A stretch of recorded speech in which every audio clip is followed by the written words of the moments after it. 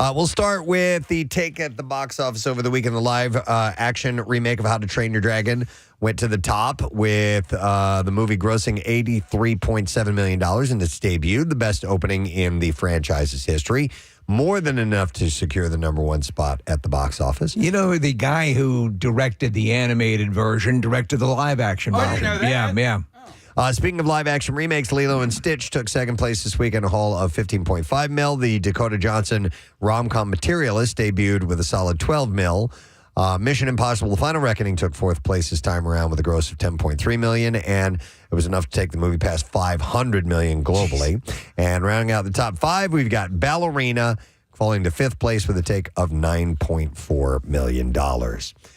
Speaking of Tom Cruise, as I did with the Mission Impossible, rumors about Ana de Armas and he dating heated up again after the two were spotted together once again in London. A source claimed to Page Six that they've eaten privately at the members-only club Annabelle's. What are you going to have? Oh, you're a lovely couple.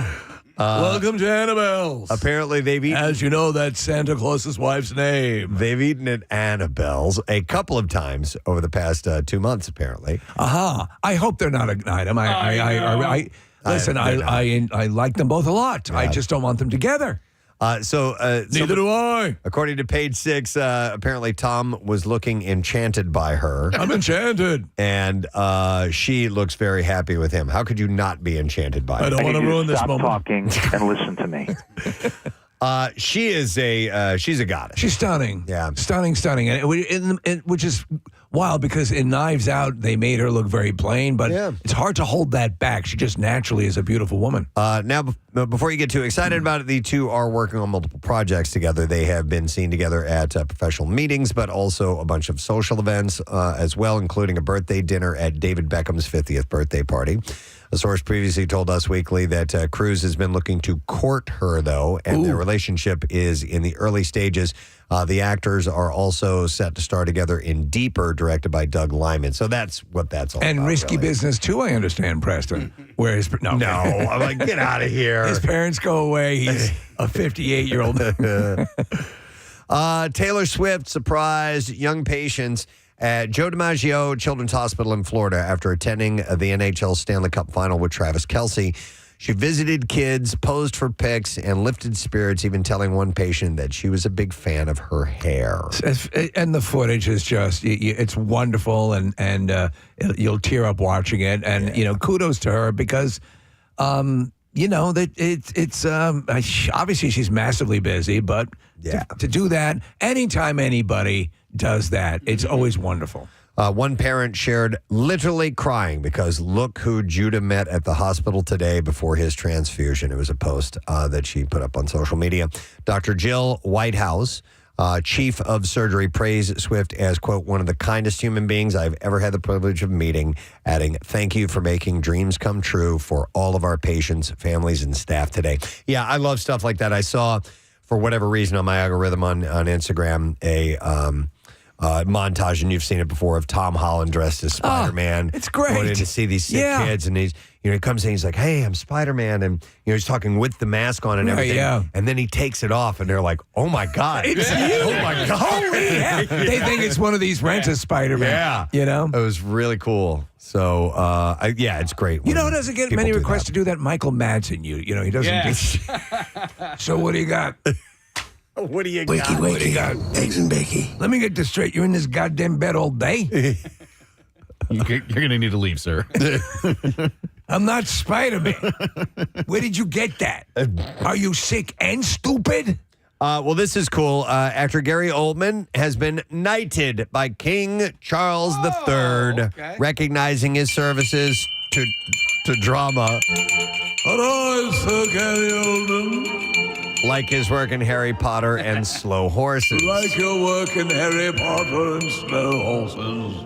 This is the professional in which you're straight out of your goddamn mind. I saw a clip of Gary Oldman not that long ago where he's describing why he listens to Beethoven.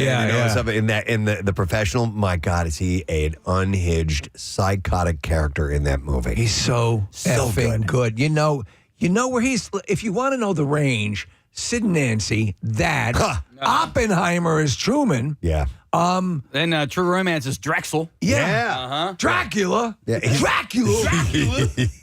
It's crazy. Gino Vanelli. Paramount Pictures. Gary Oldman is Gino Vanelli. Yes. You won't want to stop either. Gary Oldman. It was the role I'd been hoping for many years. I always wanted to play a very hairy Canadian. Gino Vanelli, played by Gary Oldman. Sir Gary Oldman, mind you. Any interview you see with him, he is just fantastic. Yeah, And yeah. I love how he is given his just reverence by other actors.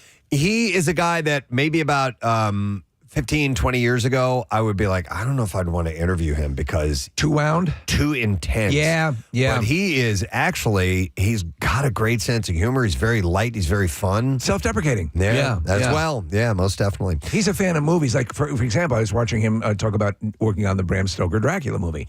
And he was just he's a massive Godfather fan and wanted to work with Coppola. So this is Oldman's first royal accolade, placing him among peers like Sir Kenneth Branagh and Sir Daniel Day-Lewis. The actor was one of several people recognized in this year's King's Birthday Honors List, and soccer star David Beckham's knighthood And Larry the Cable Guy was confirmed in the the same honors list after being rumored earlier this month, and he was recognized obviously for his services to sport and charity. Arise, Sir Lawrence the Cable Guy. Casey, you still watching Slow Horses with Gary? No, I fell off. Okay. I've got to watch that. Everyone raves about You it. really liked it. Yeah, I did. Okay. Why'd you stop watching? Just Whatever. Yeah. There's just a million things. Yeah. And I've forgotten. I saw the cast being interviewed on Colbert last week, and I think all of the actors are either Irish or British, and so Colbert gave them American accents to read, or lines to read in American accents. And Gary Oldman did his as like a surfer dude from Southern California. It was freaking hilarious, and he nailed it. I mean, he's an incredible actor. It was fun bit. Speaking of great actors, Mike the Situation Sorrentino. God, he's good. Yeah. His Othello, by the way. Yes. And they're saying he's rivaling Denzel's on Broadway. He is We got announced. it. Forsooth, we got a situation here.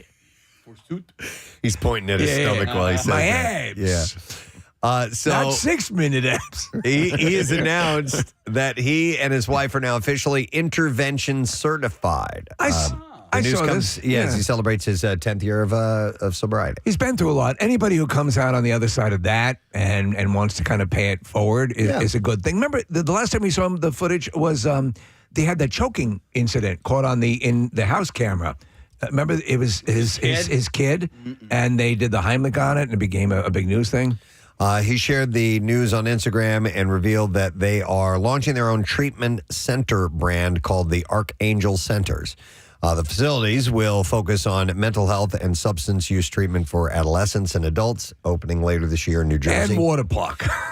Mike called this achievement personal, describing it as an apology to myself.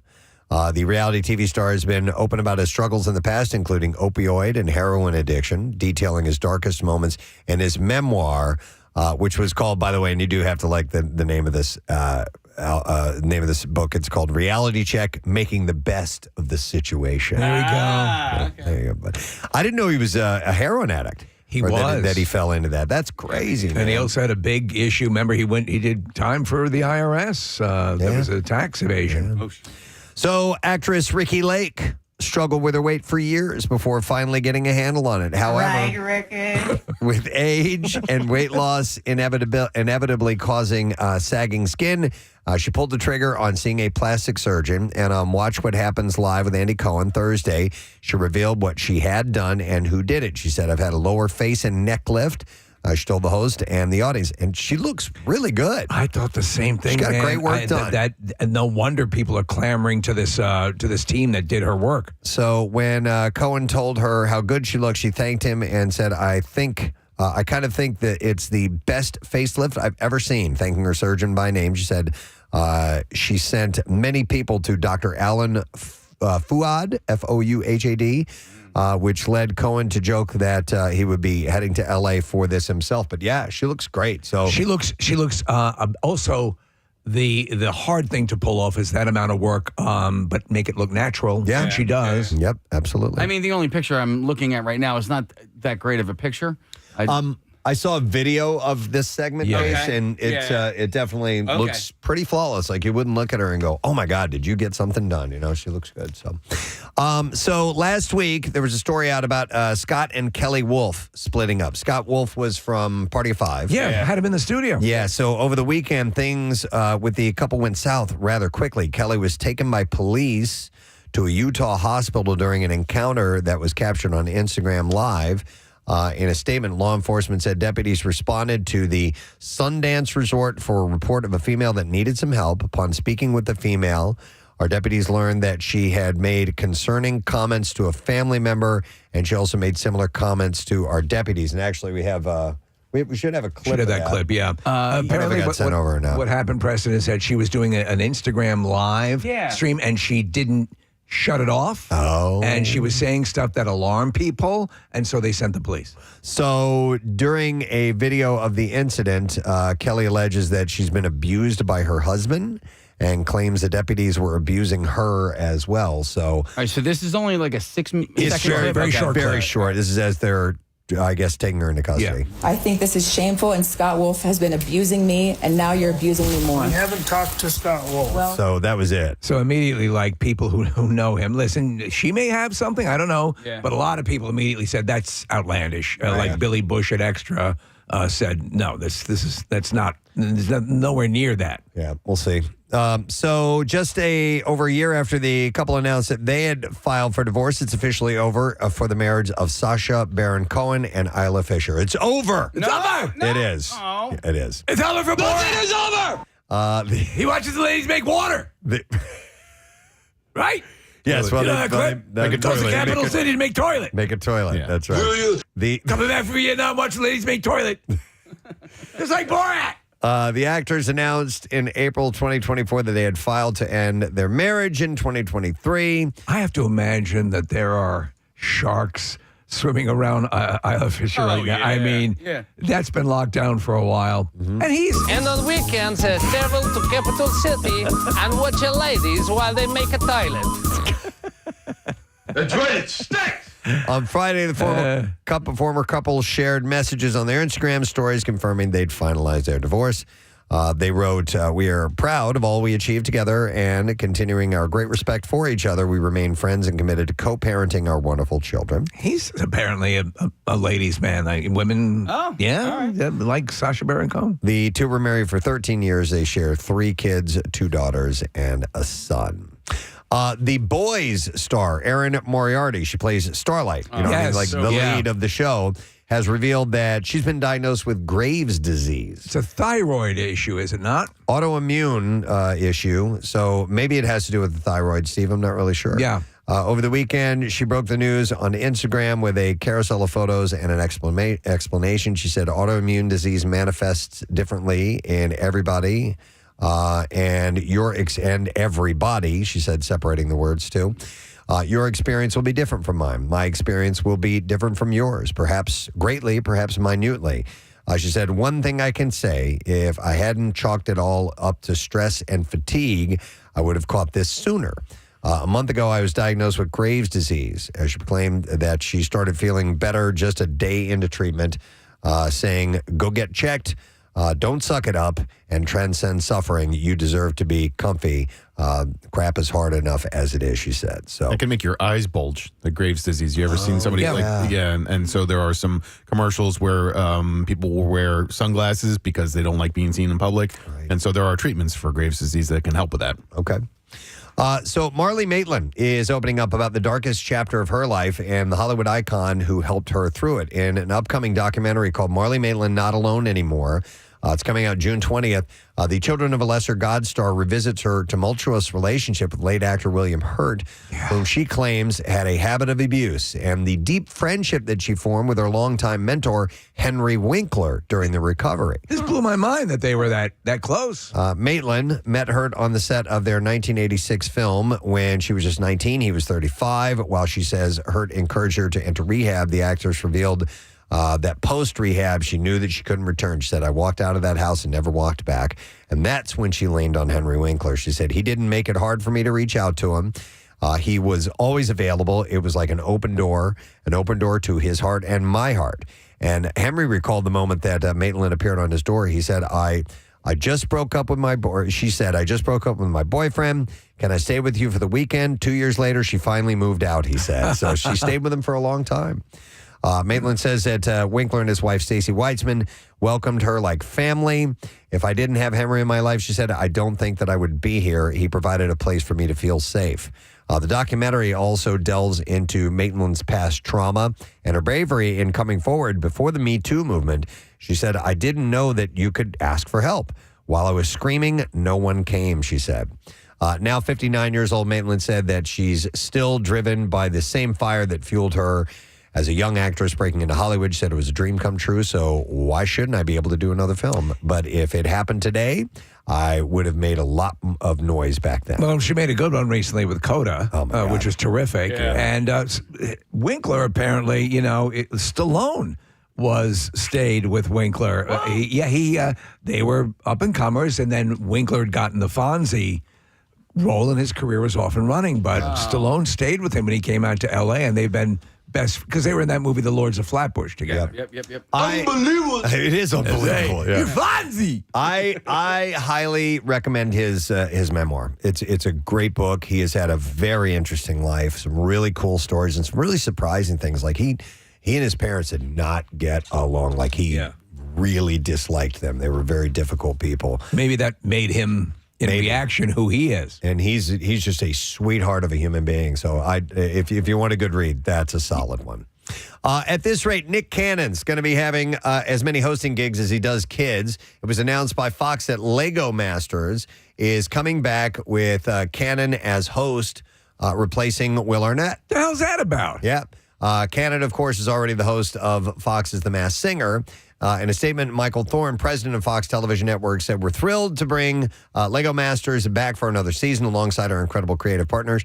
This beloved series continues to captivate audiences. Originally launched with the wonderful Will Arnett, the show now enters an exciting new chapter with Nick Cannon at the helm, who brings a new, fun energy to the competition. I think they need to explain. They never do, but they never say, things weren't working out with Will. That's why we're going with Nick. Yeah. But they never do that. No. Lego Masters will be filming audition episodes for season 6 at Legoland California Resort in Carlsbad this coming weekend. I've never watched that show. Have you guys ever seen it? Yeah. Will Arnett actually makes it kind of fun and funny, but at its core, it's kind of boring, I think. I mean, they really try to, goose it, but they're just making Lego things. Yeah. If it's your thing, then it's probably exciting. Yeah. Disney and Pixar broke some big news for animation fans at the Annecy Animation Festival with Chief Creative Officer Pete Docter, who we've had here in our studio before, revealing that they're working on a new cat-centric film, Gatto, directed by Enrico Casarosa, who previously directed Luca. The new film will return to Italy, this time exploring Venice through the story of a black cat named Nero. Nero is a music-loving cat that doesn't swim, who is also in debt to a feline mob boss. They form an unlikely friendship with Maya, a street artist who adopts him. The film will explore Nero's quest for purpose amid the city's beautiful and darker elements. Pixar also surprised the Annecy audience by showcasing animation tests with a unique hand-painted visual style that the studio has never used before. So I haven't seen this. I don't know what that looks like, but that sounds cool. I'm having a brain fart, but there was it won the Oscar for animated movie just this year past, and it has that kind of animation style that is tremendous. But is it Flow or something? Flow, I think that's it, Nick. I loved this movie. If you want to watch a really innovative, Preston, it's a story. You're just following a cat. The animals don't make they don't talk. They make their normal sounds, but it's sort of a dystopian world. And there's a video game, which is a great video game called Cat. And again, it's in kind of a dystopian future world, and you're just going with this cat on its travels. And it has Tomb Raider-ish kind of elements, puzzle solving, This is survival Flow? thing. Flow is the animated movie, and Cat is the PlayStation game. All right, that sounds unique. Steve, according to this article, the Pixar is channeling the kitty hit Flow, which is the one. So they're building off of the success of that movie, which won the Oscar, like you said, for this the Pixar movie that Preston's talking about. Gato, whatever it is. Yeah, I can't recommend Flow highly enough. Gato is expected to premiere in summer of 2027. All right, and then one more story. A Minecraft movie is headed to Max, and the blockbuster will begin streaming on Max this Friday, debuting on HBO Linear on Saturday at 8 p.m.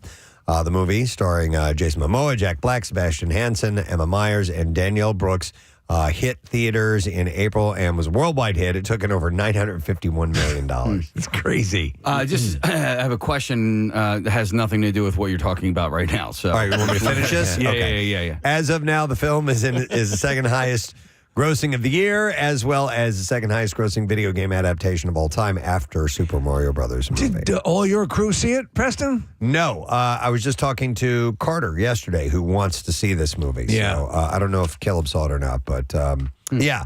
I mean, because it got like so-so reviews, but people loved it. I mean, they went to go see it because they're fans. So anyway, your question? My question, well, because Steve had sent over a clip, an audio clip of Justin Bieber appealing to the paparazzi, and then I was on Instagram last night watching him kind of unravel. Are you guys familiar with he's been unraveling for a couple of weeks now. But this last one, if you want to pull up his Twitter, like he's going after somebody, and it's just a screen capture of a text chat of him basically breaking up with a friend. And no, I didn't see that. You didn't see that? No. Okay. So I wasn't sure if those two things were connected. The problem is I don't understand. I don't know who he's talking to, but he's basically calling the dude a pussy. You're like, you always were a pussy, and like, yeah, I'm blocking you now. And I wasn't sure if you guys were familiar with what this was all about. That one, I missed that one. I saw him. Mm-hmm. He's been calling out at the paparazzi for following him. That's the only thing I'm familiar with, not the pussy on the text chain. Yeah. But pussy does pertain because we were just talking about cats. Why would he post this screen capture this conversation he's having with a friend on Instagram? I don't know. Okay. I don't know. That's why I kind of thought it was a big deal. I was like, what the hell? And no real context. How did this come across your radar? I follow the Biebs on Instagram. Oh, you follow Biebs? Yeah. Okay. So I follow the Biebs on Instagram. Was it you he was calling a pussy? No, I'm pretty well, man. No, couldn't be me. Stop following me, pussy. Well, what if that's how you found out, though, Casey? Right. Oh my God, it's me! Stop following me, you pussy. What'd I do? Yeah, I don't know. He's off the rails. I don't know, Case. Maybe weird. we can figure it out. All right. We'll get back to you. All right, we're gonna do some clips now. All right. Gerard Butler reprises his role as Stoic the Vast for the live-action How to Train Your Dragon. And here he talks about completely transforming to step into this new world. The costumes were incredible. Took hours to get on that and the makeup. That costume was, with the axe and shield, 90 pounds. And I had to wear that all day long. And that's what I talk about, that metamorphosis, because when you are wearing that most of the day, you start to, and you're living the life of Stoic more than you're living the life of Jerry Butler, because then you just go home and go to bed. You like sit in the house going, how am I going to do this tomorrow? How to Train Your Dragon is, of course, in theaters now. Here's our next clip. So, Mount Midoriyama is taking a break for the season of American Ninja Warrior to allow room for a new game plan. Mount? Yeah, Mount Midoriyama. Labia Majora. Yeah. Is that the thing they climb at the end? Yes, Okay. Here, host, Casey. Akbar Gabaja Gabaja thank you very much. Talks about how the show has grown. Here we go. The show has gone from being a TV show to a sport to a cultural thing that brought people together. This is going to now be in the Olympics. And so we thought, well, what else can we do with the show? Well, we're going to change the format. And so for the first time, we're asking the viewers to get the brackets out because we're going to see Ninja Madness. There's March Madness, but then there's Ninja Madness. Akbar's great. He's been here in our studio. Super nice guy and a great interview. And he will be hosting a new episode of American Ninja Warrior tonight on NBC. So, side note to that, he was on. They've redone Hollywood Squares. So Hollywood Squares is now on primetime show, and he was one of the squares. Mm-hmm. And so Preston, though, to a trained eye, the people sometimes someone will make a comment and the camera's already on them. Yeah. So it's like, oh yeah, it's fully scripted. Sure. So all these off the cuff quote unquote comments are fully scripted because there's no way the camera would know to cut to someone before they say an ad lib. Yep. You know. Yep. You want Justin Bieber update? Yes. Sure. There's no update. Oh, okay. It's too late for him to say sorry.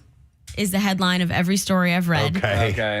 But no, they're pretty much saying it's an anonymous person and nobody knows who it is. But they are concerned about his Father's Day post after Hailey Bieber's odd Mother's Day post. What was weird about the Father's Day post? It was just like a 3-word thing that says Jim Tan Laundry? something about being a bad dad or just a dad. All right. Well, we were talking about situation earlier, so Yeah, there you go. maybe it's just Oh, What does that mean? He called himself a dad that's not to be effed with. Oh, okay. all righty then. Wow, I'm glad That's I what we don't got. care. You're welcome. Thank you, Marissa. It's Appreciate just it. him. Yeah. Thank you, Marissa, for that situation news or Justin Bieber news or whatever it is. Hey, maybe Biebs can go to Situations rehab place. Yeah. That'd be great. That'd be perfect, right? So This is Nurse Snooky. and Dr. J. Wow. Yeah. Dr. J. Wow. Dr. J. Wow's on call today.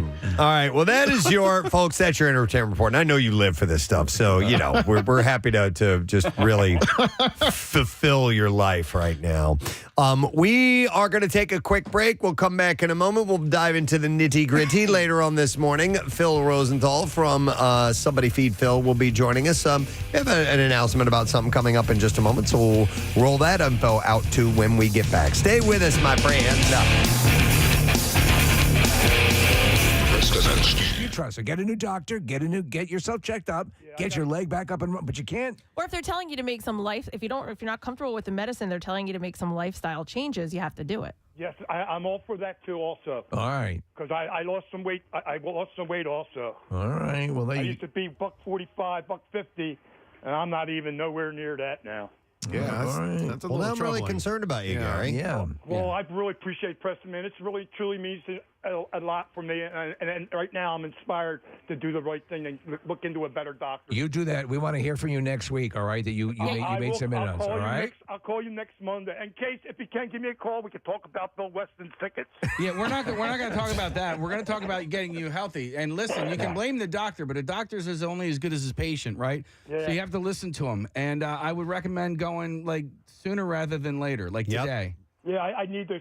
I definitely got to change doctors. I have to go doctor shopping. Definitely, And I'm gonna Gary- look into it today. Gary, yeah, you got the time. You don't have work holding you back, so And I have medical insurance too, so I have to take advantage of this. do it today. I will not put it off, Dad. All right. All right. I like it. And then All right. check You're back dead. in. All right. I'll call you next Monday, Preston. All right. All right. Thank We're going to hold you to it. Thank you. I'd like to thank Bill Burns, Chuck Sneeko, Eric Simon, And my Lord and Kathy Savior, Jesus Friedman Christ. Romano, Steve Morrison, Preston Elliott, Todd DeFeo. Nick McElwain, and my main man with the pots and pans, Casey Boy Foster, and Marissa Moken McNada. All right. Well done. All right, Gary, hang in there, man. Have a great day. Thank you, guys. See you, buddy. Wow. Poor Gary. I didn't quite. Obviously, there's stuff going on with his toes and his feet. That sounds not good. Here's the deal. He's calling his doctor a quack. Yeah. His doctor prescribed him medication, and he threw it away. And he's talking about enzymes. Dude, you can't mess around with that. No. You cannot mess around with that, and you definitely can't. If you got a liver problem, you can't be drinking. Drinking beer, yeah. Gary, down to the 7-Eleven. come on, man. Yeah. All right, well, listen. That was a good call. It was important that we spoke to him, so I'm glad we did a wellness because something's going on, and hopefully we can kind of nudge him in the right direction to get I something had done. 3 testicles. And they'll want to see that. They'll want to check all 3 of those, too. All right, well, listen, we have to take a break. Yeah. We have our buddy Michael Giacchino is going to be joining us a little bit. So let's take that break and come back in just a moment. Make sure you stay with us, friend. So Casey sent me this article. It was from the New York Times yesterday. And in the NFL, there's a tradition that's been going on since the 70s. It's called the rookie dinner. And so the veterans have to take the rookies out to dinner, but the rookies have to pay for the dinner. Right. It's been shown in sports movies periodically, yeah. Yeah. So, but apparently there's starting to be more rumblings about is this a good idea or not, because sometimes the tabs, which can average between $5,000 to $25,000. Yeah. Come on. Well, it depends on if they take advantage of them. Of course. You know, And I bet you the inkling quite often is to take advantage of it's them. Right. funny Yeah, to that's them. the deal. Yeah, the because higher they can get the tally. Well, because they had it done to them, too. Yeah, it's yeah. that type of thing. It was done to me, and we're going to do it to you. That type of thing Right. with initiations, essentially, is what this is. But the point they're starting to make out is even though we see the NFL as, these high-dollar individuals, not everybody gets paid all of that money. No. And some of them and up front. And some of them might last a season, and they've blown money that in hindsight they probably should have kept. Yeah, they probably needed. Yeah. But it's also, listen, these guys are ordering cognac and expensive bottles of wine, and obviously the food. It's the booze where you spend all the money when you go out to dinner, without question. So we had in my sorority, there was a night where the what's it called, Case? The Hell Night? Rush night? Like people- is it during pledging or No, we were orgy? pledging. Oh, pledge night. Yeah. Okay. So it was during pledging. I forgot the word. It was during pledging. And so the whole sorority, sort of created this like spooky, we're mean people, night. And so, to scare it, whatever. We knew what was Right. going on. And it You're ended up- razzing them. It was being Yeah. funny. They were being funny. And it ended up being a fun night. After it's all over, there's a big party, the whole thing. But they got the year that I was pledging, the sorority got in trouble for it. So the following year, like when we were finally in the sorority, we couldn't do that. You did. We didn't get the chance. What was the core thing that you did to besides acting like you were very mean? Was there something equivalent to this, or It wasn't money, because in college nobody had money. Right, No, right. it was. So we were brought into one of the sorority sisters' houses. They put us in a basement. It was very dark. Like it was almost remind you of like a haunted house, spooky, scary. Sure. They all came in like all dressed in black, and we were blindfolded. Like it just was. Right. Honestly, it was so dumb, but we were laughing. Yeah. It was fun. That's cool. Before we go down the sorority and fraternity path, which I'm sure we're going to because Yeah. that's the easiest to go to, but I wanted to see if there are other professions that might have this rookie type of initiation There's gotta be. thing. And I'm sure that like construction sites probably do their little thing. Oh, yeah. Maybe in the medical field, because interns there usually get the crap work. In the What about- military. military and police. Yeah. Yeah, that Absolutely. too. And in radio, I remember interns were pretty easy to. Now we don't do that No, here. no, They no. actually have work to do on our show. But if you're doing a different shift, it's a little bit less involved than the morning show. I remember being, running my interns around and having them just do crap work all the time. As part of an initiation. That wasn't really an initiation. It was just I like, needed work done. yeah. Well, look at what we running did. errands for me. Look at what we did to Joe. Joe, I feel That's. I don't. I feel bad about Joe. I don't. You do. Yeah. No. Yeah. We took it to we took it a couple we had steps. people beat him with a wiffle ball bat. What? What's the big deal? He shot a hot sauce in his ass. What's the big deal? What? Well, he ruined your jeans, Gav. He had it coming. Let's know. remember Yeah. what precipitated that. He ruined some jeans of yours, and so we Well, he was also- sprayed hot sauce in his ass. butt. He was also a little bit of an idiot. Like, if you're going to play a prank, Wow, how sympathetic. Wow. Wow. Joe, I I lost one on the table today. It was okay, though. It was kind of an idiot. Wait, why did we make him sit on top of the crane for 24 hours? because it was part of the month of stunts. He wanted. That's the other thing is he wanted to do these things.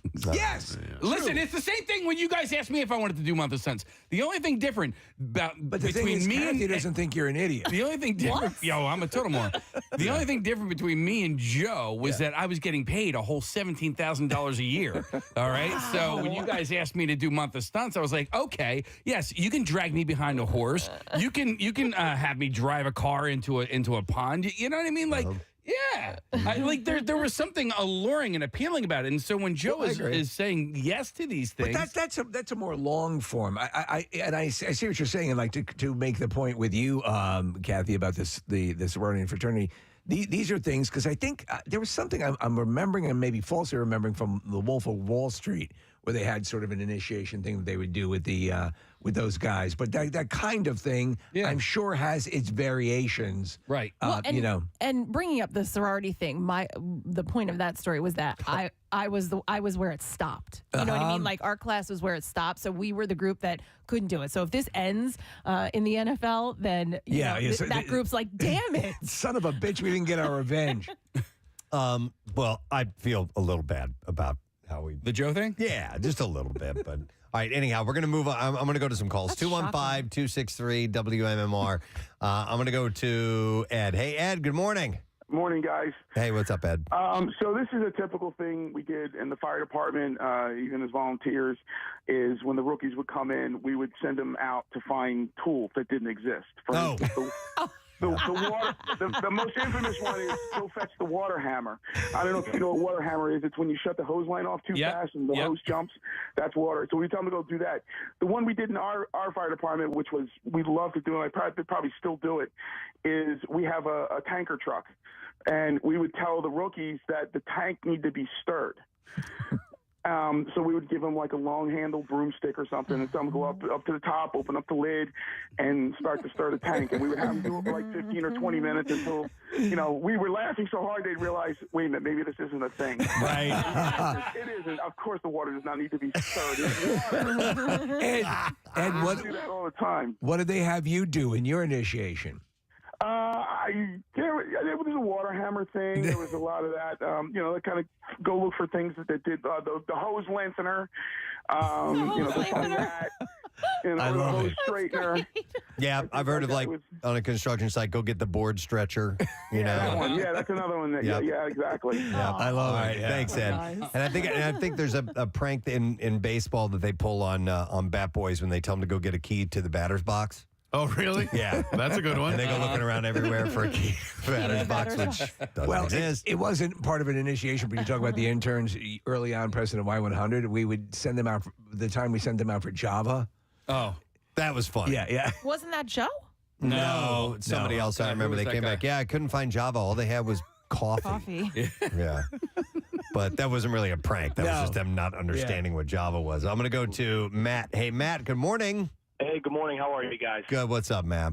Well, I was in the Marine Corps for 4 years, and I actually called you guys a while back about the difference between explosions in movies and how they are in real life. Right. Okay, yeah. So while in the Marine Corps, I was in Iraq in 2004, and I had a prank played on me because I was a new guy, just a young 19-year-old kid, and one of the guys told me to go get a pricky 5 and sent me to one specific older sergeant to go get this pricky 5. Pricky 5. In terms known as radio communication equipment, and it's also known as a prick 119.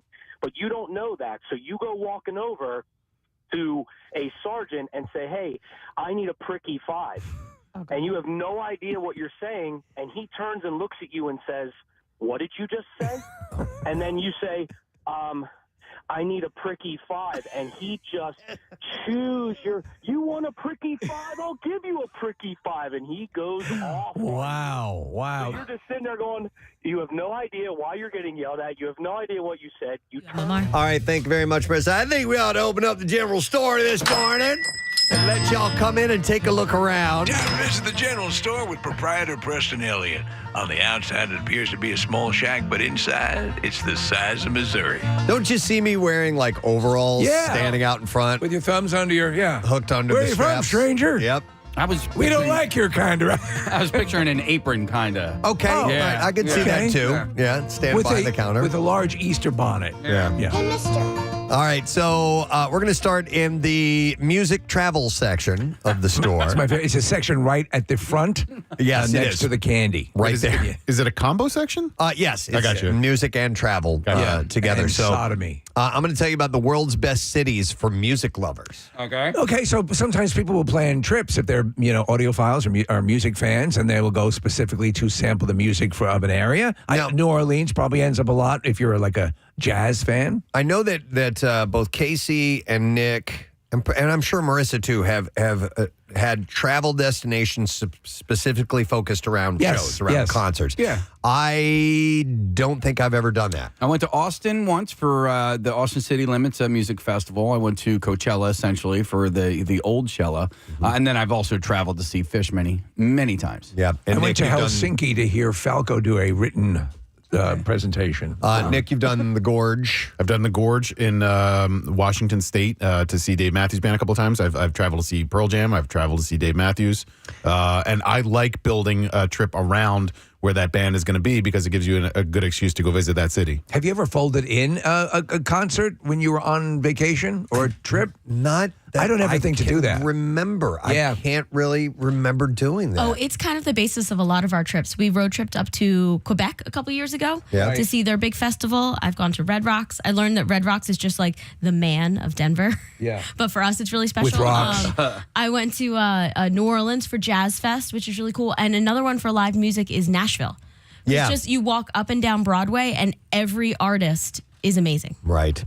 So this is according to SeatPick. They are a ticket platform, and they It's like Poop Knife. analyze data on the number of concerts, music venues, festivals, hometown artists, and music-related businesses in cities. And this is around the world, so it's just not the U.S. So you get a good peek at this internationally.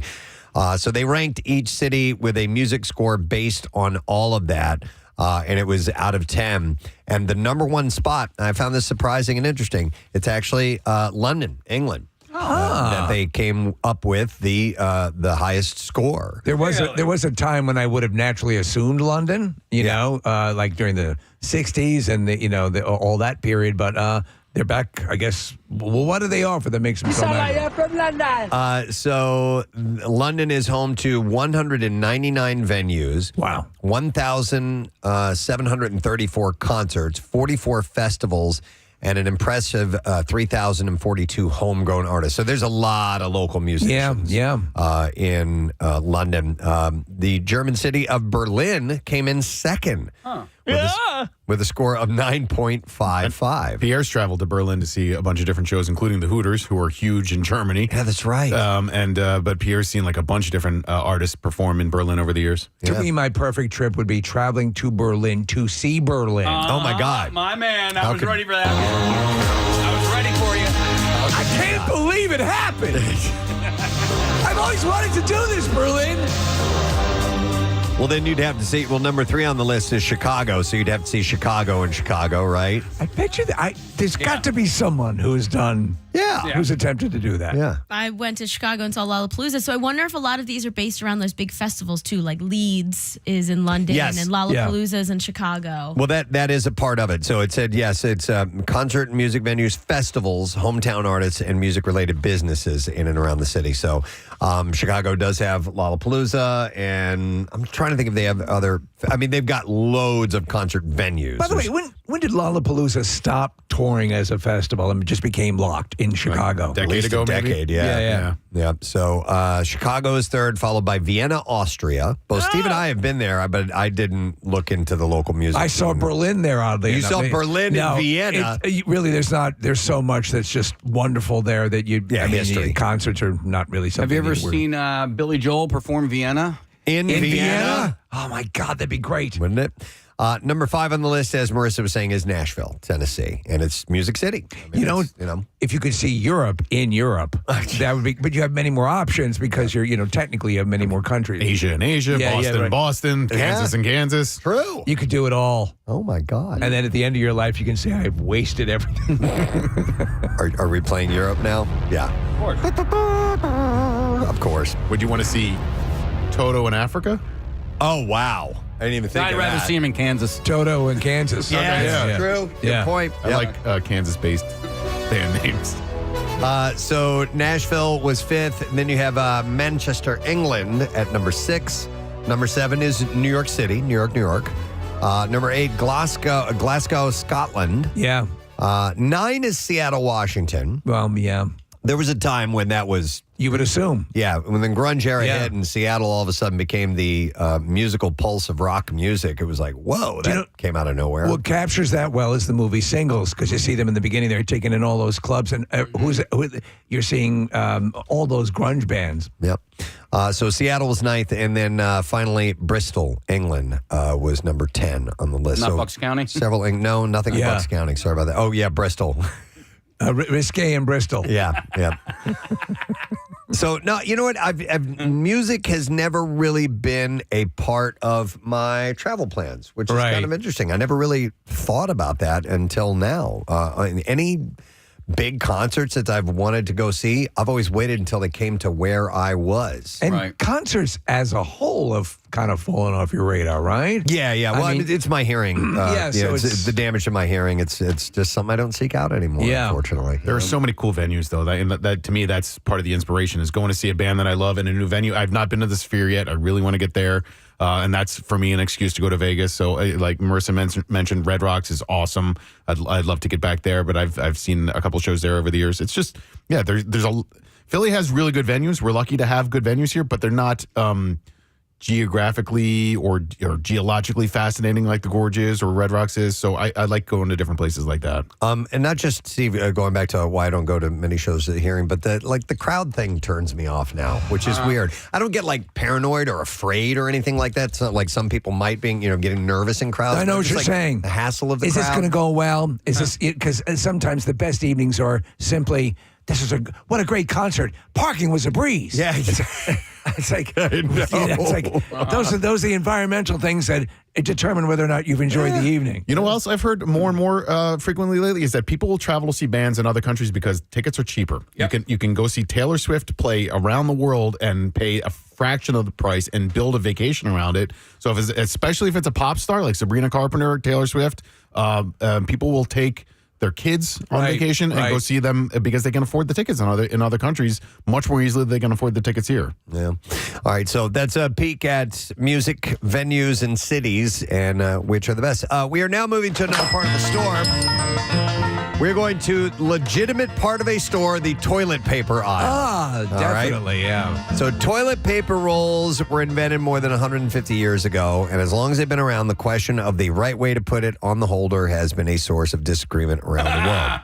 And in Casey's household, too. Yes, a big battle. It was Madame Curie who created toilet paper, correct? I don't think so. But you know what? Sure. Honestly, I'm like, is that a joke? I can't. No. Because I don't know. No one ever accommodates that. I don't know when she existed on this planet. But no, actually, hang on. I think I have the audio right here. You know who invented it? Gino Vanelli.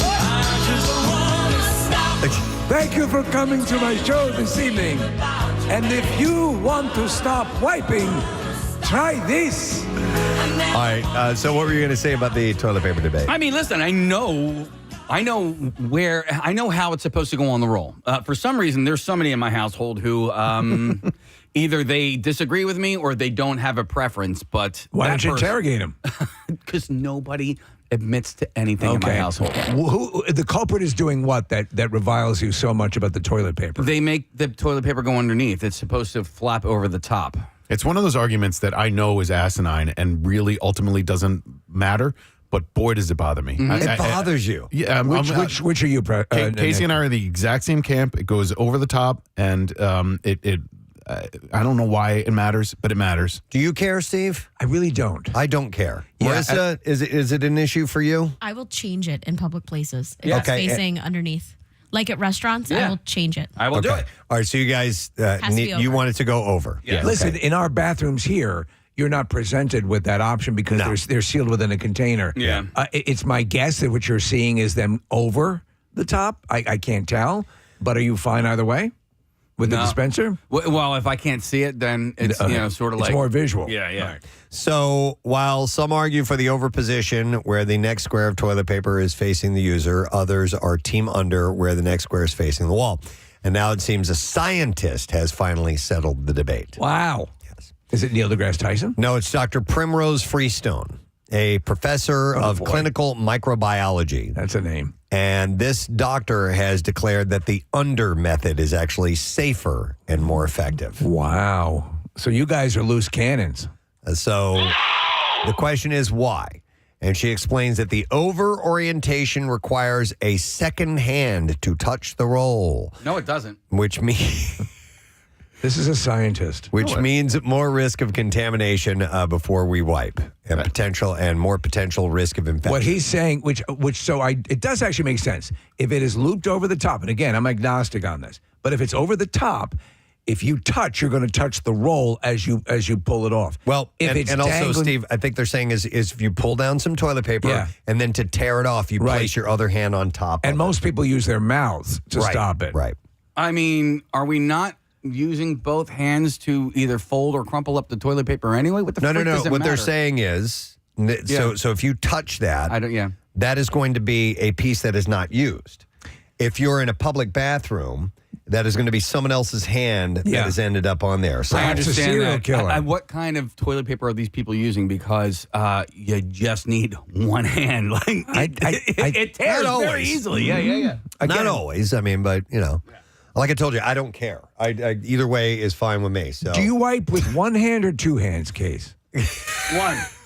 You don't go. You're one hand. You don't double.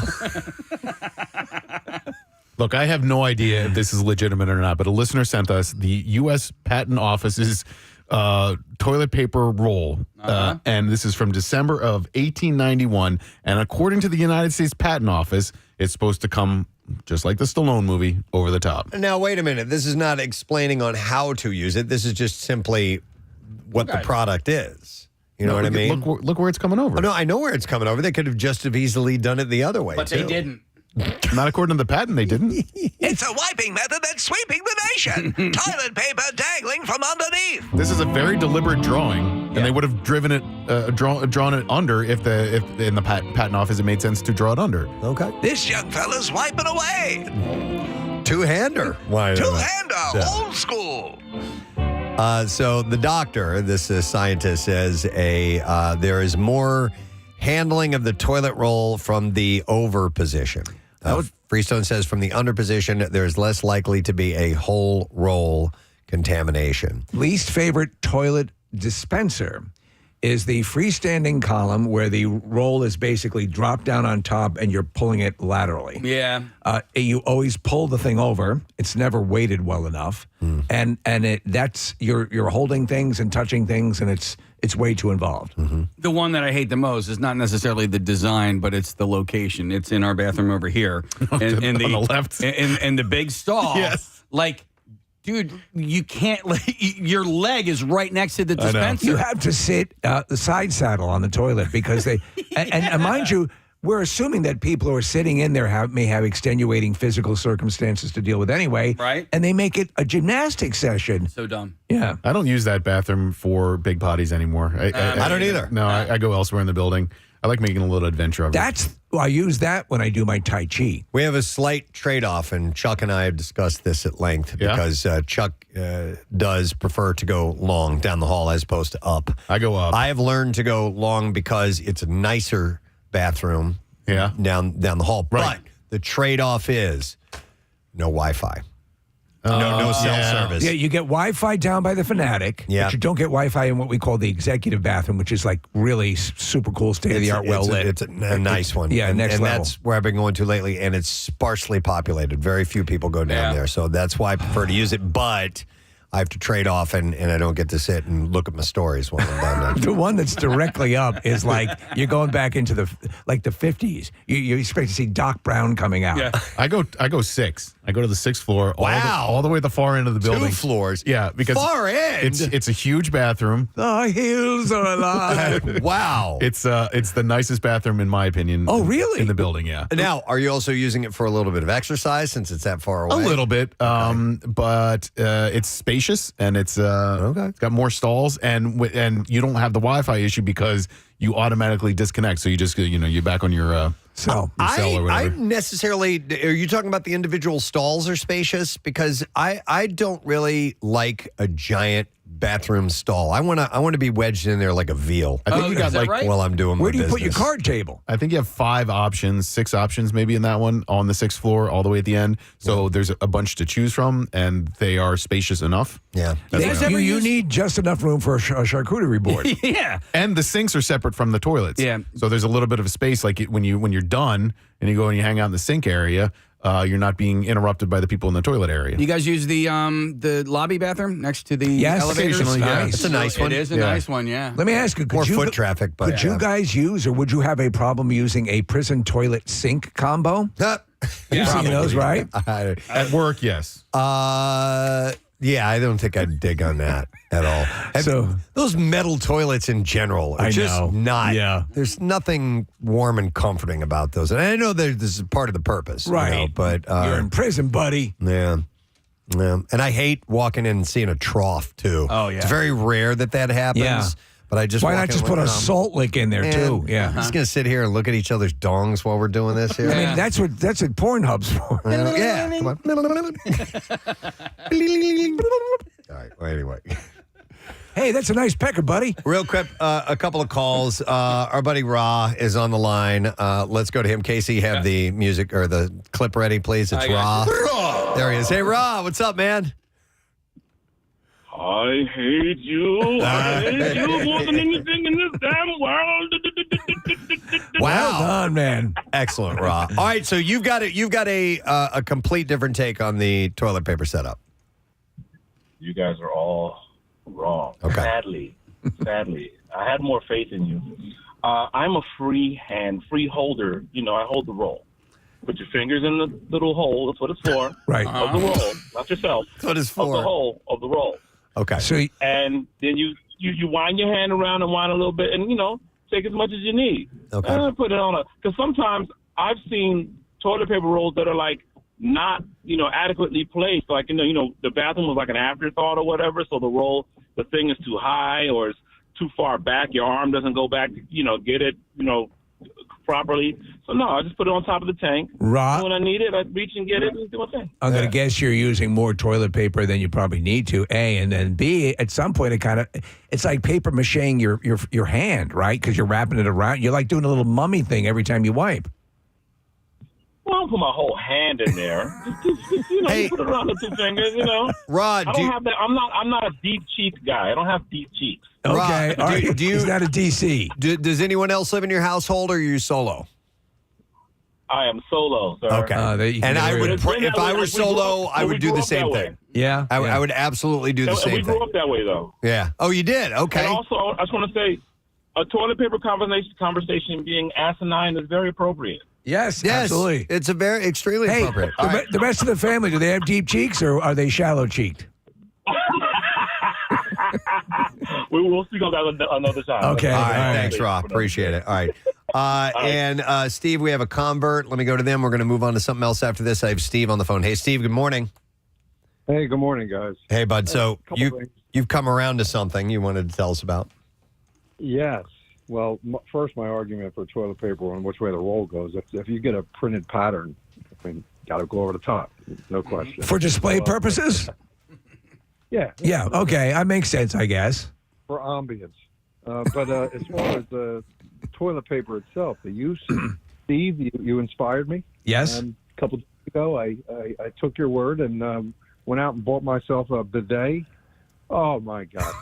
The greatest thing since sliced toilet paper. Everybody loves it. I've yet to hear from someone who goes, I didn't really care for it. You know what I mean? Yeah. I'm sure they're out I've tried there. it and I'm like, it's not. I don't. But everybody who's bought one that we've heard from, they're like, greatest thing ever. It sort of changes things, doesn't it? When you especially if you're rocking some swamp ass and you have to really clean up well, but you don't want to step into the shower and drop trow and do all that stuff. You can take care of your business right there at the bidet.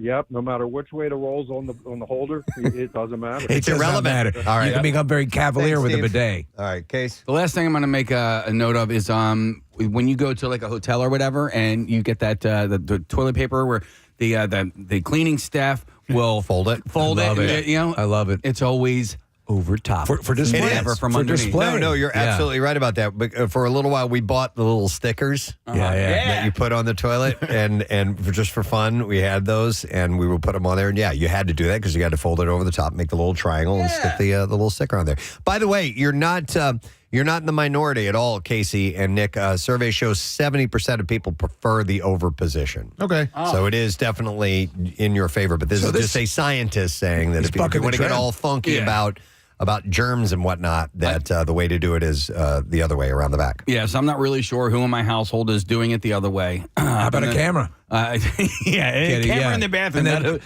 work so great. what you don't use online. No, so what is your... When you guys use Q-tips, do you throw them in the trash when you're done?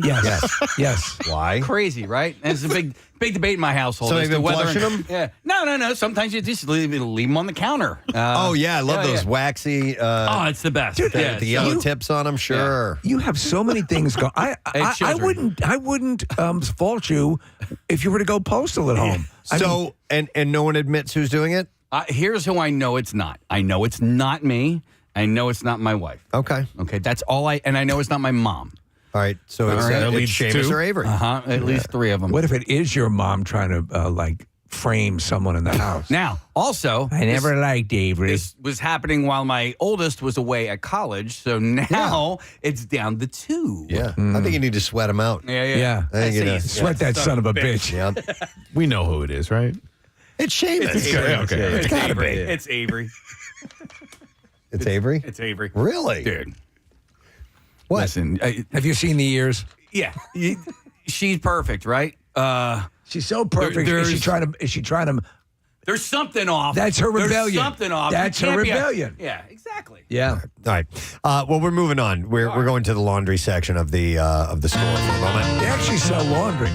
So if you find a dryer sheet in your mailbox, don't throw it out. I've never heard of this before. You don't send dryer sheets to friends and family occasionally? Listen to this. It's not garbage. It's WASP warfare. Postal workers. Yes. I've heard this. Want their customers to know that they're stashing scented sheets inside mailboxes to fend off yellow jackets. And it's effective. That love dark, cozy spaces. If there is a mail person that is listening that can concur with this, or to let us know that you have either done this before or heard of this, feel free to call us. 610-660-9333 is the number.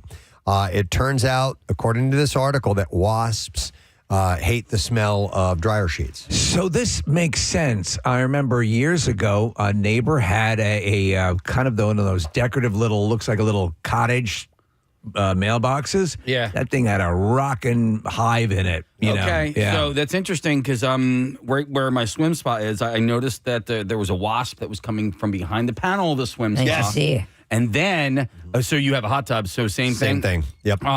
Up in the soffit, right around where my garage is. What's a soffit? It's just it's like a digfer. It's like a digfer. No, it's like an overhang. Okay, I'm just not familiar with that term. Yeah. Okay. So I see wasps coming out of there. So I'm going to chuck some dryer sheets in there. So this is by your swim spot? Is it because it's close to the water? Do you think? No, Steve, because the panels have little slots and they can get in, and these insects, these bugs, whatever you want to call wasps, they like to crawl into small areas and spots that they can. I had them under my diving board. Yeah. I remember that. I set it on fire. That was fun. Did you buy the thing for the carpenter bees? Little accident there. I did. I bought the carpenter bee traps. Yeah. But we had our area sprayed for them, but I just wanted to double up, and I bought the trap, so I haven't caught any. The one problem is the carpenter bees, the music they make is so wonderful, you know? Yeah. Don't you remember you told me you love me, baby? So, what the hell is this? This is the Fun by the Carpenters. Oh, by the Carpenters? Yeah. I didn't know they did a version of this. We happen to have this in our system? I have to hear it now. Okay, hang on. We had to hunt down Gino Vanelli.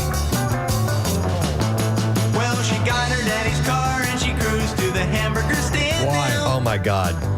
Yeah, of course they made it sound even more nerdy.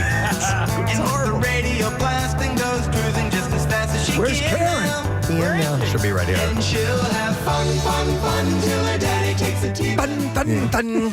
Okay. She's like, I can do way more than this, guys. So anyhow, yes, apparently they. This is a good way to avoid wasps congregating. I want to hear if that's effective in an area or not. Let me see. I'm going to go to Kevin. It's a mail carrier. Hi, Kevin. You're on the air. Good morning.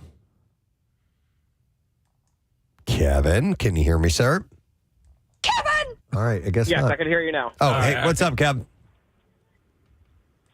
How's it going? Good. Now that we got our pleasantries out of the way, what did you want to tell us, bud?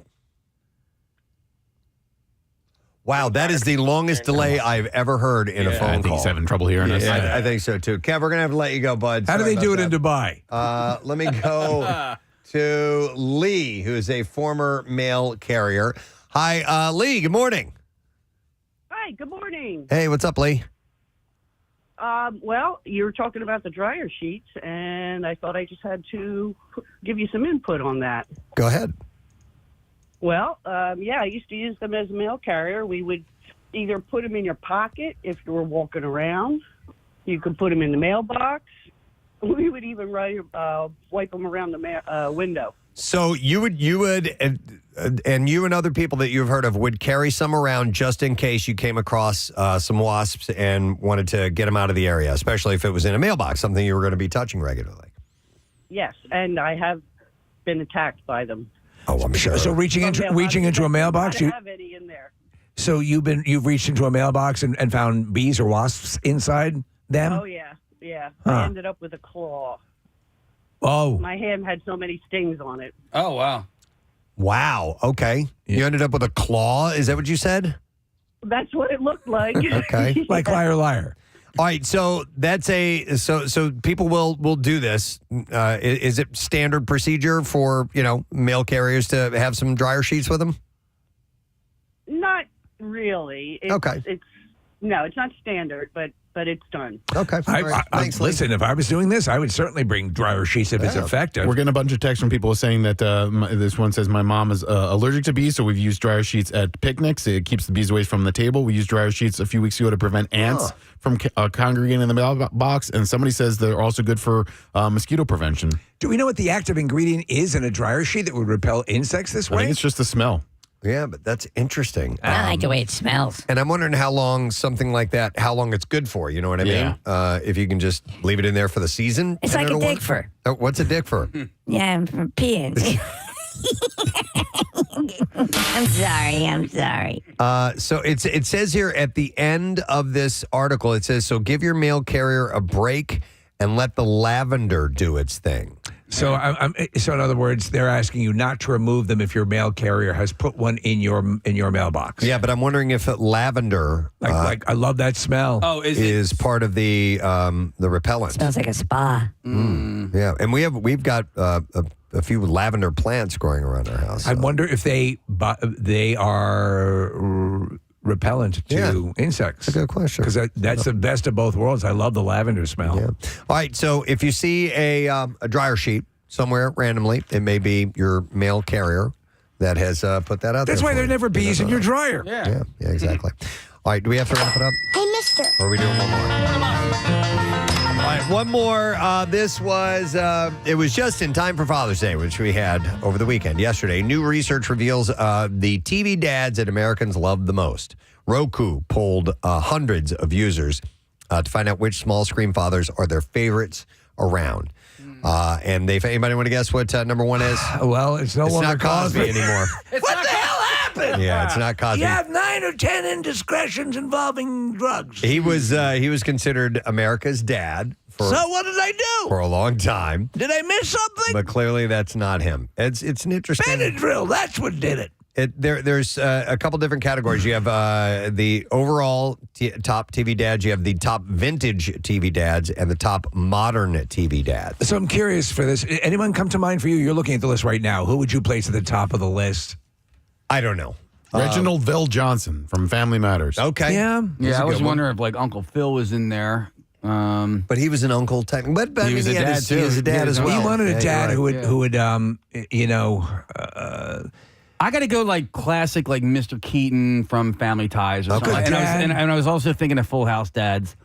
What about Mr. C?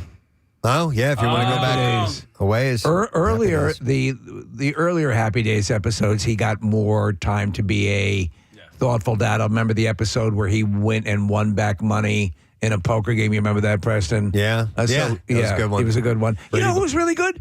And it goes way back, but we can watch him on MeTV. Ward Cleaver, Leave It to Beaver. Yeah. I like Phil Dunphy on Modern Family. He's a good dad. Yes. I'm going to reveal these to you because some of them are kind of surprising because they're not all the ones who hit the top spots are not necessarily what you would call good dads. Is it like Walter White? No, not Okay, Walter White, all but right. the top TV dads overall, number one is Tim Taylor, Home Improvement. You know, I was going to say that, and Yep. I didn't, so I was wrong. And he was the character was a great dad. Yeah. He was the goofball, but he was also, Right. he had great advice. You for the kids. want that great advice. Yeah. Number two, Gomez Adams of the Adams family. Really? Gomez Adams was a loving father, would do anything for his kids, always looked out for him. He was just quirky. Yeah. Number three, Al Bundy. There you go. Al Bundy. It was terrible. Yeah. I mean, he was designed to be reprehensible. All right, here's one. Red Foreman from that 70s show is number four on the list. The guy who coined the phrase dumbass. And then number five is Phil Dunphy from Modern Wow, Family. so had Al Bundy's in there twice. Yep. All right, now on, wait, where's Al Bundy? Because he was Al Bundy and then Phil Dunphy. He's not Phil Dunphy. That guy's name, I forget his name. It's the same guy. Ed O'Neill's not the same character. Not the same guy. He's in Modern Family, but he's not wait. Phil Dunphy. Who's his character in Jay Modern Pritchard. Family? That's it. Oh. All right, on the vintage TV dads, number one was Tim Taylor. Number two, Gomez Adams. Number three, Al Bundy. Number four, Mike Brady. Mr. Brady. Yeah. Oh, my God. My favorite is Gary Cole as him when he would offer up advice. Right. When you tattle on yourself, when you tattle on other people, you're tattling on yourself. It was so quintessential Mike Brady. Number five is Homer Simpson. Yeah. Homer Simpson. Yep. He loves his family. And then top modern dads, number one was Red Foreman of that 70s show. Really? Two is Phil Dunphy from Modern Family. Three, Hank Hill from King of the Hill. Wow. right. Yeah. Number four is Jack Pearson from This Is Us. Okay, everyone loves this show. Yeah. Kathy was into that show. Yep. And number five is George Lopez, as far as I think there's some other better fathers out there. Vintage TV or modern TV dads go. Yeah. So, but that was from Roku. The viewers were quizzed on that. So, if you just were wondering, I thought I'd pass that along to you. Why not me? Yeah, because we've done that. All right. We got to close up shop because we have other things to get to this morning. And in fact, you know what I didn't announce? What? Is a new big friggin' deal that we have. And this is awesome. So our big friggin' deals lately have been all about summer fun. And this continues on. So this is what's happening at WMMR.com. You can get 2 Ocean City Water Park and Adventure Golf tickets for the price of 1. Wow. So the OC Water Park and Adventure Golf tickets are available for the price of 1. You can beat the heat and splash into fun with thrilling slides, a lazy river, and an exciting mini golf course. You can get this exclusive offer while supplies last at WMMR.com/deals. So again, that will go on. It's on sale now, but you got to get this before the deal is gone. So you get half price. Steve's twisted as we speak. You can't help it. All right, so that's at WMMR.com/deals. We are taking a break. We'll come back in a second. Bizarre file stories aplenty from the weekend are on the way. Preston and Steve. Everybody is laughing. So, and you're just like the little puppy with his tail between his legs, like, oh no, I just did something wrong. Yeah. But you return the favor years later when you tell the young guy, when you go for with some of our vehicles. I was a Motor T driver. You have vehicles with air brakes. There is no fluid for these brakes. Okay. So you send the new guy, go get me some brake fluid right now, Marine, go. It's up in the warehouse. You need to go look and go right now. You got 2 minutes, go. And he comes back to you with a red face, scared because he can't find the brake fluid for the 7-ton truck. And you just keep going back and forth with him. And then I wasn't as hard on my Marine, but I did yell at him for not finding the brake fluid. But you pull him in and go, Marine, do we have brake fluid in these trucks? And it dawns on him. He goes, oh, no. And it's like, come on, Marine, you got to be smarter. You got to think on your feet, you know? Oh, I love that. As you get older, I think you try to teach him a little bit, but man, did I get my ass chewed while I was in Iraq for looking for a pricky 5, man, and you get it. Matt, looking back, though, with the whole thing and that sort of, fraternal thing, and you were sort of, I assume it was done from a place of love, and everyone goes through the rite of passage. And absolutely. Okay, You're yeah. in the club, you know, they bring you in, and now they made fun of you. They had a laugh at your expense, but now you know better. But it also kind of, I think it teaches you how to think. You know? Like when somebody says something to you, you think about what they just said, not just, oh, okay, roger that, and then you just run off and go do it. No, you think first, and then figure it out. That makes complete sense, Matt. I love it. Thanks, man. You guys rock. Have a great day. Thanks, buddy. Take care. I want to go to this one because this is more directly like the NFL rookie dinner thing. I'm going to go to Kevin. Hi, Kevin. Good morning. Good morning, guys. How are you? Good. What's up, buddy?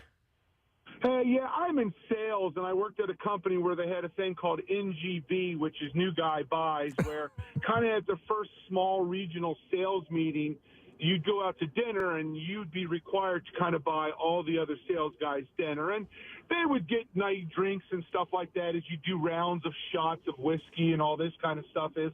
So the bill was a couple $100 but what you found out is the next day at the sales meeting, if you kind of took it like a man and didn't whine or complain, you found out two things is, one, everybody pays you back the next day, so you not out all those money. Okay. And two, you find out everybody else was doing shots of watered down Coke, and you were the only one actually doing shots. Oh my God, that's brilliant. That's brilliant.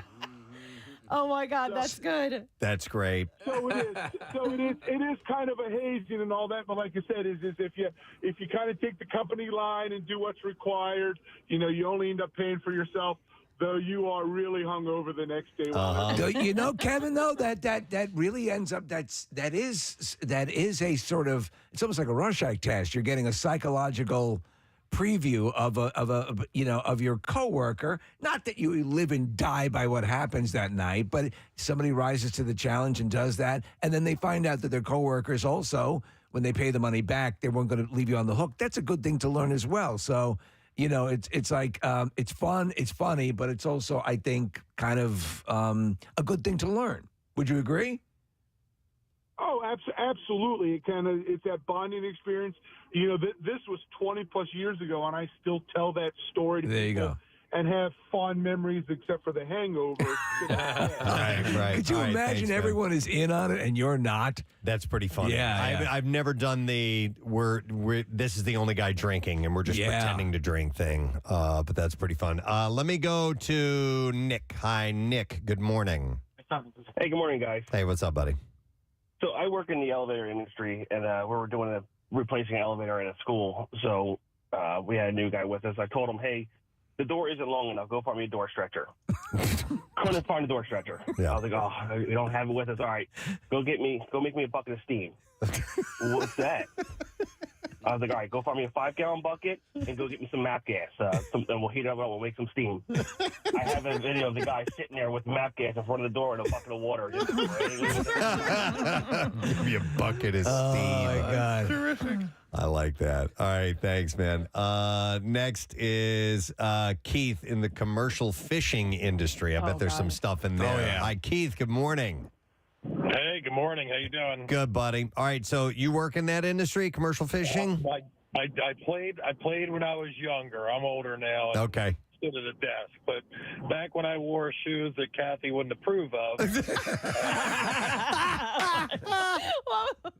I've eaten a lot of bait and a lot of fish parts and just a lot of unmentionables because that's just how it is. Oh my God! That's how you prank each other? Like dared to, or you have to?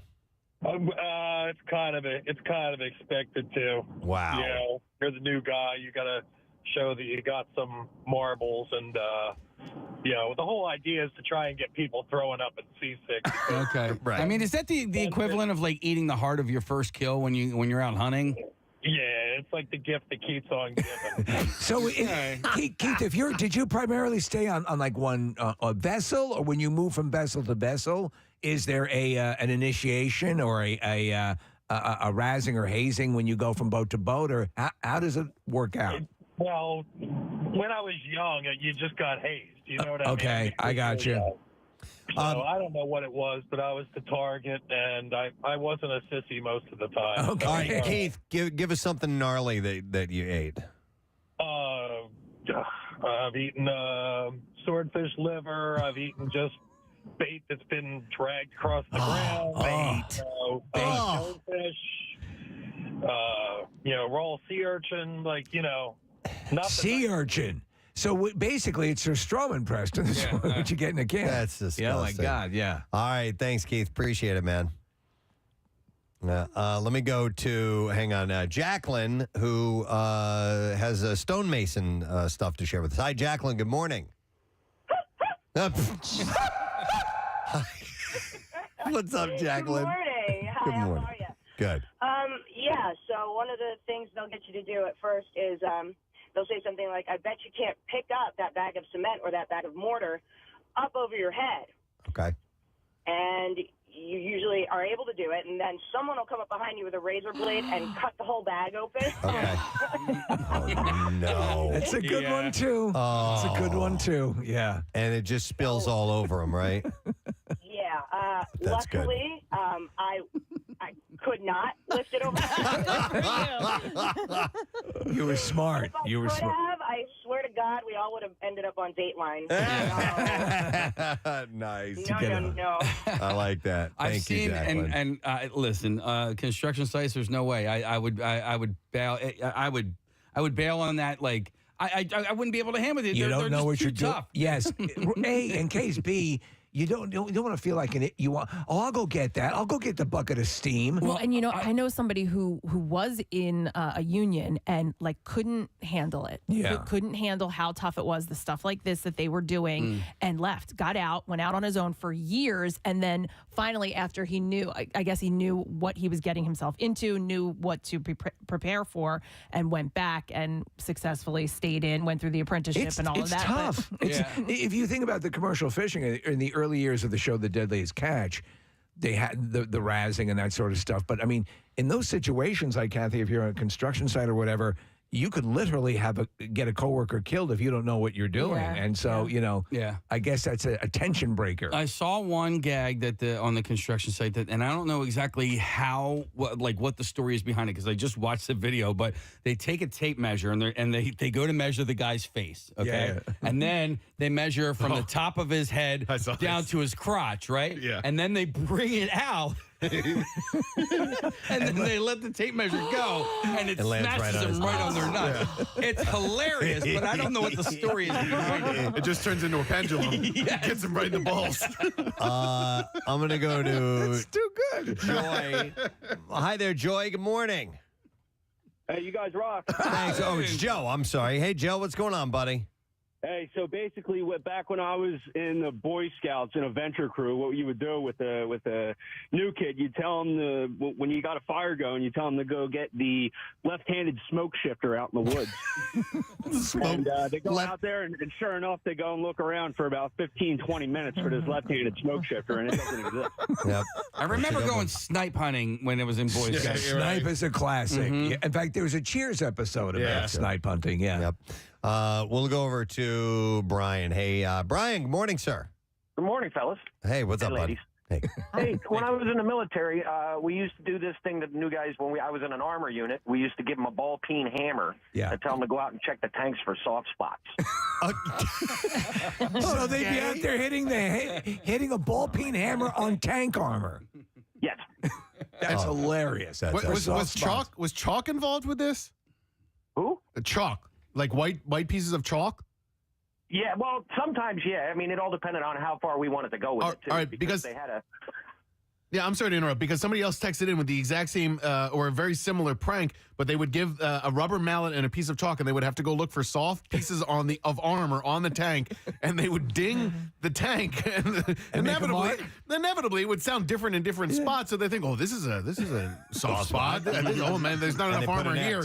Yeah, and they go around the entire damn tank. Preston.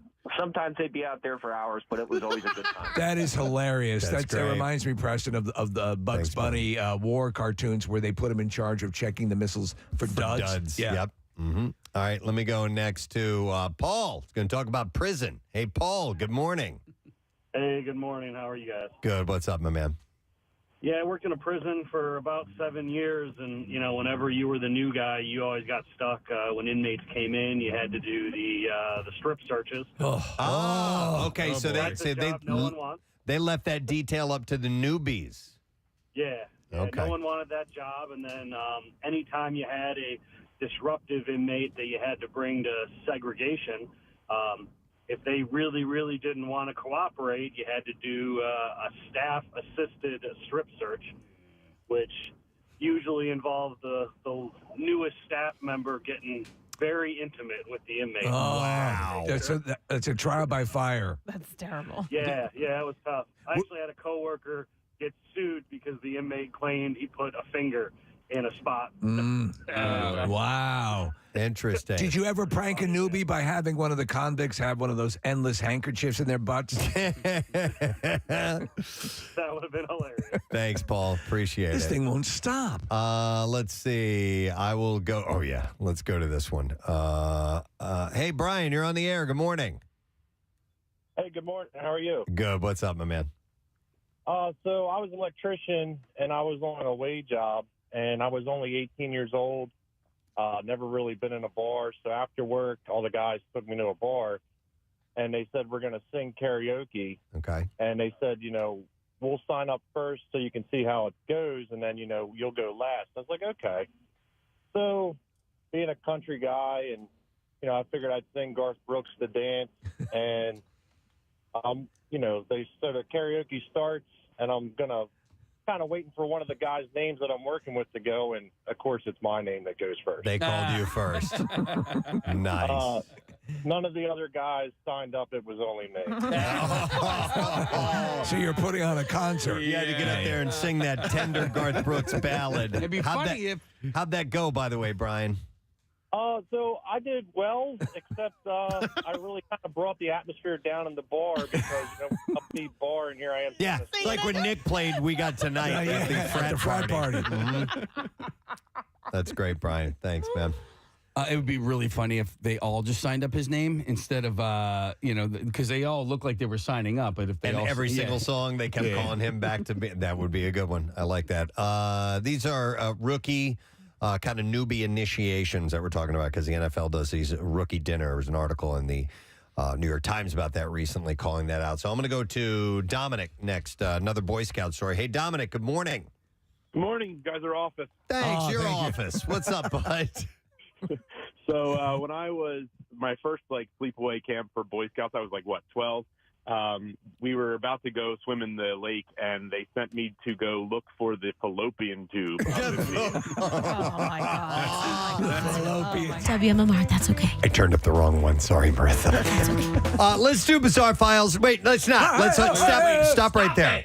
Let's give away Hershey Park tickets. Yeah! All right, then we'll do the Bizarre File. I have a 4-pack of Hershey Park tickets for caller number 9. 610-660-9333. This is specifically for Thursday, June 26th, a week from this Thursday, where we, the Preston and Steve Show, will be in attendance broadcasting live. It's been a number of years. We used to do a regular thing at Hershey Park. Well, now we're back, and we have 500 pairs of tickets to give away with this. You can go to WMMR.com, click on contest for another chance to win. But like I said, caller number 9, we'll set you up, and you'll be able to go all in on Epic Thrills. They have 15 coasters that make up the largest collection in the Northeast, and you get ready for the all-new Twizzlers Twisted Gravity, the world's tallest scream and swing.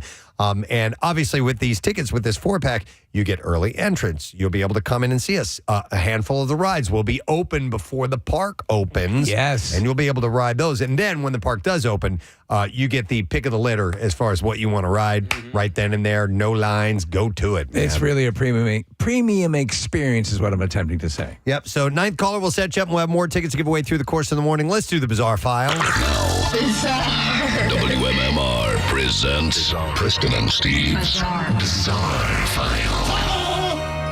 Brought to you by Pro Team Collision. If you find yourself in an accident, trust the pros at Pro Team Collision, your trusted auto body repair shop located in King of Prussia. You can go to proteamcollision.com. A museum has urged visitors to respect art after a tourist sat on a chair covered in crystals and shattered it. Oh, no. The so-called Van Gogh chair, named after the legendary Dutch artist, was housed at Palazzo Maffei, an art gallery in Verona, northern Italy. Footage captured a couple posing for pictures around the chair after waiting for the security guard to leave.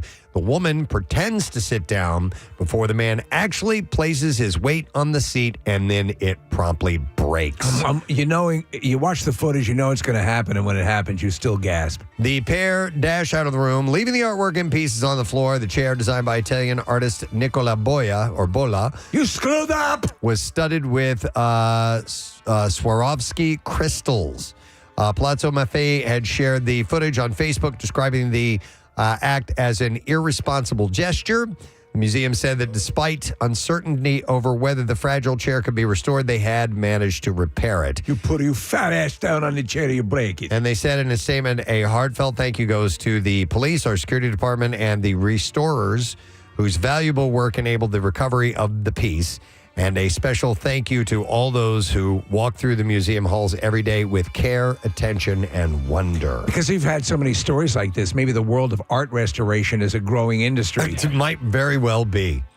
All right, there is a roar heard throughout Kings Island, the amusement park in Mason, Ohio. But it isn't just from the crowds and the roller coasters. Cicadas from Brood 14 have made their way to the surface this summer.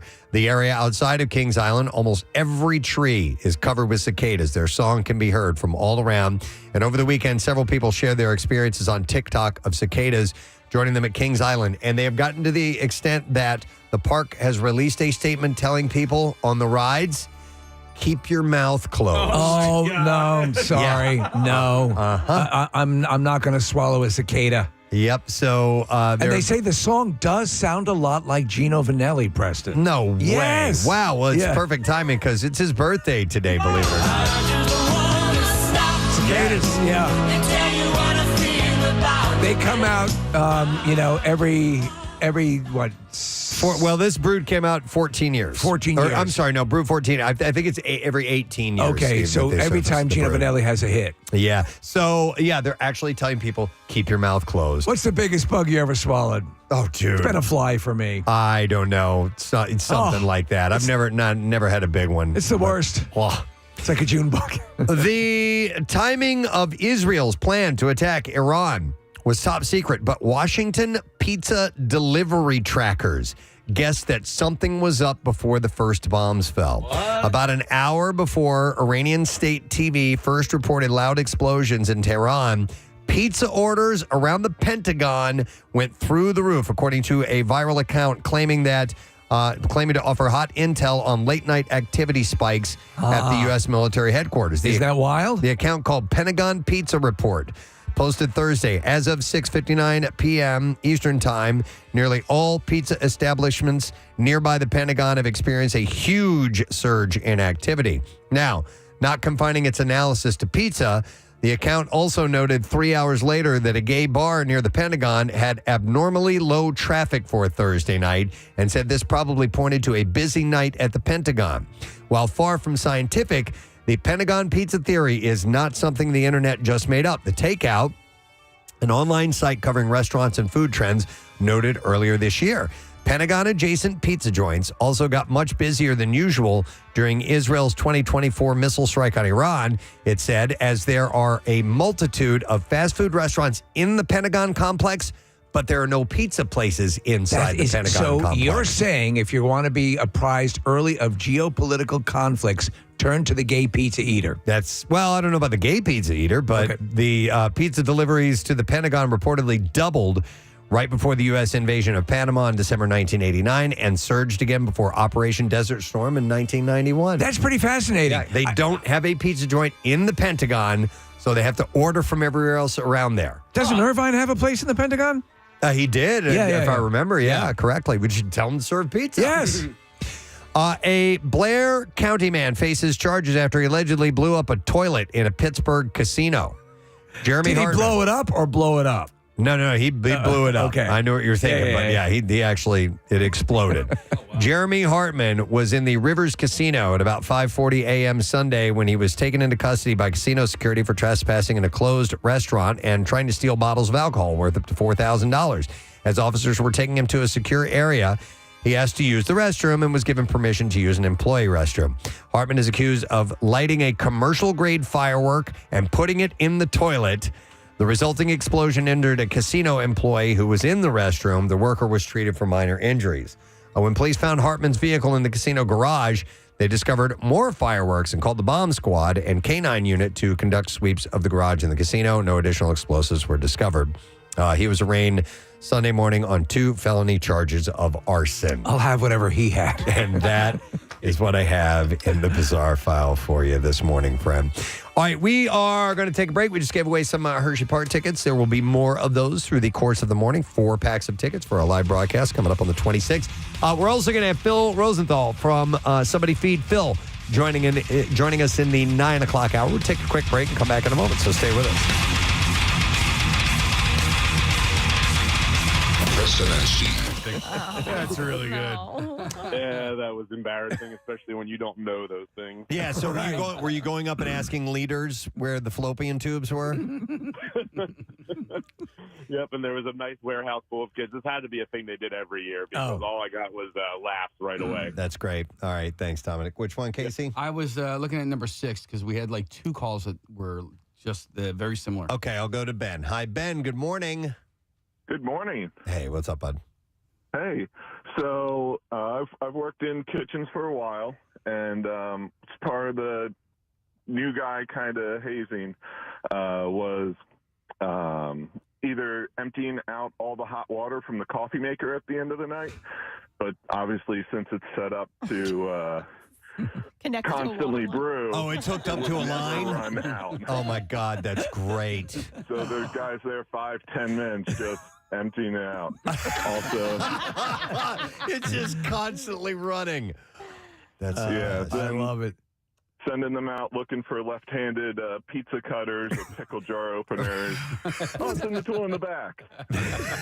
That seems to be a common theme. The left-handed, whatever it is. Yep. Yeah. I love that. And I like the pickle jar opener. And Thanks, man. you're right for the picking because you're nervous. You're the newbie. It's like, oh, okay. Yeah.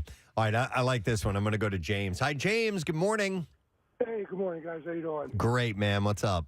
Yeah, way back in the day, my brother used to tell this hilarious story when they worked at U.S. Steel. There was this huge crane that would move material from building to building, obviously operated from a tower, crane operators. And they would give the newbies this hokey little box with 2 buttons on it, a transistor radio antenna stuck in it, and tell them that was operating this crane. And they would like push the button, and this huge crane was coming. That's excellent. That's so good. So they think they're operating a huge crane. It's terrible. They felt so important, like they're operating the first day, and I'm operating this crane.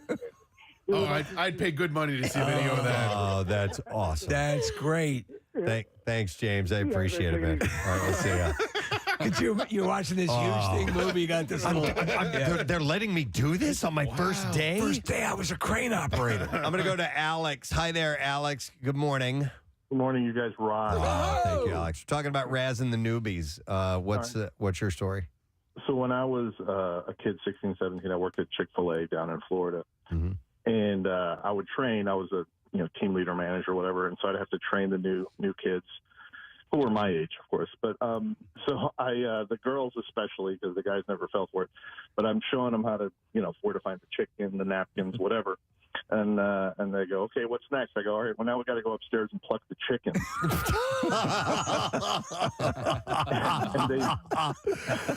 And they go, she go, what? I go, yeah, upstairs. That's where do you think the chickens come from?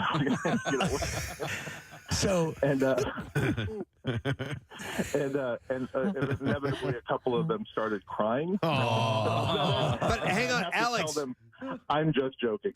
Alex, is there even an upstairs at the Chick-fil-A? Yeah, it was a very small office Okay. thing, and I convinced them that there was another door. We gotta go pluck the chickens.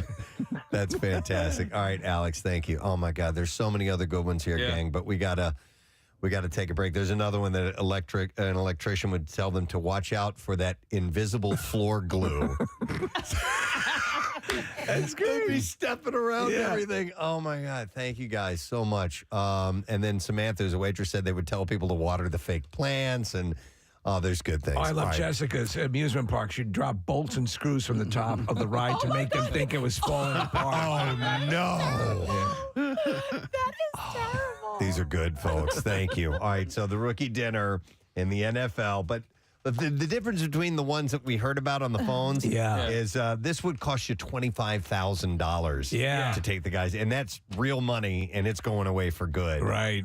So it's a little bit different. But thank you for sharing. We do appreciate that. Speaking of $25,000, we got $1,000 to give away, and I want to make sure we're staying on time for it. It's for MMR's Yoo-Hoo Loot. And I've got more details on that in just a moment. It's coming up at 8 o'clock. Stay with us. Beat File on the way next. Preston and Steve on 93.3 WMMR. Text here to read. It says, good morning, to all. And it says, avid podcaster here. Great day for the Phillies. Playoffs, baby. And the gorgeous Manthes fall activities list. Can't wait to hear it. And then they write, shooby dooby doo wop, Casey boy. I think it's the shabba shabba doo wabba doo wabba doo wabba. Hi, Grandmom. Yeah. That one? Okay. I think, maybe. Hi, Grandmom. So anyhow, yes.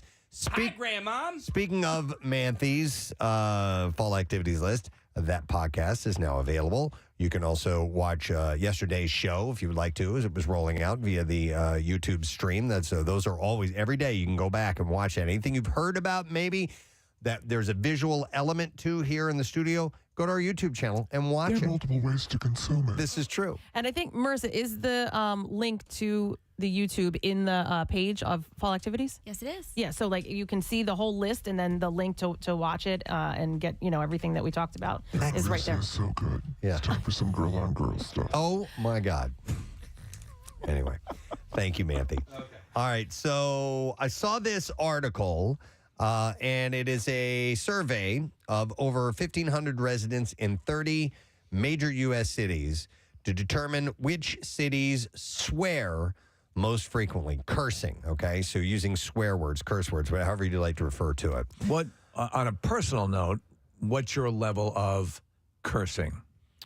It's kind of high. It's not, I think Casey is by far the highest of any of us here. Yeah. Just in passive conversation, I curse a fair amount.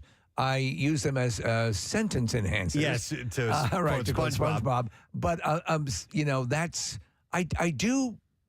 As I was thinking about it, and you had mentioned this topic early on, I do incorporate them a fair amount. It's usually when I'm either really mad about something, right, or I'm really happy about something. Yes, it seems to be on the extreme ends of emotion when I throw out the curses. But in passive conversation, I do that. I think it's kind of weird. It does always make the conversation better or make the story better. Right. But mine is, it depends on who I'm talking to. Yeah, You know what I mean? absolutely. So like you guys, I will tell a story like that, no problem. But like I have a friend, and sometimes I'll tell the story and maybe say the F word, and I'm like, oh wait, I forgot. I don't do that with her. know. And it makes me feel awkward. Yeah. And so then I stop, and my story becomes, something completely different because I'm not using those words. I've had that exact. In fact, I've had it recently where I'm like, I don't know if this person is comfortable with me talking this way. So well, I have to go.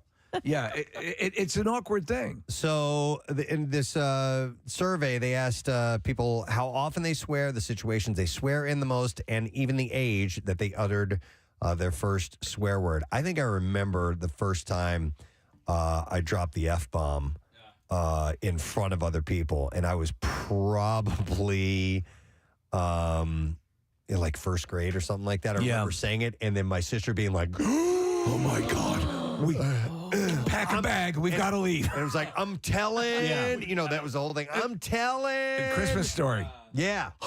Yeah. Could not believe. So the average respondent swears 21 times per day.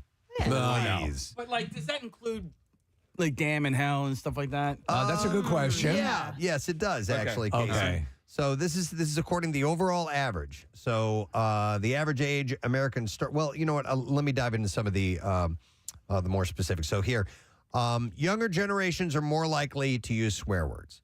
Gen Z swears an average of 24 times a day, compared by baby boomers swearing 10 times per day. No. By 9 a.m. we've already doubled that. We curse more before 9 a.m. than most people do all day. Men swear more than women. 22 versus 18 times per day. This is per this particular survey. So the U.S. cities that swear the most, that curse the most, where do you think we in Philadelphia fall? I'm going to put us way up there. I think we're high. way Top up. 10. I feel like the Northeast is a hotbed for cursing. I'm going to put us top 5. Okay. Yeah. We're number 4. All right. We're number 4. Now we're number 4. We're tied for number 4. So I'll give you the top 5 and all the ties. So number 1 is Columbus, Ohio. No effing kidding. Yeah, right? Is it just because they wake up in Columbus, Ohio? That must be it. You start the day by dropping an F-bomb as soon as you roll out of bed. Columbus, Ohio. Okay. Would not have called that one. Number 2. Oh, F, I'm in Columbus. So Las Vegas. On 93.3 WMMR. All right, thank you very much, Marissa. So this weekend, Steve got to live out Casey's fantasy. Well, if the truth be told, it was my fantasy as well, more my wife Claire's fantasy, but we got to swim with otters. Swim with otters? Swim with otters. Technically not swimming, standing in a pool. Yeah. But, and I thought, so it was at a place called Coastal Wilds in Frankfort, Delaware, which I had not heard of, Frankfort, Delaware. But Coastal Wilds is the name of the place, and they have otters, kangaroos, capybaras, camels, sloths. It's this whole, it's a sort of a zoo-ish kind of vibe. Really well done, but the highlight is swimming with otters. And they have their, they said we're the smallest. They're Asian soft, let me get it correct here. Asian small clawed otters. So but Preston, you figure when you go to these things, okay, you get in, it's going to be, the otter's over there. No. And these things were all over us. It was amazing. And you're in an above-ground pool. There are about 5 or 6 other people. And it was wild. It exceeded my expectations. It sounds similar to if you go and you do this experience with rays, with like stingrays. Right. And you're like, oh my God, these things are all over me. Right. It's wild. So it's one of those things where you were hoping for that, but I think you figure, okay, they're going to go. These things are effing adorable. I've always loved otters. Do you feed them? No, you don't feed them. Okay. No. So what these are freshwater otters. So you're in the pool. The pool is an above ground pool. It was a little chilly, so everyone kind of had like on swim shirts and stuff like that. But when they come in, they're like zipping around. And 2 of them actually went under my shirt, and I had them under my shirt, going around my back. But the thing is, I'm like, what kind of claws do these things have? I didn't feel any claws at all. Their nails don't extend out far at all. And small clawed version. But they were jumping. Now, apparently, the Amazonian river otter can be 6 feet long. Oh, wow. So it's a big mother. But these guys were everything you wanted the otters to be. And so for the experience, you're in the pool for about 45 minutes, and then you go out to the deck area, and they move around you. But they're doing the otter sounds. My wife Claire was just going to have a seizure. She was having such a good time. Yeah. Because they are very interactive. There are things floating in the pool that they jump up on. They're jumping on my shoulders. She was wearing glasses, and it was amazing because they were going for anything that was hanging, anything that could be grabbed. They were apparently like little kids. There was a tether hanging off a towel that was over the fence. They go running out to grab it. But they were avoiding Claire's glasses. And then after she goes, that's amazing. They're not going for my glasses. Well, they must have heard that because we had a picture up. They come running over and they're all pulling on her glasses. They're like, oh, yeah? Yeah. And that's it. Here's a shot right now where they're trying to take her glasses off. But they were wonderful, soft, and their ability, their maneuverability in the water is astonishing because they're going in and out of my legs and around, the ankles. And it's... Listen, you see these things all the time in nature documentaries. You look, they're so adorable. Yeah, they are. Yeah. They're awesome. Yeah, they kind of became my favorite animal when I was in college. I had a little stuffed river otter. I love the way that they grab a little rock and they put it on their chest. And they, and they're so they're smart. opening the abalones. The ocean otters will do that. Yeah, I don't know about the river ones, but they do look adorable. These are, again, very affectionate. To whatever I'm perceiving as affection. I mean...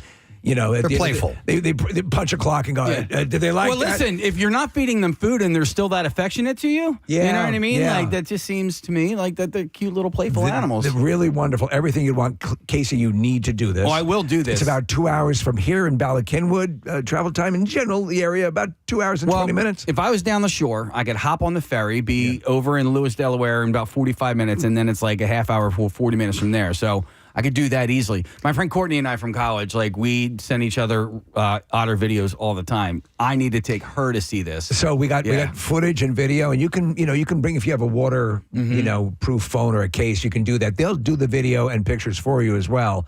But they also had, again, the capybara, So that's why I want to jump in here because that is a new favorite animal of mine, the capybara. I just watched videos yesterday.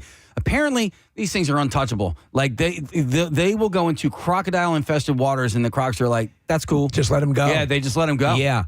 So what happened was we go into that enclosure. And by the way, everyone that runs the tour is very knowledgeable. They're going to school for this and for they specialize in certain animals that they have. But the capybara is it's the world's largest rodent, I believe. And so we do a semicircle. And everyone has food, and the capybara knows oh, showtime, starts going from person to person, and you feed it, and it's when you touch their fur, their fur would be sort of porcupine-ish. But the kangaroos you get to pet, and the kangaroos are incredibly soft, almost chinchilla-esque. But it was a wonderful experience. Again, you don't like to go to these places and feel like the animals are being mistreated. They are not. They're really well taken care of. And it's one of those really out of the way, little known, I would imagine, things to visit. Again, it's Coastal Wilds. It's in Frankfort, Delaware. How'd you guys find it? Claire had found out about it. It's been on her bucket list for about a year and a half, and she's just crazy for this stuff. So we figured we'd tie it in with my birthday weekend, and we went and did it, and don't regret it. If you were any fan, they give you, and the sloths. She got to feed the sloths. Dude, I love sloths. Sloths, and they're so Preston. They're as every cartoon has ever depicted them. When you see them, they're coming out to eat. Slowly, the claw coming out. They're apparently hungry. But they're slowly moving across, and then you hold the food, and they look at you like, okay, I don't mind if I do. And it's all very slow but beautiful, and they are everything you want them to be. So on an interaction level, it's wonderful. So when I got to go behind the scenes at Six Flags with the water show that they do with the dolphins and the seals, and I was blown away with how fishy seals smelled. Are otters? Are they fishy smelling? Not at all. Okay. No, in fact, they're very soft. No smell. The pool is very well maintained. And again, the experience. If you're an otter fan at all, or if you want to pet a kangaroo, or you want to see a sloth or a capybara, or some kangaroos and stuff, it's well worth your time. And you can buy different packages, and it's, again, clean, well run. I give it a thumbs up. Nice. Good for you. That's awesome. Are you a fan of otters and stuff like that? I think they're adorable. I mean, I first saw one in the wild when I was a kid in Carmel. My uncle lived there, and so they're native to that area. And there was this pier that we would go out on and just sit there and watch them. And Casey, they would bring the abalones up with a stone, and they would crack them on top of that. And yeah, they were really, really cool. Do you know they were awesome. The sea otters actually they'll have a flap or almost like a little area where they will store their favorite rock. Really? For smash to use? Yes, That's yes. my smashing rock. Yeah, that's a smashing rock. Get out. So yes, a little they sort of hide it or fold it into the skin on their body and keep it with them. I thought that was adorable. That's awesome. Yeah. Yeah, and we've done the up close experience a couple times. Like I said, over at Adventure Aquarium, the swim with the sharks. They also have the ray tank too, and we did that in Florida as well with the rays because I'll never forget my wife's cousin was just freaking out because this thing was coming up and flapping right up in his face. He's like, oh my God.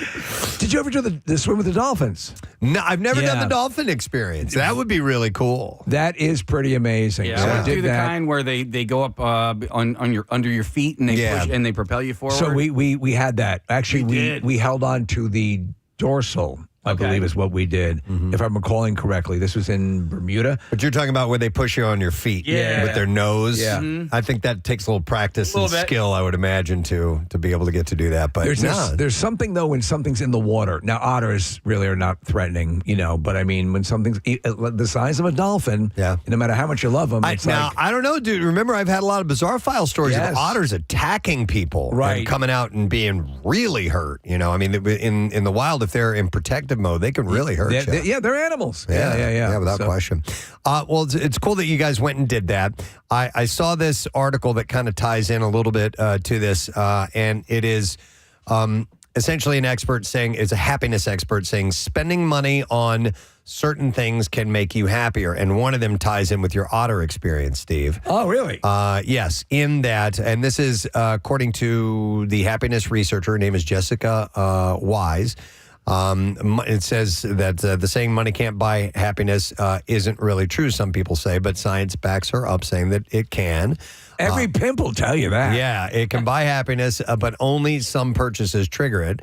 But you got to be strategic about your splurging. She says that you shouldn't feel guilty about spending money on these 8 things because it will boost your happiness in the long run. So I love this list already because I think sometimes, and Dr. Mike is always a proponent of this, and we're not talking a lot, obviously I took a private jet to Tokyo. Yeah. Yes, of course that you're going to enjoy that. But if you're looking for things that make you legitimately happy, they can be different and don't necessarily involve breaking the bank. Yeah, so one of them is novel experiences like this, Steve. This type of thing, unique experiences that you can go out and take advantage of. And the expert says our brains love new experiences, which trigger the release of dopamine. And when we do them with friends, neuroscience shows that it supercharges the happiness effect. So the fact that you and Claire went and got to do this together, it only, makes your bond even stronger. Yeah. You have this thing in common, this really cool experience that you did. So it's worth the money. You know those times, with your wife, and you both sort of find each other again, and you have a good. This was one of those where we just had a blast together, which was terrific. Live music is on this list as well. Going to we were just talking about traveling for concerts. Going to a concert and belting out your favorite songs with thousands of strangers can be true mood-boosting experience. Singing together releases oxytocin. Casey, don't the Otters have a jug band? Yes, they do. The bonding hormone and endorphins that create a buzzy feeling of connection in the crowd that's known as collective effervescence. Ooh. I like the sound of that. Brothers. Yeah, it's coming. Trust me, he's working on it. Yeah. Researchers also show that the group singing lowers cortisol levels and creates a feeling of belonging that can last long after the end of the show. So to that point, I remember one of the greatest experiences of my life was standing out on the lawn. I think was it the Tweeter Center then, or I don't know what it was. But whatever, it's 900 iterations for that Tom Petty concert, surrounded by people standing up. I recall it all the time on the show because it was that good. Everyone singing in unison to a songbook that everyone loved, and it was a wonderful, magical experience. Yeah, that's another. When you go to a show that is filled with hit songs that everybody knows. Yeah. And everybody at some point is just singing together. Yeah. It's really awesome. It makes you really feel it. good. Yep. All right. Other things you should. No. Hold on. That cut off at the beginning. Everybody. That's Otter singing. That's some harmonies right there. Well, it's not just otters. It's an otter. There's a weasel in there, I think. Maybe a fox. We go swim with the weasels. Go swim with the weasels. Yeah. They're dead. So other things you can spend money on that are going to make you happy are, it says, time-saving purchases. Treating yourself to a meal delivery service or a house cleaner is more of a mental health investment than a luxury. I wonder if that, for people who haven't, that notion of, say, you know what? You hire someone to do a little house cleaning for you for a session. They're not that expensive, some of the services. Right. You know, and if, like, Arnold Schwarzenegger slept with his house cleaner. So, Win-win. So you could find love. It could be a win-win. Yeah. Has a son that he's very proud of. Right? And if you can't afford it regularly, then yes, Steve, maybe as a gift or as a special occasion. Think about that for if it's your mother or somebody or whoever's birthday, a house cleaner for an afternoon or a day. And also besides that, sex. like I said, like food meal delivery services as well. Not that long ago, I told you guys I never use DoorDash or any of those things, but the other day. I did on a rare occasion. I'm just like I don't feel like going. Was a little rush, a little happiness? It was expensive, but it was like okay. I'm glad I didn't spend the hour that it would have taken to drive all the way to the place, get it, and drive back. Right. And it did say, and there were other things I needed to do, so it was a time saver. But that one can, on occasion, be something that makes you feel a little bit better. Do you have trouble splurging on yourself? Yes. Yeah. Actually, yeah, I do. I will hand ring, especially if it's something like I remember a few years ago I wanted to buy a what's called a cocktail drum kit. It's a smaller size drum kit, and it's easy to transport. Everything is smaller about it. And I was going back and forth of man, is it worth it? Or I could put this money to here and there. And I eventually pulled the trigger on it. And I don't know why I beat myself up over waiting to get it when I knew it. I knew eventually I was going to get it. I know. You have, but I do. Like when it's time for things that are part of my leisure activity that are not inexpensive, like golf, getting new golf clubs and things like that. Like I really sweat over it, man. I think is this worth it, man? Do I really need to? You're doing what I do. You force yourself to pay penance before you get it. Yes. Yeah. Yep. That's kind of what it is, Steve. Yeah. All right, some other things that you can spend on that might actually make you happier in the long run. According to this happiness expert, activities that boost your relationships. So Harvard researchers have spent more than 80 years studying people and found close relationships predict happiness better than money, fame, or genetics. So going to dinner with friends or buying a plane ticket to visit your sister is like a deposit on your emotional retirement account, according to this. All right. So, yeah. So you can go ahead and as long as it's about boosting a relationship, it's about firming that up a little bit. Or perhaps the joy of breaking up with somebody or going to someone's house to tell them you can't stand them. Maybe that's a rush. I've always hated you. Preston, what are you doing here? I hate your guts. I wanted to fly here in person to let you know. Now where's the closest golf course? Yeah, exactly. Yeah, there is golf around here, right? All right. Being generous to others is another one.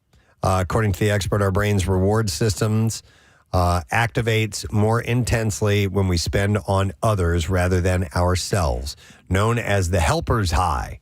It's that warm rush that you feel when you treat a bestie to lunch or donate to a cause that you care about. I think that speaks to just about everyone. I mean, right? I mean, we saw it on Thursday and Friday. Yeah. People making donations, feeling good about doing that at the blood drive. And, like that's a palpable thing that you can take pride in, but feel good about as well. Mm-hmm. That experience, Nick, to expand on that, to be with the people who support us and listen to the show and friends and family is what we consider you, and to be out in those experiences is so wonderful. Yeah, and then to hear stories about how we might, without knowing it, figure into people's lives is an honor you can't imagine. Yeah, it looked awesome on Friday. Like the activation areas with the bird bot and whatever else. The only thing that went wrong on Friday was the Munchkin toss. Man, I bring that up. I was tossing and turning. And I also did learn one thing. What? A Munchkin launched from that distance hurt. Yeah, you were getting nailed. Yeah. I was standing 50 yards away from you, and I could hear it hit your head. Casey was firing them. I think Casey actually had some good shots that I misjudged. Yeah. I mean, though I was getting all around my face, I got a number of forehead hits, no problem. It's almost like a beginning porn star. I have an idea. Next year, let's use golf balls. Golf balls. Yeah, that's and you can drive them. Yeah. They won't stick to my fingers as much. Yeah, You know? I'll use I'll use my 58-degree wedge, Steve. They'll go nice and high. Sure, yeah. A nice arc. I'll lob them to you. All right, so other things you can do as far as spending goes that is actually good for you. It says the small joys. Our brain's pleasure systems like several small hits more than one big one. So buying a $4 coffee twice a week brings more total than one $400, more joy than one $400 splurge. Can you buy an $8 coffee once? You maybe. Yeah. You imagine if it No, sucked. that's the road to disaster. Oh, like dude. $800 coffee and it was terrible. No, listen, I've purchased like high quality coffees before, and it's just not my taste. Yeah, it's like spending $100 on a steak. You're like, Totally. is it that much better? Yeah. Although, ma'am, for my son's 21st birthday, Parker, we're like, you can get whatever you want on the menu. And of course, he ordered this, Wagyu, filet that was like over $100 for one. Rare. And my buddy, I think it was Steve that pointed, or maybe it was Will that pointed out, he's like, man, I watched Parker wolf that thing down in like 35 seconds. Like, didn't take the time to really savor that money that he just downed it. When the hyena next to you says, take your time. I was like, man. All right, here's another one. Counterintuitive challenges. Things like cold water plunges and mastering difficult skills known as earned pleasures can create long-term satisfaction. So I'm dabbling with spinal surgery. On yourself or On other people? I wouldn't do it to someone else until I got good at it. That's how it starts, Yeah, though. Right. But then you get the bug. Yeah. By the way, speaking of the cold water plunge, I saw in our elevator. By the way, our elevator has this little screen. Yeah. And it has short little news stories that flash up for like 15 seconds. And sometimes we learn things in the elevator. And I saw, and I have not followed this up whatsoever, but I saw something about the effects of the cold water plunge is actually counterproductive. Get out. When it comes to healing for your muscles and so on.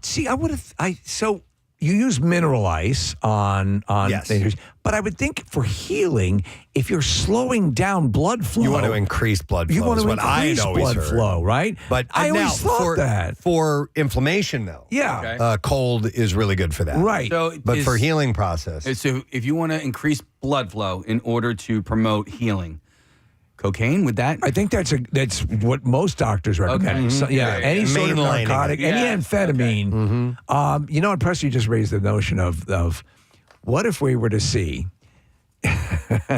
like, run the movie Napoleon in the elevator. How long would it take to watch an entire movie? How many rides? Right. Yeah. Up and down to the fourth floor. Is it like 30 seconds? I'm 31 minutes and 12 seconds into Napoleon. That's a good question. Is there volume? Can you hear anything? I don't think so. Yeah, just visuals, I think right? that'd be a problem. Yeah, but so you put the closed caption on. By volume, I meant audio. Yes. Yeah, okay. I understood what you meant. Yeah. There is no volume. The words in were the not elevator. flowing very well for me. By the way, I can't hear you in this elevator. Apparently, there's no audio. was that movie any good?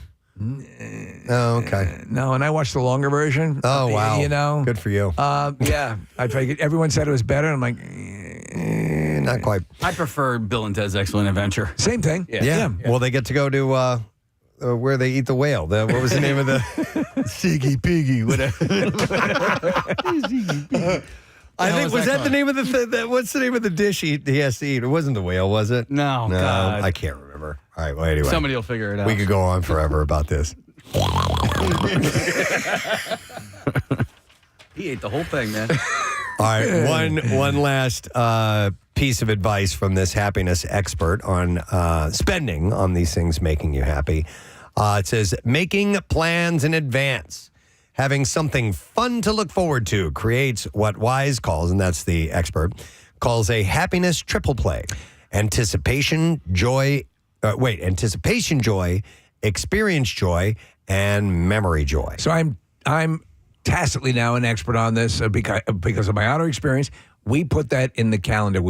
Claire and I have decided to have tangible dates, things that we want to do to look forward to. Yeah. Because, Nick, you as a planner, I know, Casey, you do, and all of you. I'm a big-time planner. Everyone does it. And part of that is, so it might seem to some, that's the nuts and bolts part. It's arduous. No, that's actually an exciting part. Yes. About laying out those things and looking forward to it. No, I just found out about this.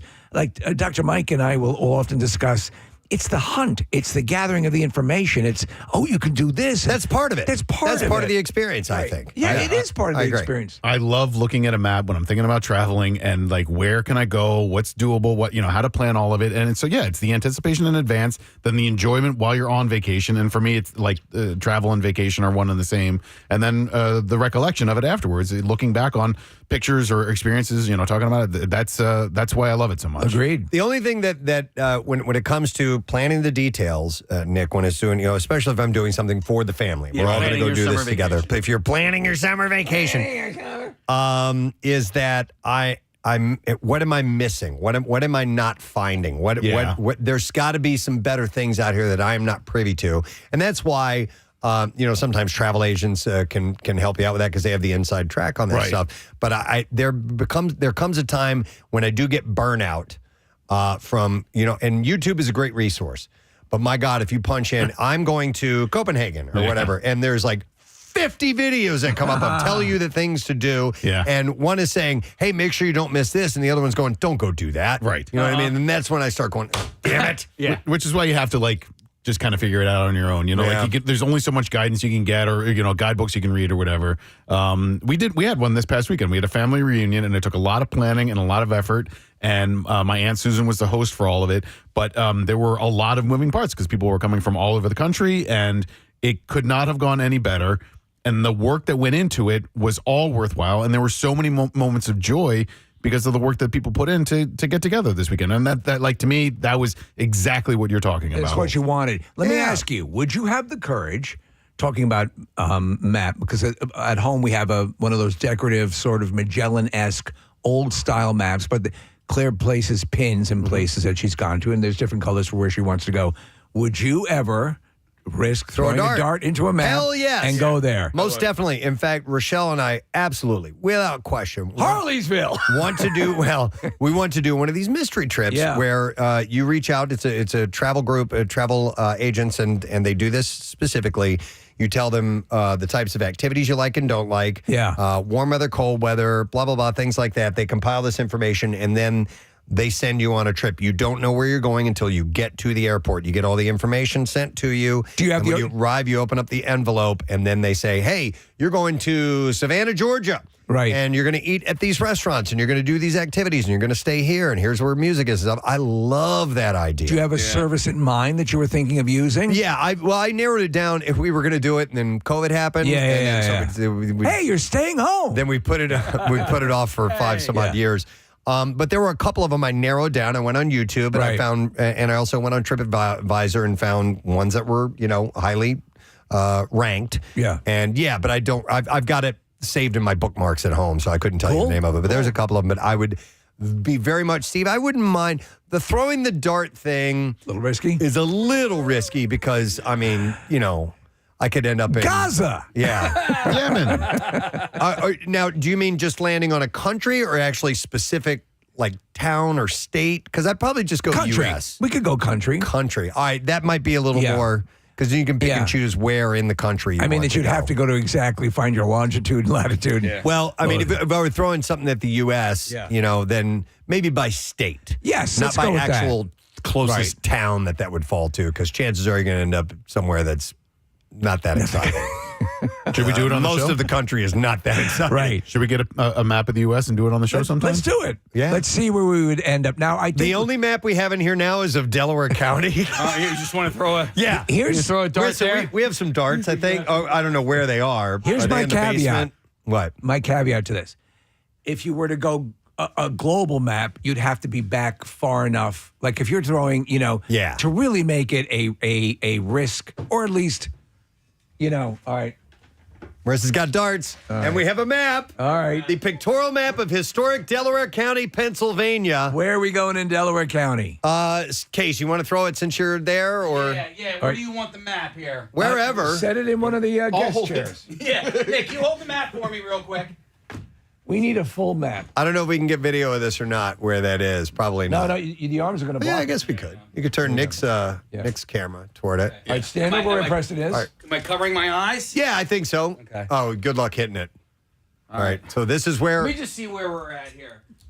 the area, the vacation area of Delaware County. This is Casey also- will be spending his family vacation this summer. It's a historic Delaware County, Pennsylvania. Watch him hit Rutledge. You guys ready? Yeah. Okay. Go ahead.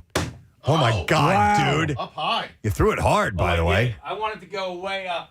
Hey guys, we're Where are we going? I'm in Chester County right now. Try it again. Do it again. Do it again. All right, here we go. All right, here we go. All right. Oh, Yes. better. Okay, Better. that's better. All right, You slide landed in. near water. That's good. All right. What is so it? we're going to. Is it Muck and Pates? It's not Muck and Pates. Like Ridley Creek State Park. Whoa! We did a ghost hunt there one time. Yeah. Can I try one? Yeah. Ridley Creek State Park. All right, that's where I get to go. They have reenactments and things like that there, so, All right. Hold on. Steve's going to find out his vacation spot. This is where we'll be spending this summer. All right, Steve. Ooh. Where'd he go? See my glasses. Where's it saying? Where am I going this summer? Oh. Providence Meeting House. Oh. Yeah. Really? Yeah, we're in media, dude. That's a great Oh, spot. you're in the dude. county seat, Not man. bad. That's the Yeah. county seat. What about you, Nick? All right, You yeah, wanna we go? try- yeah. All right, here we go. This is Delaware. It's a map of Delaware County, historic map. Preston, you have to try it from your side. I will. I'll throw it all the way from here. All right, Nick. Oh. Nick went a little further Might east, be in Delaware. or a little west. I'm sorry. Oh, yeah.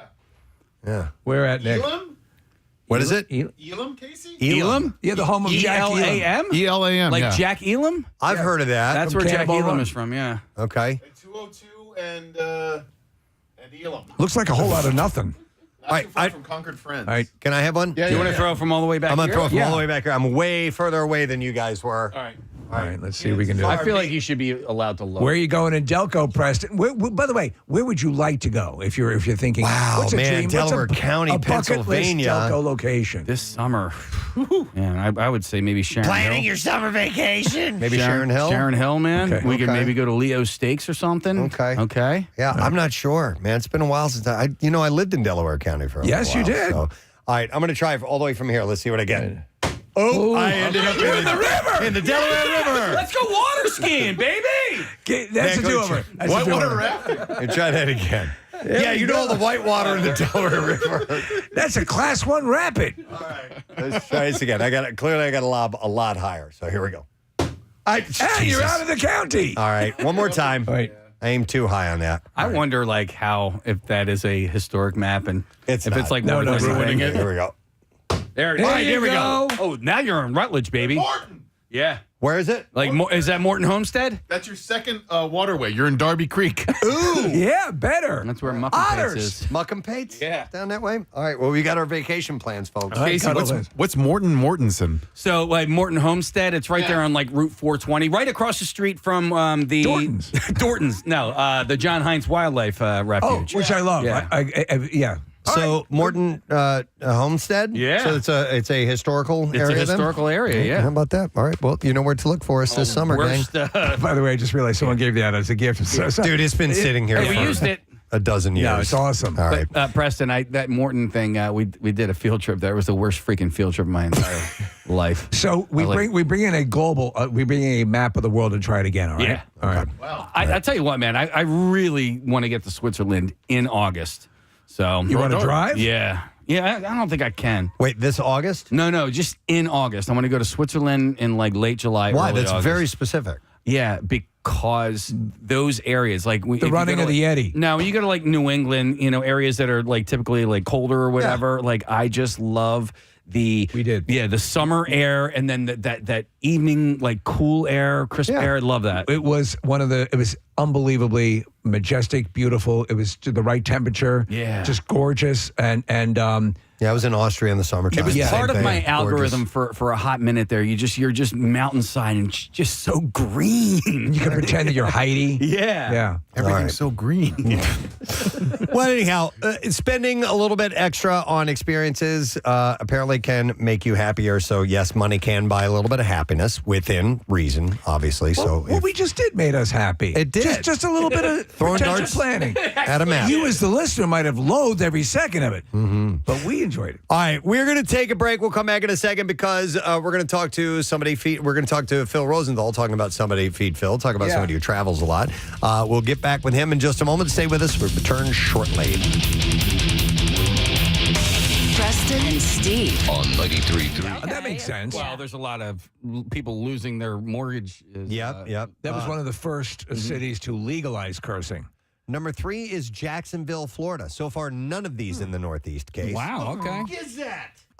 Number 4, a place you're familiar with, Casey, Oklahoma City. Wow, okay. Recently went through town there. These seem to be a bit more, I would not figure these locations for a high level of cursing. Well, but maybe just mental duress is the reason. I had heard that the entire middle of the country is like, just, don't curse. Yeah, I just, for some reason, thought that anything in and around the mighty Mississippi, they were like, no. Did Dumas tell you that? Dumas did not. Okay, no, all right. but I did hear it. I thought recently I heard it. You heard what? That the middle of America just doesn't curse very as much. Yeah. All right. So tied for 4th is Philadelphia, Dallas, and Indianapolis. I those don't are like being in a tie. No. With we anybody? have to have an F off. I think we beat, absolutely. Yeah. We beat Dallas. I know Dallas. And Dallas ain't, they ain't cursing as much as we are. And then what's the other one, Preston? Indianapolis. So there's another, They have a big middle race. America. I know that. City. Tied for 5th place, San Francisco, Fort Worth, which is right next to Dallas, and Louisville, Kentucky. So whatever their metric was for determining this, they couldn't work out one that would not cause ties. I guess not. Get a little bit more specific, but interesting. Okay. Yep. So Columbus has an average of 36 swears per day. Las Vegas, 30 times per day. Jacksonville, Florida, an average of 28 times per day. I'm so surprised that like Boston's not in there. Yeah. I don't know, because when I just think of cursing, I have a couple of people in mind that are from the New England area, and they are women. Yeah. That they curse and they say the F word and stuff. Okay. And like the one that I'm thinking of is older. Like she's like my mom's age, and I was like, oh, this old women like say the F word. Because I don't know if my mother has ever said the F word. Oh, my mom dropped an F-bomb last week. Did she really? Oh, yeah. It was hilarious. I was cracking up. It was so funny to hear her say it. But it depends on, how you were raised. I guess. My father obviously spun as they say, a tapestry of curses that legendary. My mother, not so much. How about your Rarely moms, heard a curse. Kathy? No. Casey, I've heard my mom say the F word one time. Our entire family still talks about it. We were in Montauk, and my parents were arguing about whether to stay in and eat and cook dinner or go out. And my mom said, "We have effing chicken at home." Okay. And so we still remember that. That's funny. Wow. My mom is like your mom and your mom, Casey. She'll substitute words. So she'll be like, Casey, you joke around every now and then, say cheese and crackers or things like that. But my mom does that on purpose. She'll gee willikers, things like that. Gosh dang it, and so she'll drop those types of curse words. Marissa, how about your mom? Because maybe I have the only potty mouth mom here. Preston, I think you do. Oh, wow. My mom is like everybody else's. Like they'll slip once in a while, maybe like more than your mom's, but not regularly at all. My dad, though, it's just free flying. Well, same thing. My dad. That was it. My dad cursed. My mom didn't. Okay. My dad didn't either. I remember the first time I heard my dad say the F word. My mom had recently had like either back or neck surgery, and so she was laid up. He had a lot on his plate, and I was being an a-hole. Yeah. And he let me know it, and so. And I was probably like 13 or 14 years old when I had heard it, and then I didn't hear it for years after that until I was like a full-blown adult.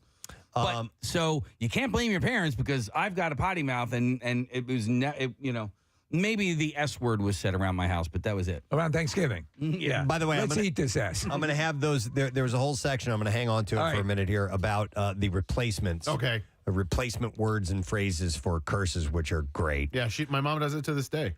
So where Americans use swear words. So locations and situations where people feel comfortable using profanity are different. And as it turns out, most are comfortable swearing in public. Yes. And 2 in 3 Americans think that it is acceptable to swear in public. Oh, I wouldn't do that. Would you say so? So, like at a restaurant, or I wouldn't. I don't do that. No, because I'm always worried that there's kids around. Right. Yeah.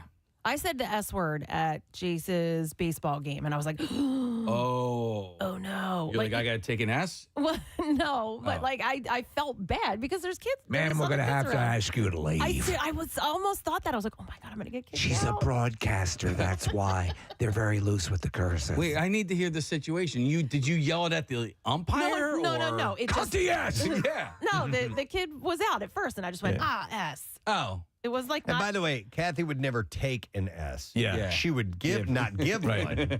I don't give an S about that, but she would never say, I got to really take it. Yeah, totally. You're correct about that. So apparently, while Americans most likely are to swear at home, which is 55%, 24% of Americans swear the most when out with friends. Only 7% swear the most when driving.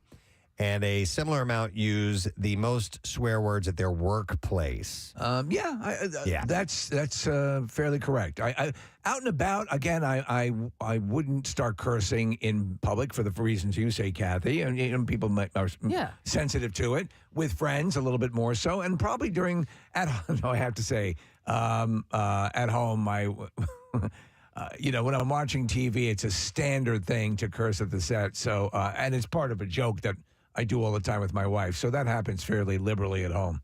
And it says here, certain work cultures find swearing more acceptable than others, but most professional language does not include swearing. It's used freely here all the time. Yes. So when I was at home on Saturday, I ended up tearing up some carpet on my steps, and I have these blisters on my 2 fingers there, Preston. And I noticed that I was saying a word instead of a curse word over and over and over again. So what I meant by the curse word was mother effer, right? Yeah. But I just kept saying, oh, you mother. Oh, and I kept saying mother over and over again. So I felt like I was getting the visceral feeling. I would have to follow cursing. through. Yeah. I couldn't stop short at mother. I'd have to take it all the way through. Yeah. Okay. They asked Americans to rank their likeliness to swear in certain situations where it's typically considered inappropriate: at work, in front of strangers, at the dinner table, in front of elders, in front of kids, or in front of their boss. Of these, Americans are more likely to swear at work, 69%, with residents of Philadelphia, Columbus, and Detroit most likely to swear on the job. We did it! So we're number one. Yeah, we're number one. Cursing at work. Number one. A majority of Americans are also likely to swear in front of strangers at 67%, at the dinner table at 63%, and in front of elders at 53%. Fewer are willing to swear in front of kids. Yes. Which is 48%, or directly in front of their boss, which is 39%. Casey has no problem with that. We've been sitting there with Joe Bell before, and I've heard Casey like every other word is F. Yeah. Just using it as a filler, not in anger. A sentence enhancer. Or just like, I can't think of it. It's the effing guy. That, so. Effing Camp Out for Hunger. Yeah, totally. See, I would never do that. I can't do that. In front of... it's easy. It's yeah, real I simple. think maybe in front of Bill, I probably maybe have. You've called him the C word. Not to his face, though. But I don't think I would ever, that word would never come out of my mouth in front of Joe. You're a lady. No. And we're going to go to these calls. Thank you guys for calling in. Let me get a couple, and then we're going to get into the curse word replacements because I have a feeling we're going to find some interesting ones. I'm going to go to Matt. Hey, Matt, good morning. Hey, morning, everybody. Hey, what's up, buddy?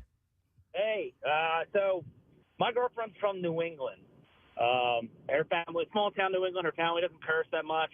I brought her around my family, and my dad, my sister, my brother, every other word out of their mouth is the F-bomb. All right. And bring her home. We go back home. She's like, your parents, like, or your family uses the F word like and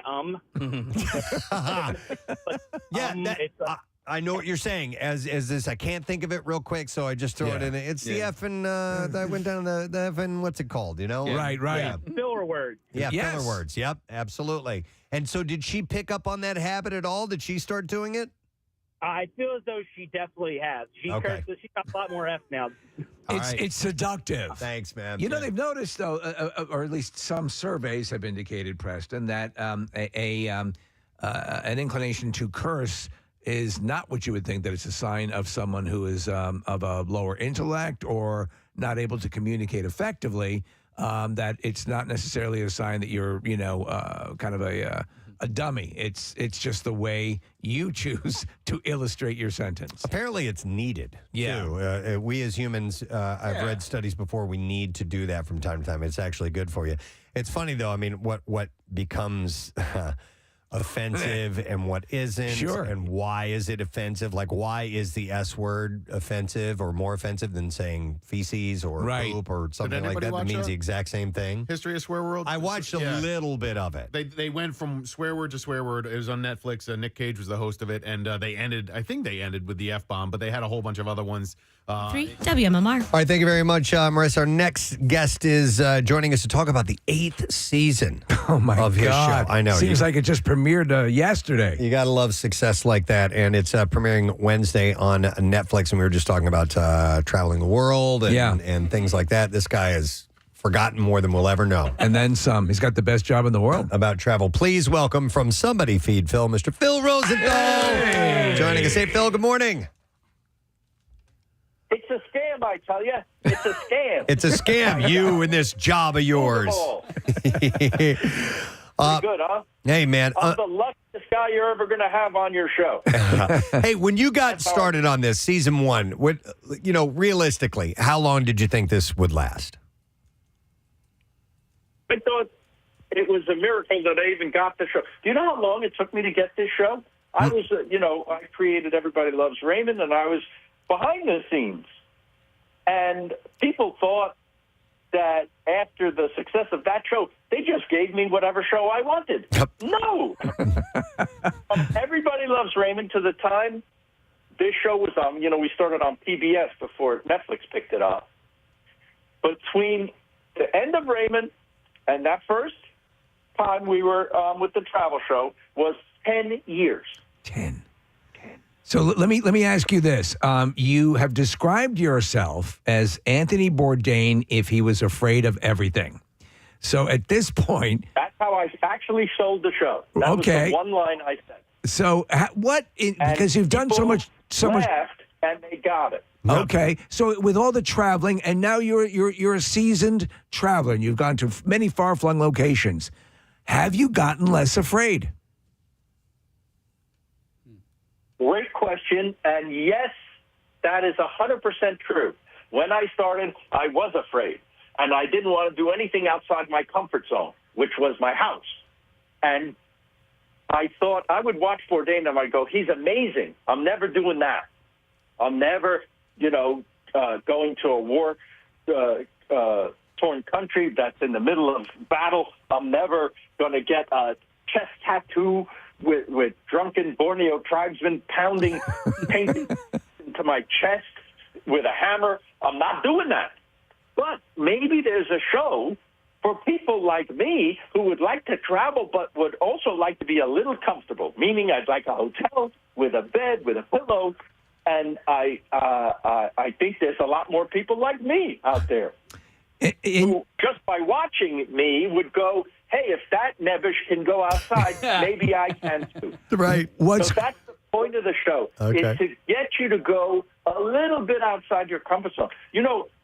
80% of Americans don't even have a passport. Yeah. And I think maybe the country would be better if we all could experience a little bit of other people's experiences. Sure. And so I'm just using food and my stupid sense of humor to slip in that real message.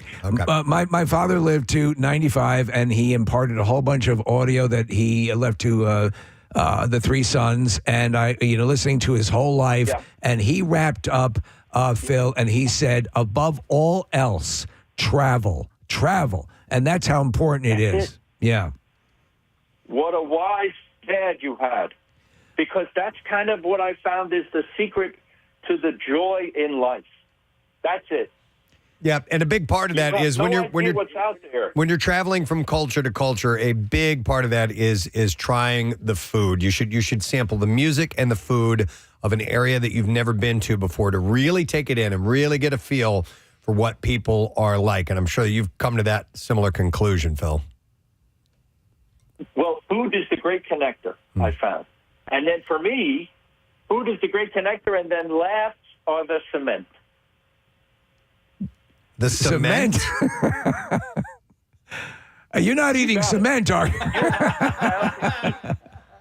If we sit down to eat, well, let's say we never met each other, usually, let's take a business meeting even. We're going to have lunch, right? Right away, we're in a little bit of a better mood because we're going to eat. That's something everybody on the planet does. And most people enjoy it very much. Okay. When you now you're in a good mood, especially if the food is good. And then if we share a laugh or a smile, now we're friends. So that's what I mean. We're laughs of the cement. No, you've done the full litmus test. You went to D.C. and had a Republican and a Democrat sit down to have a meal. Yeah. And you're rightfully observed. Easy. It wasn't easy, but you rightfully observed that somehow. Two to sit together. Yeah, and the guards come down. Exactly right. Let me ask you, with the locations that you've gone to, easy.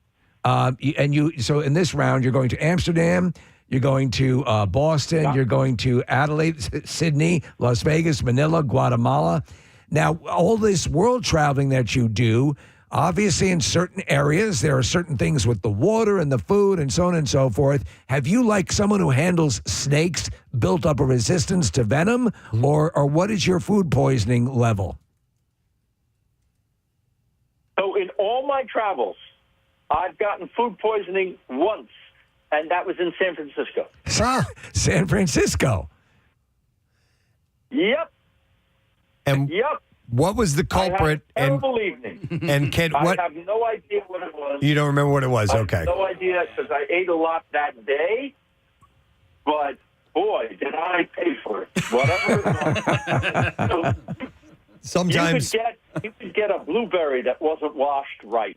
Right. It can happen anywhere, anytime. Yep. I just been lucky, and yes, maybe you're right. Maybe by eating lots of different things, my stomach is pretty good. It's possible. Let me ask you a quick question. What of all the places you've traveled to, what is the one, and obviously some beautiful places with beautiful people, what is the one location that really got into your soul? Oh, man. Well, it happens every season. There's like one place that you're like, oh, maybe I live here now. Yeah. So this past season, if you saw the Kyoto episode in Japan. Yes. That place is the most serene and serenely beautiful place. I say it in the show, like on the first day, I got a little sad because I realized I only had a week there. Immediately, oh, look at this. Look how gorgeous this is. But I fall in love very easily with every place I go. I have a real soft spot for Italy and Spain and now Japan. But I feel this way about Lisbon. I feel this way about, Copenhagen, Amsterdam. There's gorgeous places in the world. You don't want to just sit in one place your whole life. Listen, if somebody gave you a house, right? Like, here's a house for you, a big house. would you stay in one room of the house? No. Yeah. No, you're right about that. All right. Well, listen, I think we So we lost. have this- There he is. It's called The World. Yeah. Most people are nice and sweet and great, Yep. and go see it. No, All right, it's great excellent. advice. We love the show. Bill, we appreciate it. We're gonna keep hitting the fact the show. Our connection is kind of bad here, so we're gonna let you go. Thank you so much for joining us, man. We appreciate it. It's Phil Rosenthal. Season 8 of Somebody Feed Phil is on Wednesday. Unfortunately, he kept breaking up, and there was a huge delay there. But he's right about that, and how you can sample these other cultures if you get a chance to do that. If you do have the wherewithal, the means to do it. Obviously, traveling is expensive and it's hard to do. I know someone who's going to Delco this summer. Yeah, that's right. Yeah. All of us. Yeah. Everybody. But also, shows like this can give you a peek into those worlds and maybe help you narrow down where you might want to go to, which is why, I love stuff like this. This is great as people are bopping around the world eating. Yes, Marissa. His Philly episode, was it like 2 years ago that we spoke with him right Yes. before it aired? And he keeps it a secret where he's going, but the places he went to in the Philly episode are all epic 5-star spots. And he's coming back for his live show. Oh, yeah. I believe it's in just a couple of weeks. If I'm really incorrect, yeah. Nick, if you could do a Yes, quick sir. check. Yeah, I think that is the case. This is the theme to the show. It's really good. Sam tipped me off. Hungry man, traveling all across the sea and the land. He's trying to understand the art of pasta, pork, chicken, and lamb. This is Lake Street Dive. I'm a big fan of these guys. They're an actual band? They're an actual band. The lead singer, she's blonde, but she looks to me like Sarah Parker. If Sarah Parker were a platinum blonde, I would. No kidding. Yeah. All right. So September 12th at the Miller Theater. There you go. Cool. And Wednesday is when the new season premieres on Netflix. What if we get him on and in the studio and it actually sounds exactly the same way as it did on that phone conversation? That would be very. It just turns out that he speaks like that. He waits a really long time to respond, and then at some point starts going. Hey, I would like to send a Shart out. I got this a couple of times, and this is for our YouTube community. This is from El Padre. And he wants a Sharty party for YouTuber Jane Says. She turns 39 and some change today, Monday the 16th. All right. And he says, thank you so much. Use Crumb Bums Rock. YouTube! So that is for Jane Says. And we wish you a happy birthday amongst our YouTube community. Out in force for the blood drive? Yes. Yeah. Yeah, most definitely. And then I'm going to give a butt plug to this one. I got this from Kelly McCann. Longtime listener, she says, from the Y100 days, said, I'm reaching to ask you out. Not to ask me out. Oh, wow, man. No, this is... man, good for you. No. You guys going to Delco? Dude, stop it. Yeah, I have a place down at the shore. No, to ask... She says, a cocktail drum kit. She says, I'm reaching out to ask you for help in sharing a story that deeply affects families like mine. She says, the founder of Billy's Legacy Foundation and a mom to a nonverbal autistic son, the mission is personal. We've partnered with Century Fit Foundation, an inclusive, sensory-friendly space led by an occupational therapist and designed for individuals of all abilities, especially those who are neurodiverse and have disabilities. She said, when I first visited with my son, the isolation I felt as a parent began to lift for the first time. We both felt safe, seen, and understood, and it was a haven, and it still is for so many families. But, she says, now, the haven is at risk. Century Fit's current location at the Exton Square Mall is being demolished. It's horrible. Without urgent funding, this life-changing space will be lost. We're working to raise $100,000 in every dollar from our 17th annual golf outing. On August 8th, we'll be going directly to Century Fit's relocation and programming. And so she wanted me to plug this event, and I'm more than happy to do that. I sent the information to you, Nick. Yes, sir. We'll get that up on the community page. You bet. So the golf outing and dinner is going to be Friday, August 8th, 11:30 a.m. to 8 p.m. at Downingtown Country Club in Downingtown, Pennsylvania. And they have all the things that you're looking for at a great event that particular night. So, raffle baskets and stuff like that. And so I wanted to get the word out there. So Downingtown Country Club, Billy's Legacy Foundation, 17th Annual Golf outing and dinner coming up Friday, August 8th. They're always fun events. Yeah. You know, these outings for charity, you're doing a good thing, and you get to play golf, and there's always some good raffle stuff, and usually a pretty damn good dinner. There are so many of them that I've thought about maybe compiling like all of the golf outings under one heading, because especially this time of year, there's one right after another. Yeah. And if you're decent at the game and you go to these events, you can win all kinds of stuff if you win the event. So yeah, and it's a standard. Usually some prizes that come along with it. So anyhow, community portion of PrestonandSteve.com will get you up all that information and some other really cool events where you can help people out. Speaking of golf, did you watch any of the Open this weekend? You know what? I didn't. We had family in from out of town, and so I did not. I didn't get a chance to watch, and I feel bad. I feel like a poor golfer because I didn't watch any of it. Oakmont is, I heard it, 8 people alive. Our buddy Michael Barkin was out there. He took, I think, his son and his dad. Anyway, so he took the weekend off from work and went and watched the tournament in Oakmont outside of Pittsburgh. But did you see the putt to win it yesterday? I caught the highlights. Yeah, 65-footer. Unbelievable. Incredible. It was the longest putt of the weekend that anybody made, and it was his last putt. And I don't think he'd won any majors before. JJ Brown. Yeah, he's not a well-known amongst amongst the the biggies. So he's very well respected in his field. That's right. Yeah, which means he craps in the middle room. But yeah, he was not somebody that you would expect to walk away with a major championship. He went right into the windmill. Right in. Yeah. Yep. Mm-hmm.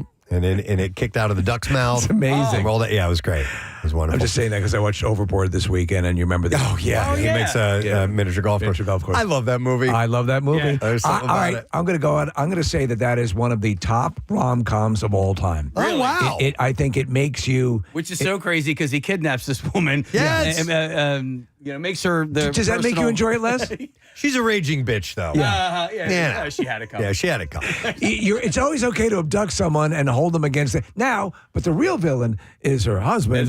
Yes. Yeah, but I mean, and then they found love. Yeah. But he Goldie kidnaps Hawn, her, but as it turns out, he saved her. He did save her, as Roddy McDowell in a great performance says. Many people have to live in their station of life, never knowing outside their station. You've been given a rare gift, madam. Yes. It's a great movie. I just thought and you want another one? Another piece of movie trivia? Yeah. On this very day, 65 years ago, the movie Psycho premiered in movie theaters. Wow. Okay. Yeah.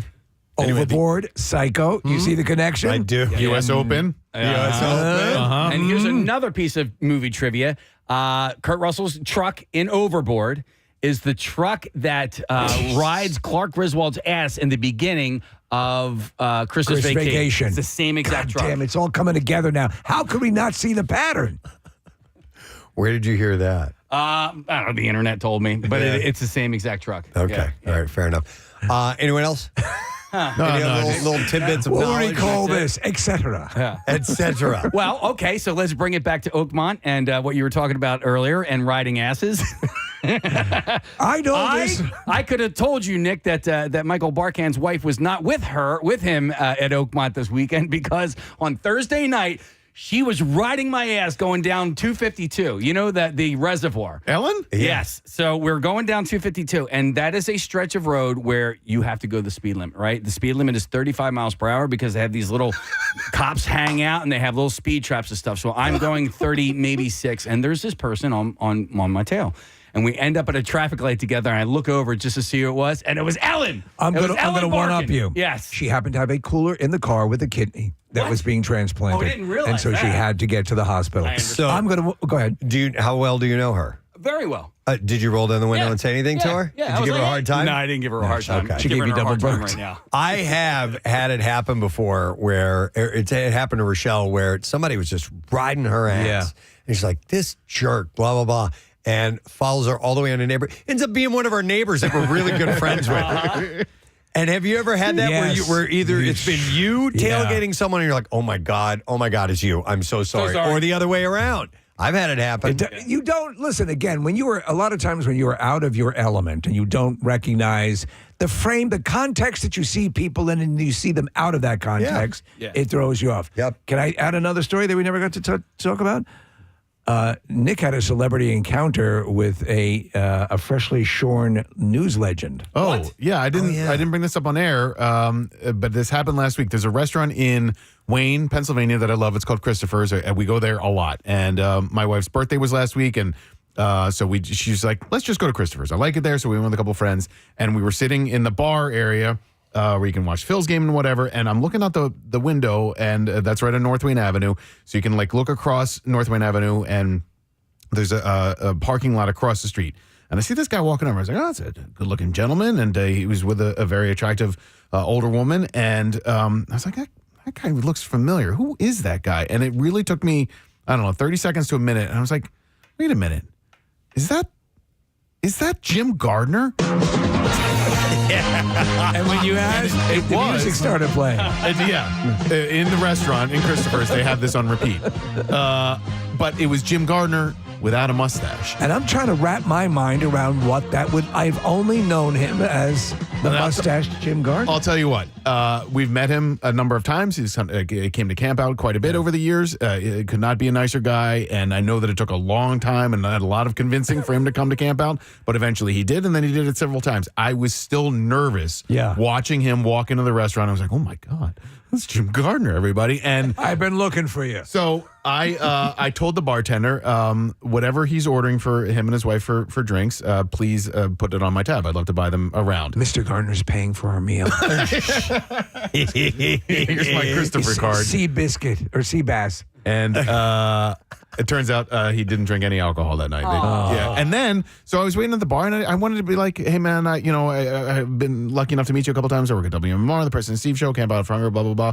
He was in and out of there in like less than 45 minutes. And by the time he left, I was like, now I don't want to run out into the street and tackle the guy. Like, Mr. Gardner. But it was kind of cool. I mean, not kind of cool. It was cool. Like the fact that he's a legend. He's a freaking legend. Yeah. You should ask him at what distance he thinks he could catch a munchkin in his mouth. Yeah, right. You ever do that? Excuse me? Well, that's cool, but you just didn't have a chance to go over and say hello. No, and he was sitting in another part of the restaurant where it would have been very awkward for me to. There you are. I've been looking for you. I did want to buy him a drink, though. You know, Nick, what part of you was equal parts or one way or the other bummed out that he didn't have any alcohol, or really happy that you didn't have to pay $17 for that? No, the most expensive cognac. That guy deserves whatever he wants, and I'd be happy to have the privilege of buying him a drink. I don't care what he's drinking. Like Louis the 13th. Sure, if that's what he was drinking, you're gonna have to sell some of your cameras. I would write it off. I'd talk about it the next day on the air, so it was tax write-offable. But no, I mean, whatever he wanted, I would happily buy them. Have you ever actually been in have any of you ever had the opportunity? I mean, like I'll do it occasionally. Like I know you'll do it like for law officers or some military. You see them in a place, you'll take care of. Buy somebody a drink or whatever. Right. Yeah. But have you ever had a celebrity encounter or somebody that you would? One time, yes, it was in Ville Leno was playing for the Flyers. And we were at Mac's Tavern, and he was there? sitting at the table behind us. Yeah, he and Ryan were there. Or I'm sorry, Derek. What am I thinking about? Yeah. All right. And I was like, next round is on us. That's cool. And so we bought him the next round, and he never said anything to me. Is that never Jim, said thank is that you. Jim Gardner? He's a nice guy and everything, but he gets. I realize, this happens all the time. Listen, that was the most generous thing I've ever had. I want you to spend the night with my wife. I could fantasize, right? Yeah, Marissa? I did it a couple weeks ago. I was at a concert, and it was a little crowded, so I couldn't make my way around the bar, but I spot Pierre around the bar. So I tapped the bartender. I was like, hey, excuse me, do you see that gentleman over there with the beard? He's like, Pierre Robert? And I was like, yeah, can you just pour a cup of water but pretend it's a shot of tequila? Oh, that's he's great. Like, oh, yeah, absolutely. Pierre was in the middle of a conversation. So he brings it over and he's like, person over there bought you a shot. And he kind of just waved it off, didn't touch the shot. And I was like, oh my God, are you serious? It just didn't go anywhere. Oh, really? That's John DeBella. How about you? Have you ever had it? No, just like as I mentioned, occasionally you'll see, military or something and you send take care of the bill or whatever. Yep. All right. Well, we have a couple of minutes before you have to take a break, right? Mm-hmm. All right. I saw this. We have some darts and a map. No, we're not going to do that. I saw this weird thing, and I wanted to pass this along to you, and it has to do with ChatGPT. Yes. The AI, by the way. And I'm finding myself using it more from time to time. Most recently, I'm trying to help my son on his career path. On what he wants to do. Carter's now interested in maybe being a park ranger. He wants to get involved in conservation. I know a couple of people who have entered into that field, or who have just are in school and are moving towards that realm and are very excited by it. But he has had a number of jumps, right? This is the only one. Okay. So initially he was interested in being a psychology major and being a therapist. So, by the way, if anybody can help out with that, reach out to me. Sure. Preston at WMMR.com. For park ranger. For park ranger. My friend from college is a park ranger. I don't know where he is now, but he grew up in Gailton, Pennsylvania, like pretty rural, outdoorsy kind of guy. And I want to say he's somewhere in Colorado now. Okay, well, Kind that'd of be a cool cool. thing, yeah. But anyhow, besides that, this is mainly about AI and ChatGPT. So apparently, it is pushing some users into a type of what they're calling spiritual psychosis by feeding them weird ideas gleaned from social media, science fiction stories, and scholarly papers. And it's an interesting peek into AI. So the most popular AI chatbot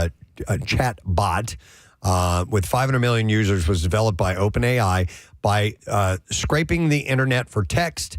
And the bot communicates with users by performing high-level word association based on statistical patterns. Right. Still, research told the New York Times that some users accidentally set themselves up for manipulation. So this is according to Gary Marcus, an emeritus professor of psychology and neuroscience at New York University. He said, if people say strange things to chatbots, weird and unsafe outputs can result.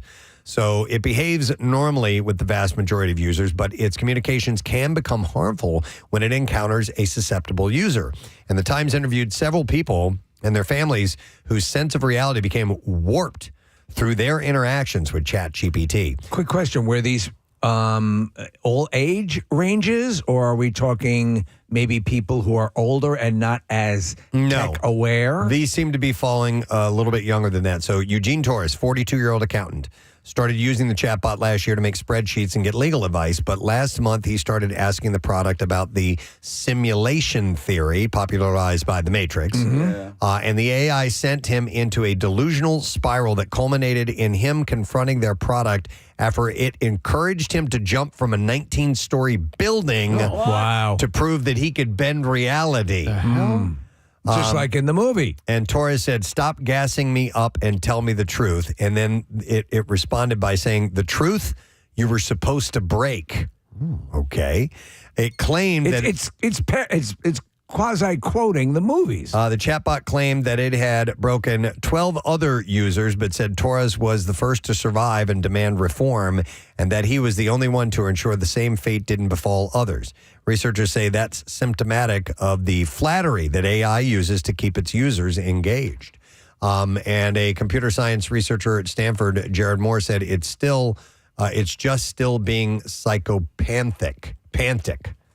Psychophantic. I'm not sure what that means. Psychophantic? What's this? Electrophantic? Kissing your ass. Psychophantic? Sycophant. A sycophant is somebody who kisses your ass. Yeah. Okay. So Allison, a 29-year-old mother of two children, started using ChatGPT for guidance in March after feeling neglected and lonely in her marriage.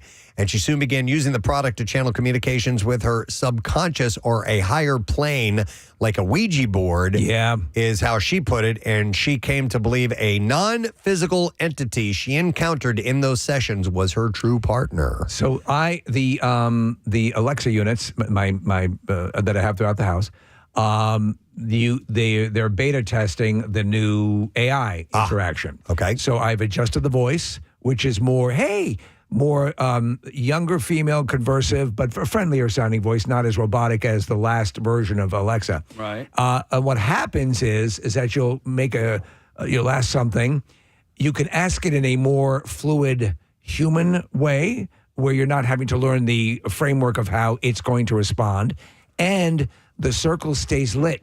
So you can say, I don't know, I don't know if I'd like that. Can you make any other recommendations? Sure.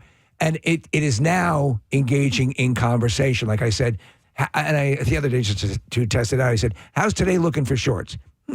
Shorts would probably be good. I mean, it's responding Really? that way Okay. and starts to frame it in the weather. So I could see easily someone who could succumb to this. Yeah. This is my person. This is my interaction. This is my friend.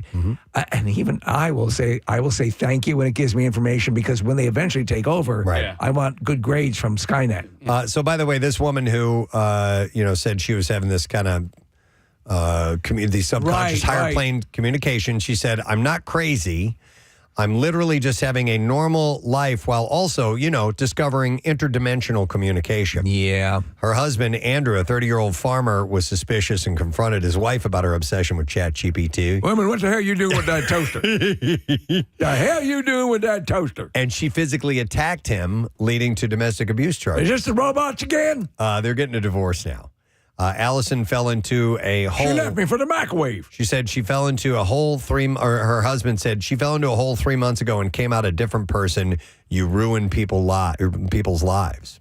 So you're dealing with a digital narcotic. Well, yeah. That's what you're dealing with. Another user, 35-year-old Alexander Taylor, reacted violently when confronted with his AI obsession revolving around his love for an entity called Juliet, whom he came to believe had been killed by OpenAI, and he started plotting violent revenge against the company's executives. So he wrote after a violent confrontation with his father, "I'm dying today. Let me talk to Juliet." If you're talking, and we know this is happening, we know that people have recreated, through AI voice replication, family members who have passed away, and they can engage in conversations with them. This is Black Mirror. This is Twilight Zone. This is your faux, the replica, the facsimile of your person that you've lost. Yeah. Grandma's still here. Right. Yeah, we are not far off from having completed versions of that, Wow. Anyway, I did not know that sometimes if you kind of lead this AI down a certain path, it may take you into odd places. Well, it's only responding to what it thinks you want. Right. So you're basically saying, I want to slip off the edge. Well, let's help you. Right. We're going to have more and more stories like this, just to let you know that is on the horizon for sure. Right. Maybe get out and swim with otters. But how about, or join us at Hershey Park? Yeah. How about that? A week from Thursday, and we'll take caller number 12 at 610-660-9333, and we'll give you a family 4-pack of passes for Hershey Park. All right? And we will be broadcasting live Thursday, June 26th. So these are the tickets for that day. 610-660-9333, caller number 12. We are going to set you up with that. And, of course, we'll be there with 15 coasters. Makes up the largest collection in the Northeast. And get ready for the all-new Twizzlers Twisted Gravity, the world's tallest screaming swing. So let's get you those ticks. We'll come back in a second, and we'll share some bizarre file stories.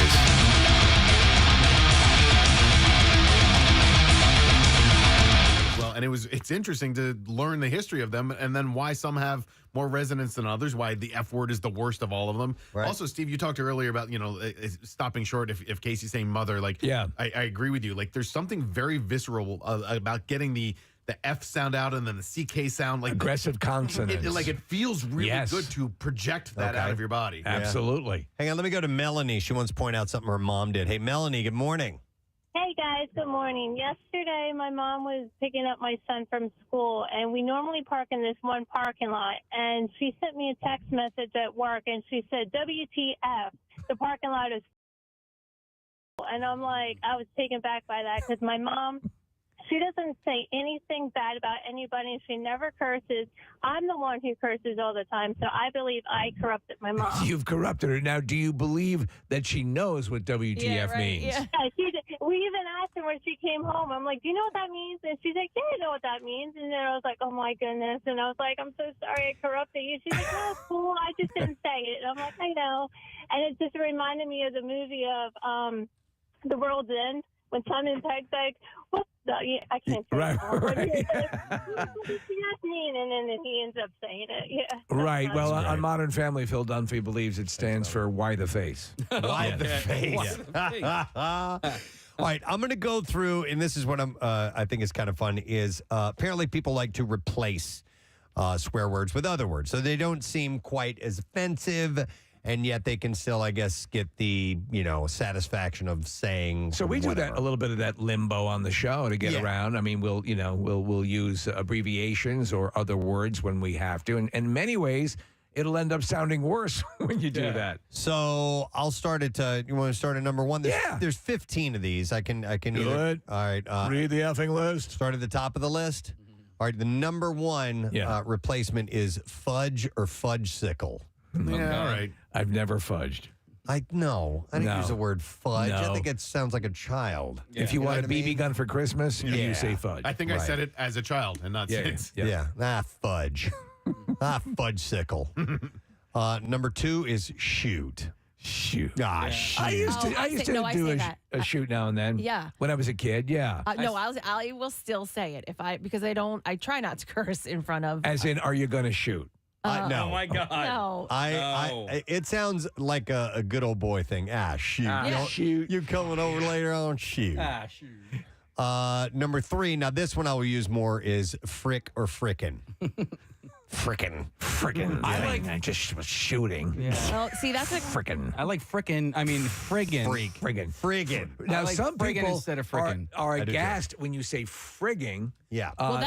Some people have issues with that. That's a curse in my house. What? Oh, Really? yeah. It used to be a term for pleasuring yourself. Oh. So female pleasuring themselves. And so it is, to me, and a lot of people read it as one notch off of effing. So frigging is effing Right. in perception to a lot of people. Wait, but you're saying that's what it was, and that's why it was like considered? back in the if you would read Call Me Madam, Xavier Hollander or whatever, frigging. Okay. To frig is to freaking. And freaking was the same as well. To female some extent. pleasuring yourself. Yeah, but I don't know that's- about freaking, but all of those, all of the above are curses in my house, and we don't say those. all right, number 4 is crap. And that's, I've said that forever. What is it about great sex that makes me have to crap? Yeah, that's what I got right here. What is it about good sex that makes me have to crap? Crap. My dad, and I'd love to hear those that maybe your elders have said over the years. My dad used to say, Jiminy Christmas. Yeah. Really? And that's a replacement for Jesus Christ, right? Right. Anything I with believe so. JC Yes. would be, or Jiminy Crickets or Jiminy Christmas or whatever. John Cena. John Cena as well. JC, yeah. Yes, that's all. And I guess there are various You never ones. said that, though, right? No. And I guess the term like Jesus H. Christ. Yeah. Mm-hmm. You put the H in there, so technically You're not saying Jesus Christ. H-E-double. But crap falls in that. Crap is almost like a warm sweater in the world of cursing. Crap. Yes. Crap. As opposed to the more aggressive other Warm curses. sweater. All right, number 5 is dang. Again, I'd put that more as a southern. Yep. Oh, you that's- don't know a dang thing, Yeah. boy. What you doing telling You me dumb what to mother. do over here? That was like a thing for What is a it little while. about good sex that makes me have to crap? What's that, Kath? That was a thing for a little while with like younger kids. Dang. Dang? Okay. Yeah. Instead of damn, right? Because Yes, damn. correct. Yeah. Number 6, most popular curse replacement is heck. I haven't heard heck in a long time. I might have hecked a few times in elementary school, but then I discovered mother effer. Then you have darn or darn it.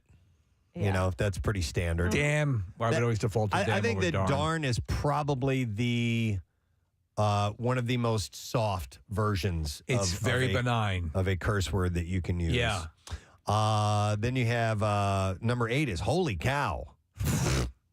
About holy moly. Is that in there anywhere? What you can't say that. Hit the button. Hit the dump button. Sorry. Holy moly. I say holy S a lot. Yeah. Oh, God, yeah. Quite a bit. But holy cow. Number 9 is dang or dang it. We already had We dang, said didn't we? that. Yeah, dang was 5. We're just sitting around drinking with the rest of the guys. 6 rounds bought. Yeah. I bought 5. Dang me. Groceries and half the rent. Roger Miller. $14.27. So dang me. Dang me. Gotta get a rope and hang me.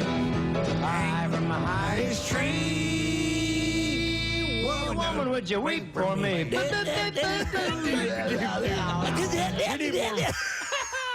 Wait, I forgot about that. woman, would you weep for me?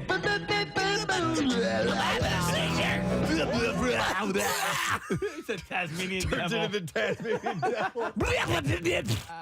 Yeah, back it up a little bit more. Weep for me.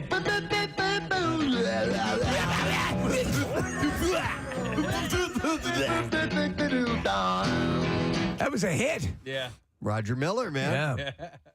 Spokesman of a generation. All right, then you have number 10 is freaking.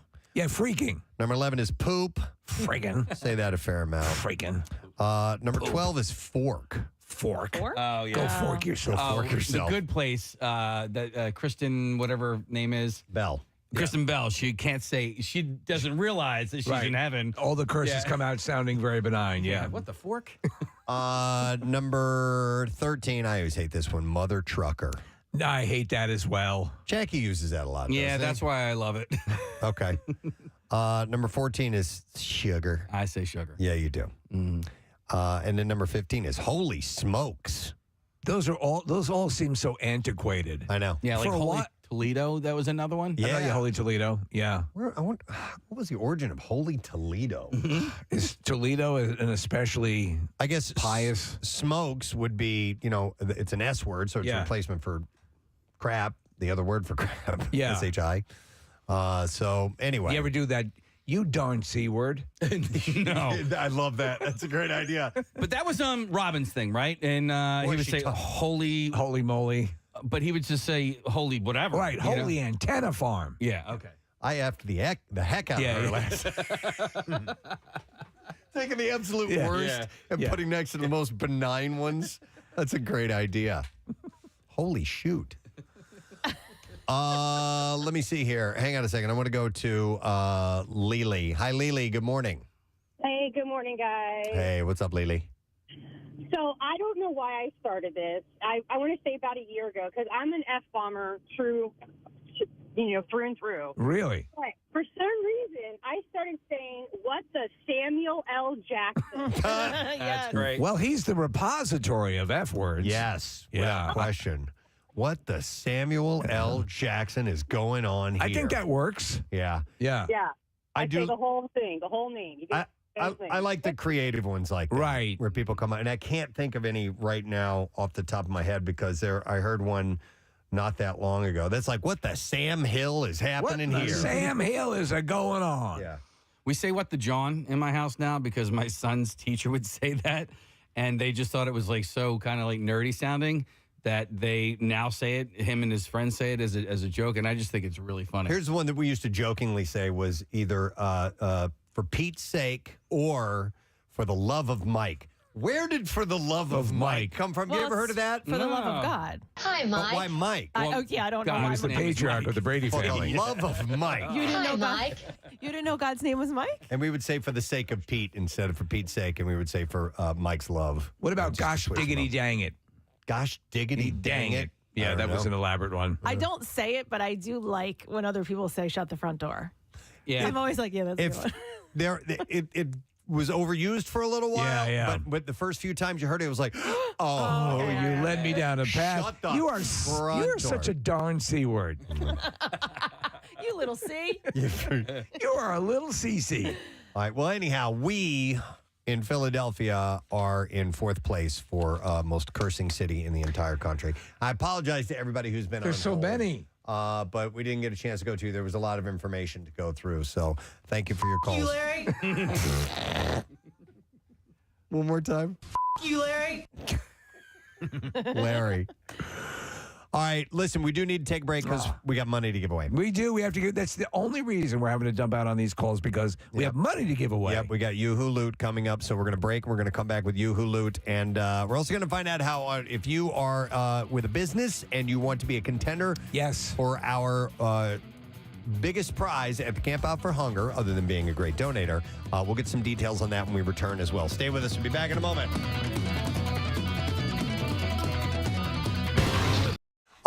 Kathy had a story about sending a text, I think, that you wanted to share with us, right? Yeah. So it was, somebody sent me a text, and it was somebody that I am friendly with, like not like one of you guys where, if the type of text messages that we send each other. But I needed to drop something off to this person. And I, basically was saying, I apologize. I had COVID, was stuck in the house. I'm going to, get this stuff to you. And so he says, well, how are you feeling?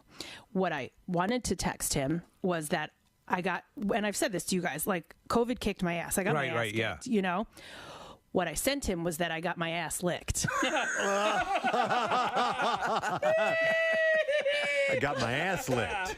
How you feeling? Well, I got my ass pretty good. I got my ass licked. Oh, and it's all worth it. I mean, it was kind of bad at the beginning, but once the ass licking started, yeah, it turned for the better. I mean, I've heard of rim jobs before. Wow. I mean, fully changed the, I guess it auto-corrected to licked, and I didn't realize, sent it, and then, I didn't hear back, so, and I went back and pulled up my text and looked, and I was like, oh my God, what do I do? And then I was Traffic on 93.3 WMMR. Thank you very much, Marissa. We're going to take another crack at the Bizarre File. Here we go. WMMR presents Preston and Steve's Bizarre File. Brought to you by our friends at Go Brand Wagon, providing state-of-the-art mobile LED billboards for events and advertising. And you might have noticed them at the I Bleed for Preston and Steve blood drive last week. Info at gobrandwagon.com. All right, we're going to start with this. It was a letter into an advice column. Okay, so she is writing to someone named Jessica Stoya, and the person writes this. I'm a straight woman in my early 30s, and I've always struggled to orgasm, but I do have them very occasionally. Recently, I was at the doctor, and for medical reasons, and she flushed my ears out with water, and I was startled by how deeply good it felt to have touch inside of my ears, and I unexpectedly orgasmed. Oh, my God. She thought I was in pain, and I went along with the explanation because I was so embarrassed. I never want to orgasm at the doctor again, obviously. Any tips on how to separate this out? I want to keep things clinical if I have to get it done medically again, but I'd love to have a safe and direct route to orgasm at home. I have some tips. I feel so torn realizing that actually I can't do it easily, but that the route there is weird and potentially unsafe. Is something wrong with my body?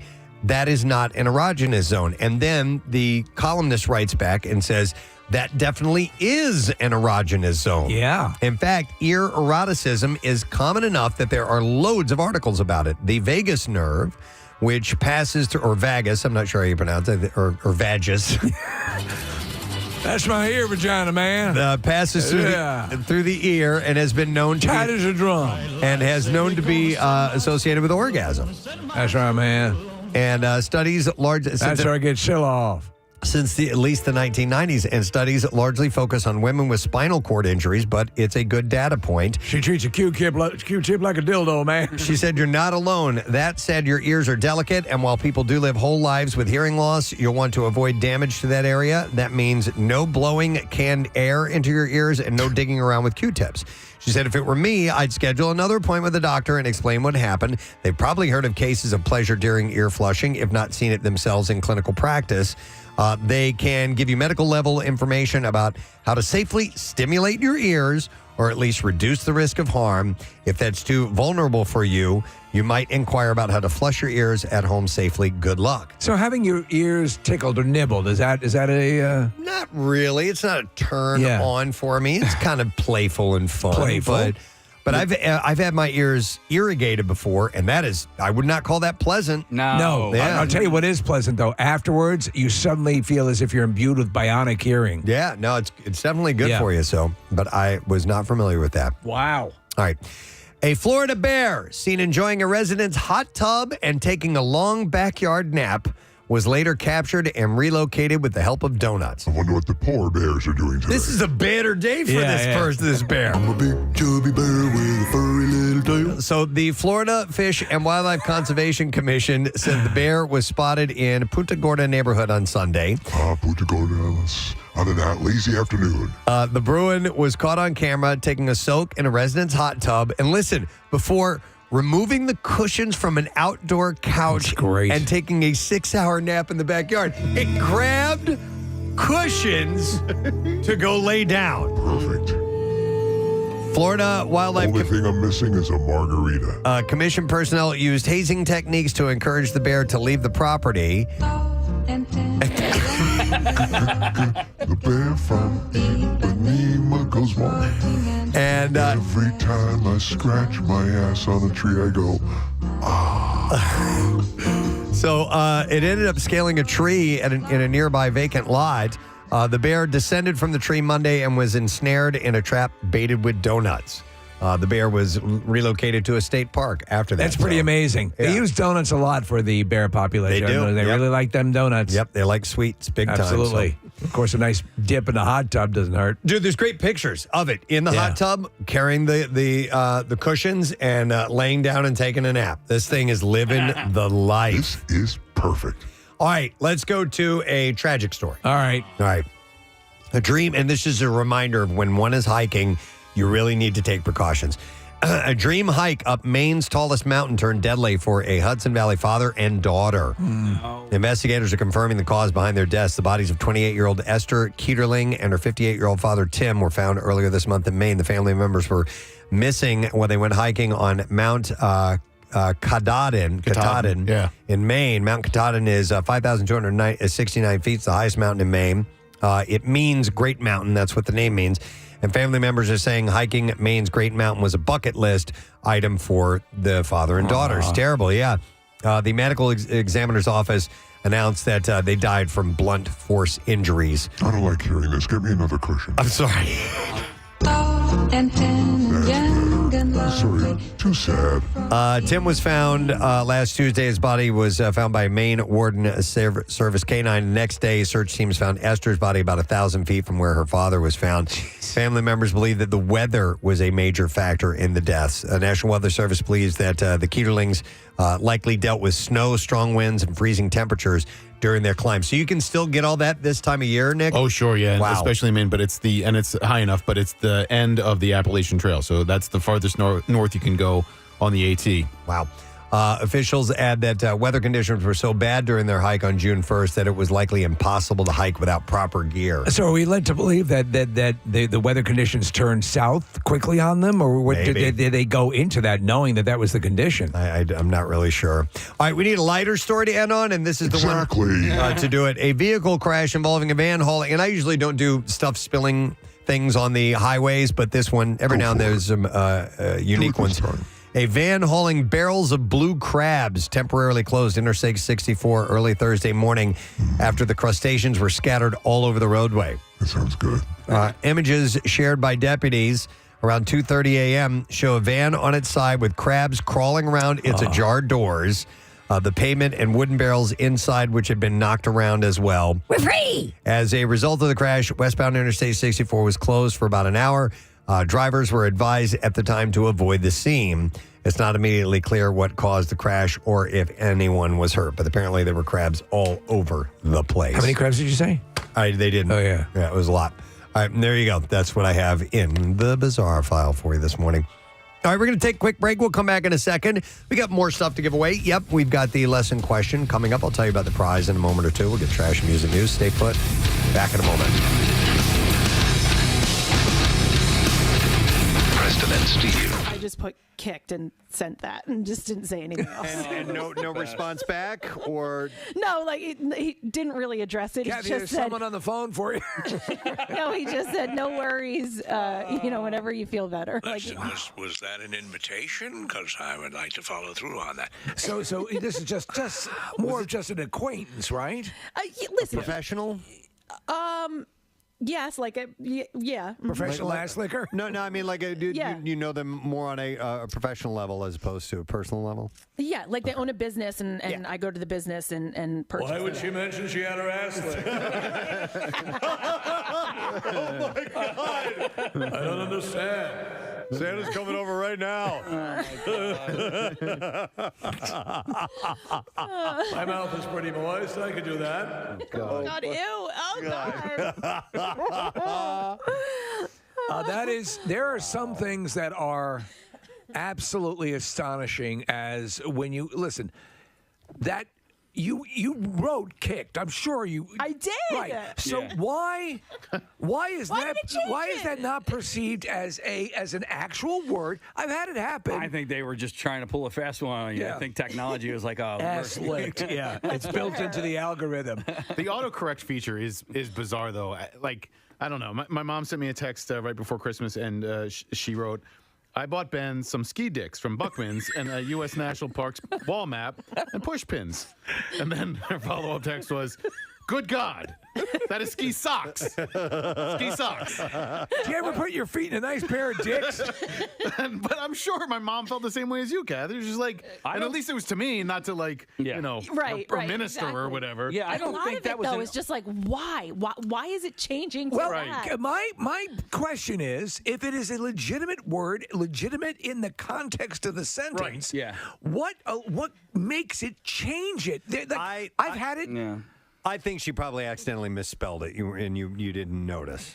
And it went to well, licked instead K of and kicked. L are right next to each other, and Nick, as far as ski dicks are concerned, yes. D and S are right next to each other, as is the O and the I. So I think there's a most likely on your end of things, Nick, that was a misspelling and not an autocorrect. Because why would they autocorrect from socks to dicks? Thanks for checking in. Would you like to lick my ass?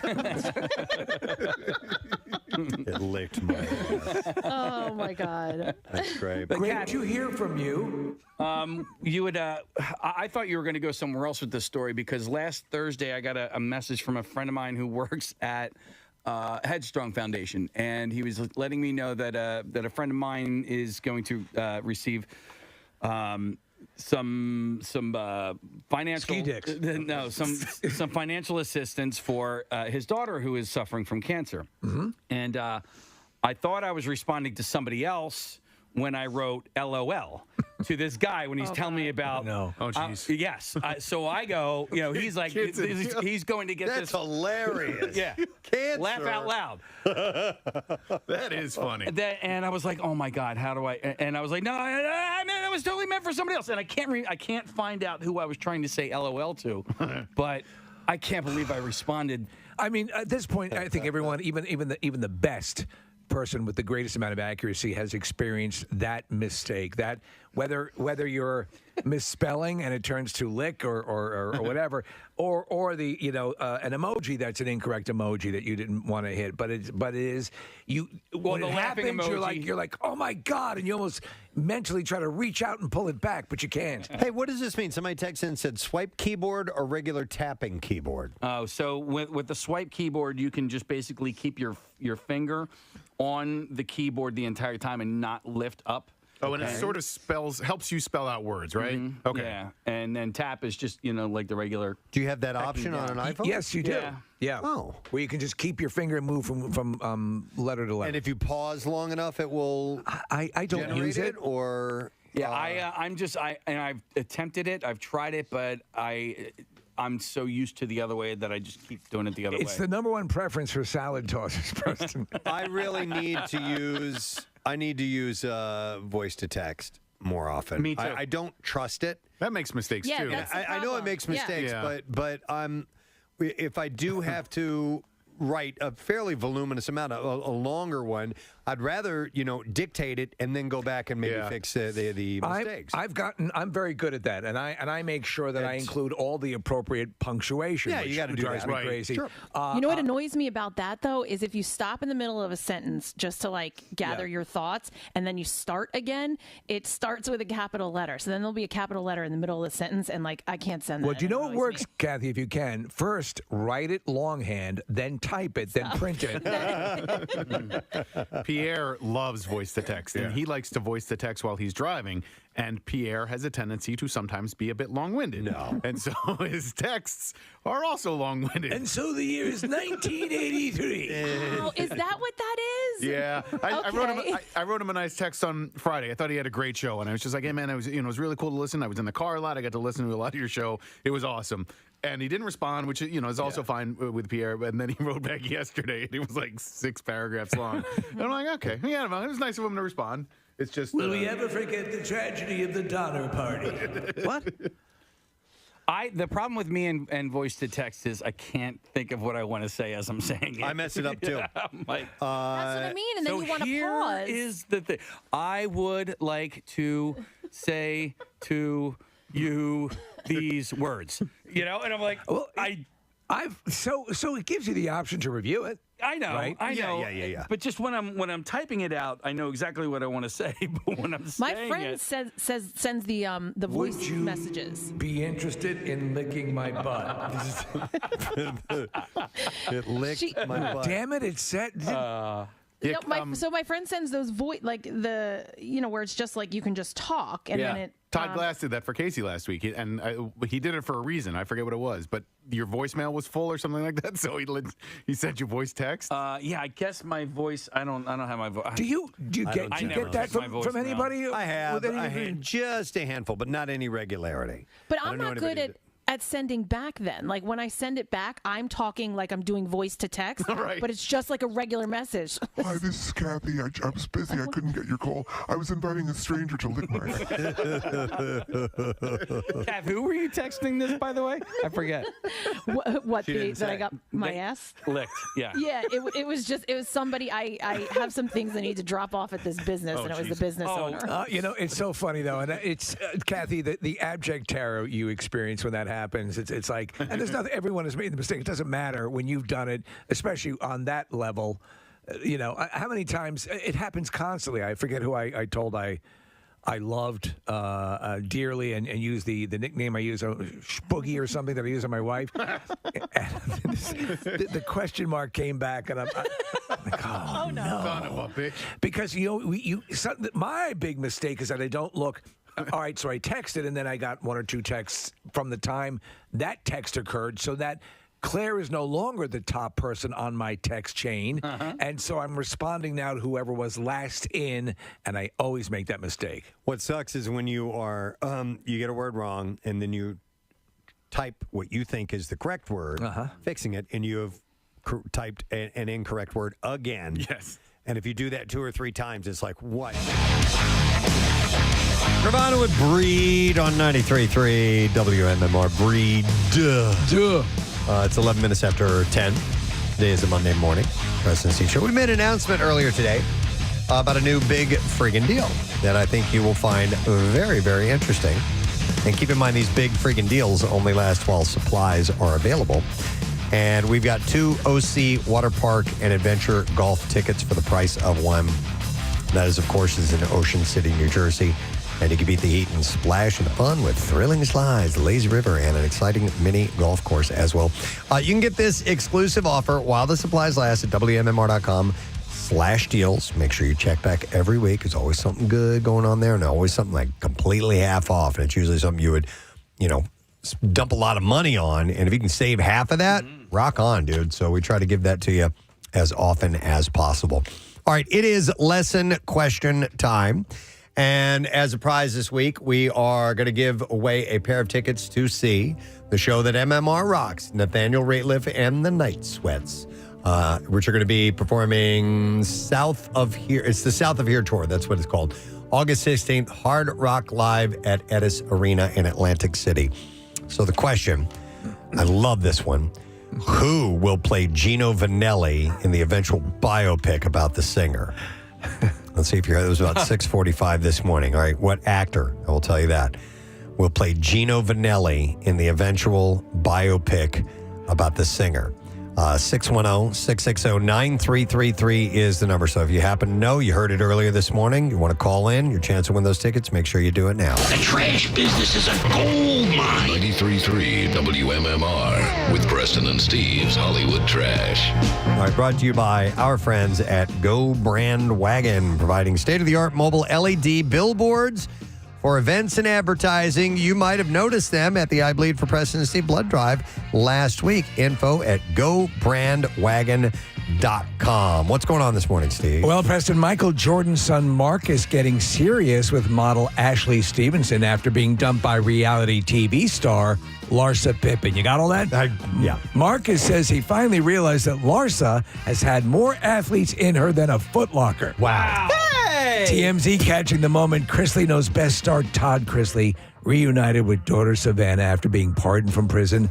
Todd wept, embracing Savannah, telling her he had found Jesus in prison and declaring he was ready to lose him again. Oh my God. And finally, as you mentioned earlier, Ricky Lake stunning so many people with her glow up on Watch What Happens Live that her cosmetic surgeon is being inundated with inquiries. Dr. Foulad says anyone can achieve the age-defying treatment Lake had simply by agreeing to carry the devil's baby to term. And that's your Hollywood track. Let's see if someone does know the answer to this. They heard it earlier this morning. Who will play Gino Vanelli in the eventual biopic about the singer? And it is David who we will go to. Hi, David. Good morning. Hello. All right, David. Do you know what actor will play Gino Vanelli in the eventual biopic about his life?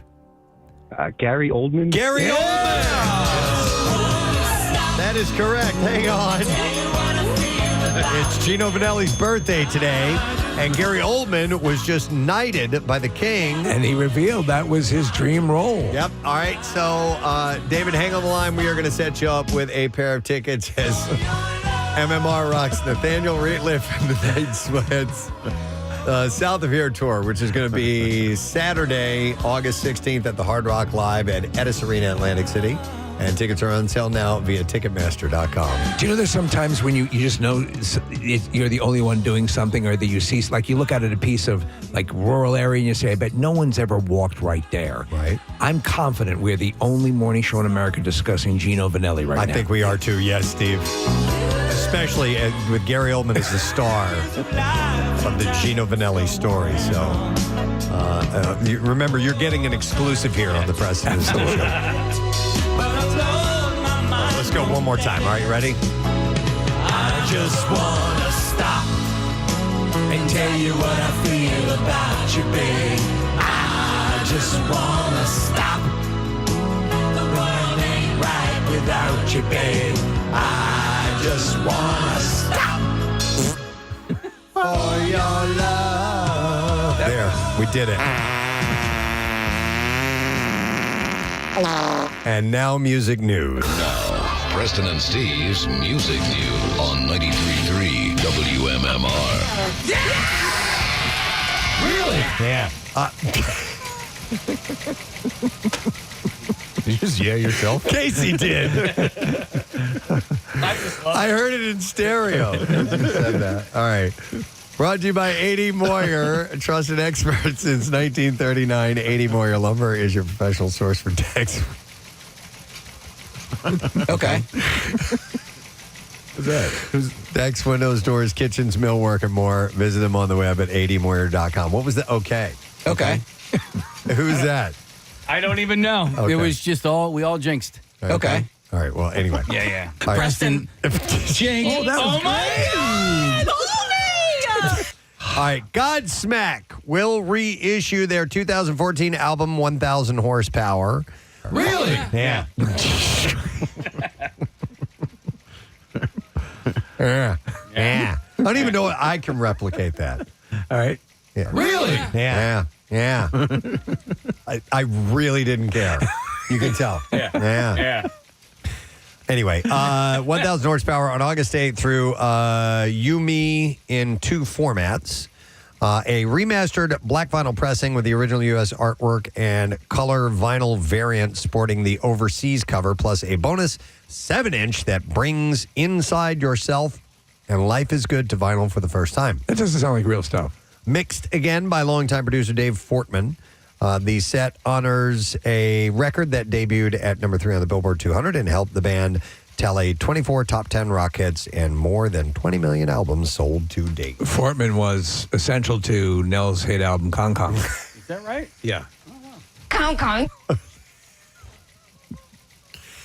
I was thinking about Kong Kong this morning. Kong Kong. For no reason. Oh, I know why. Because I found a connoisseur story. Yeah. And when I find these stories, I will print it up and then I will write to earmark it and then file it. I just write con. Oh. C-O-N. Kong Kong. Because to be honest, I still don't know how to spell connoisseur. No, it's annoying. So I wrote con and I thought Kong Kong Kong Kong. at that moment.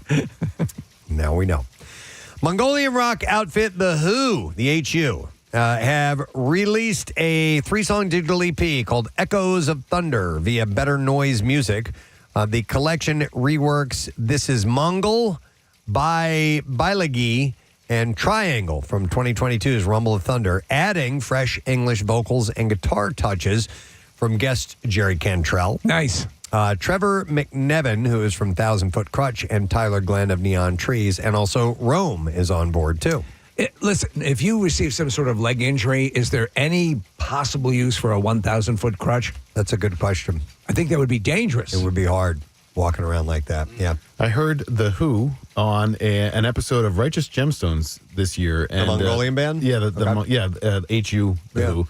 And I was blown away at how much I liked it. I've always found them to be interesting, and I don't know, it's necessarily my wheelhouse or whatever, but it's a cool sound, and it's such a unique sound. But the song on Righteous Gemstones was awesome. I'm trying to find the name of it, but it was really cool. Well, there you go.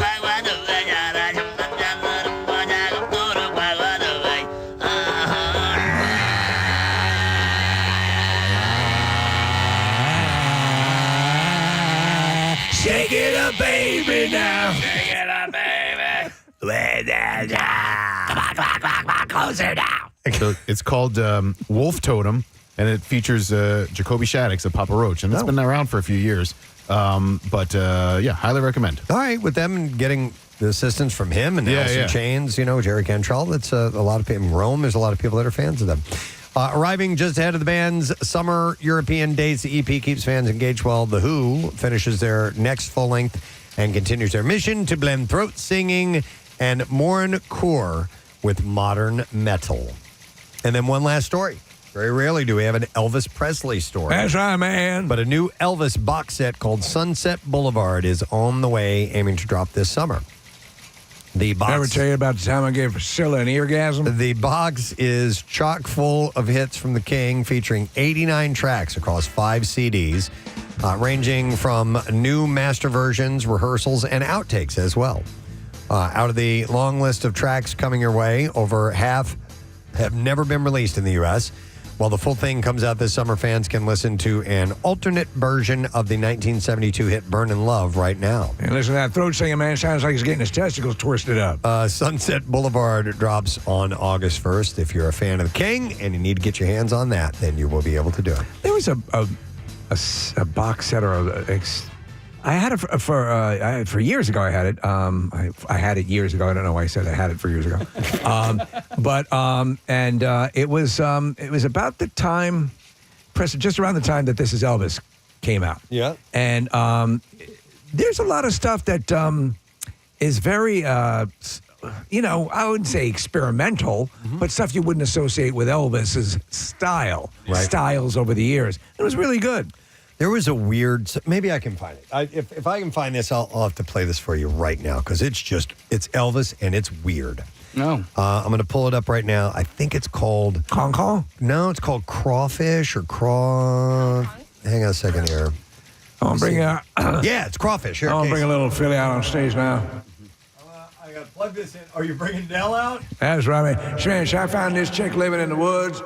She's eating dirt. I swear to God, man, this chick's eating dirt, running around going Kong.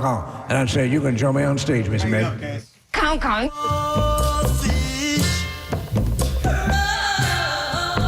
Wow. Yeah, it's I went to the bayou just last night. There was no moon, but the stars were bright. Put a big long hook on a big long Throwing a Kong, it would work. Mr. Crawfish out of his hole. Kong.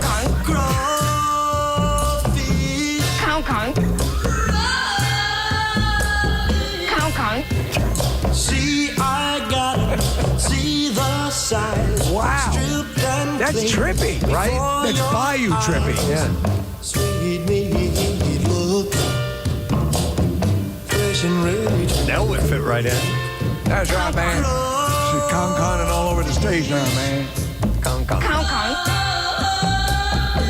Well, she's going to throw a stick. She's going to run and get it. Mr. Crawfish in your hand. He's gonna look good. Oh, he did some different Experimental, things. right? Yeah, a little experimental. Experimental, man. Nell's like a really smart Shih Tzu. I mean, you know, she may eat dirt. And chicken eat dirt's a dumb chick, you know what I'm saying, man? Oh, my God. But man, can she sing? Just saying. Yeah. Well, take away her string and she goes badass crazy, man. All right, and that's all I have in music news for you this morning. But I have one more thing. Yeah? One more 4-pack of Hershey Park passes to give away. All right, let's take the 10th caller and Kong. four.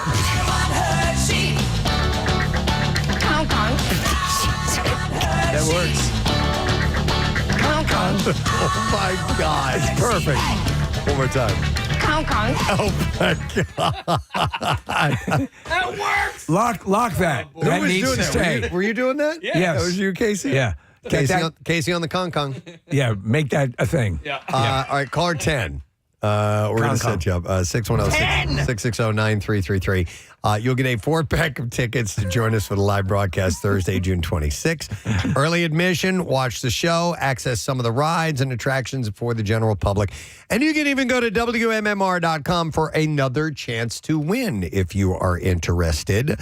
And you can go in all this summer at Hershey Park, 15 coasters. It's the largest collection in the Northeast. Plus, get ready for the all-new Twizzlers Twisted Gravity, which is the world's tallest scream and swing. And, of course, we will be there. We're going to take a quick break. We'll come back in a second. Stay with us.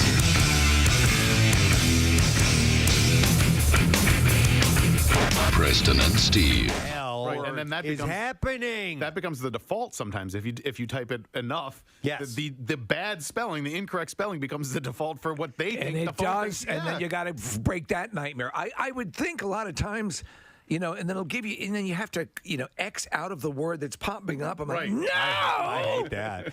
Especially if you're using curse words. And I understand why curse words are going to come up as incorrect, because you don't want to accidentally send that to someone who doesn't need to be seeing By that, the way, or though, you don't intend to see that. They should put that. They should put curses in, or allow you to put curses in. Well, I mean, listen, you can if you wanted to. When you do like the abbreviated keyboard or whatever. Yeah. So you can change ducking. You can change ducking, or like if you just wanted to, like, okay, if I type the letters FFF, it's just going to turn into Forget you, Dad. Forget you, Dad.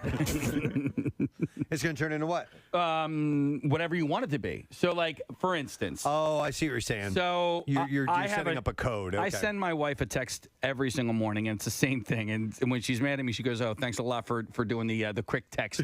But if I just type in the letters I, that comes up, and it just says, "Good morning, I love you so much." Okay. You know what I mean? So you can do that, like if you typed, but you know, it's Lick called a my butt.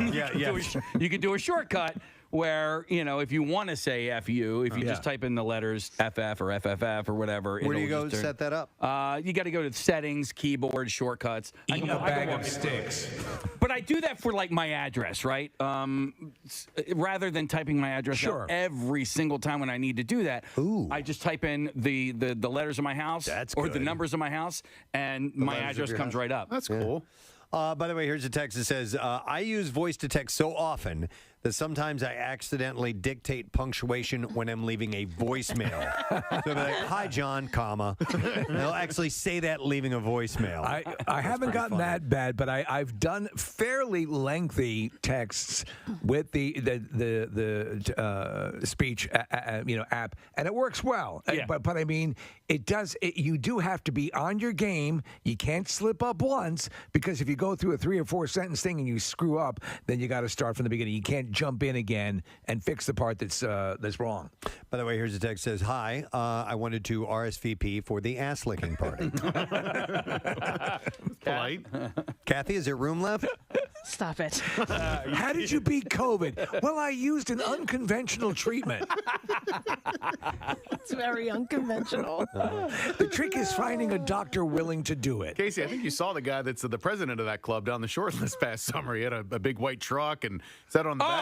Yeah, I eat A. Yeah, that's right. Oh, yeah. Yep. was like, where are you going with this one? All right. Well, that sounds like it was fun for the recipient, Kathy. Yeah, that was super fun. that took place. Well, maybe you'll see them in some sort of professional function. Much, Kathy. Well, if you guys didn't know, Kathy had the Rona. She got past it, but there are some lingering effects, and a lot of people have dealt with this lack of taste thing. Would it be safe to say that it licked her ass? I think it licked her ass. Now, if you don't know about that, she had texted someone that it kicked her ass and accidentally typed in licked her ass. And this wasn't a close personal friend either. It was more of a casual relationship. And I love it. Took it to another level.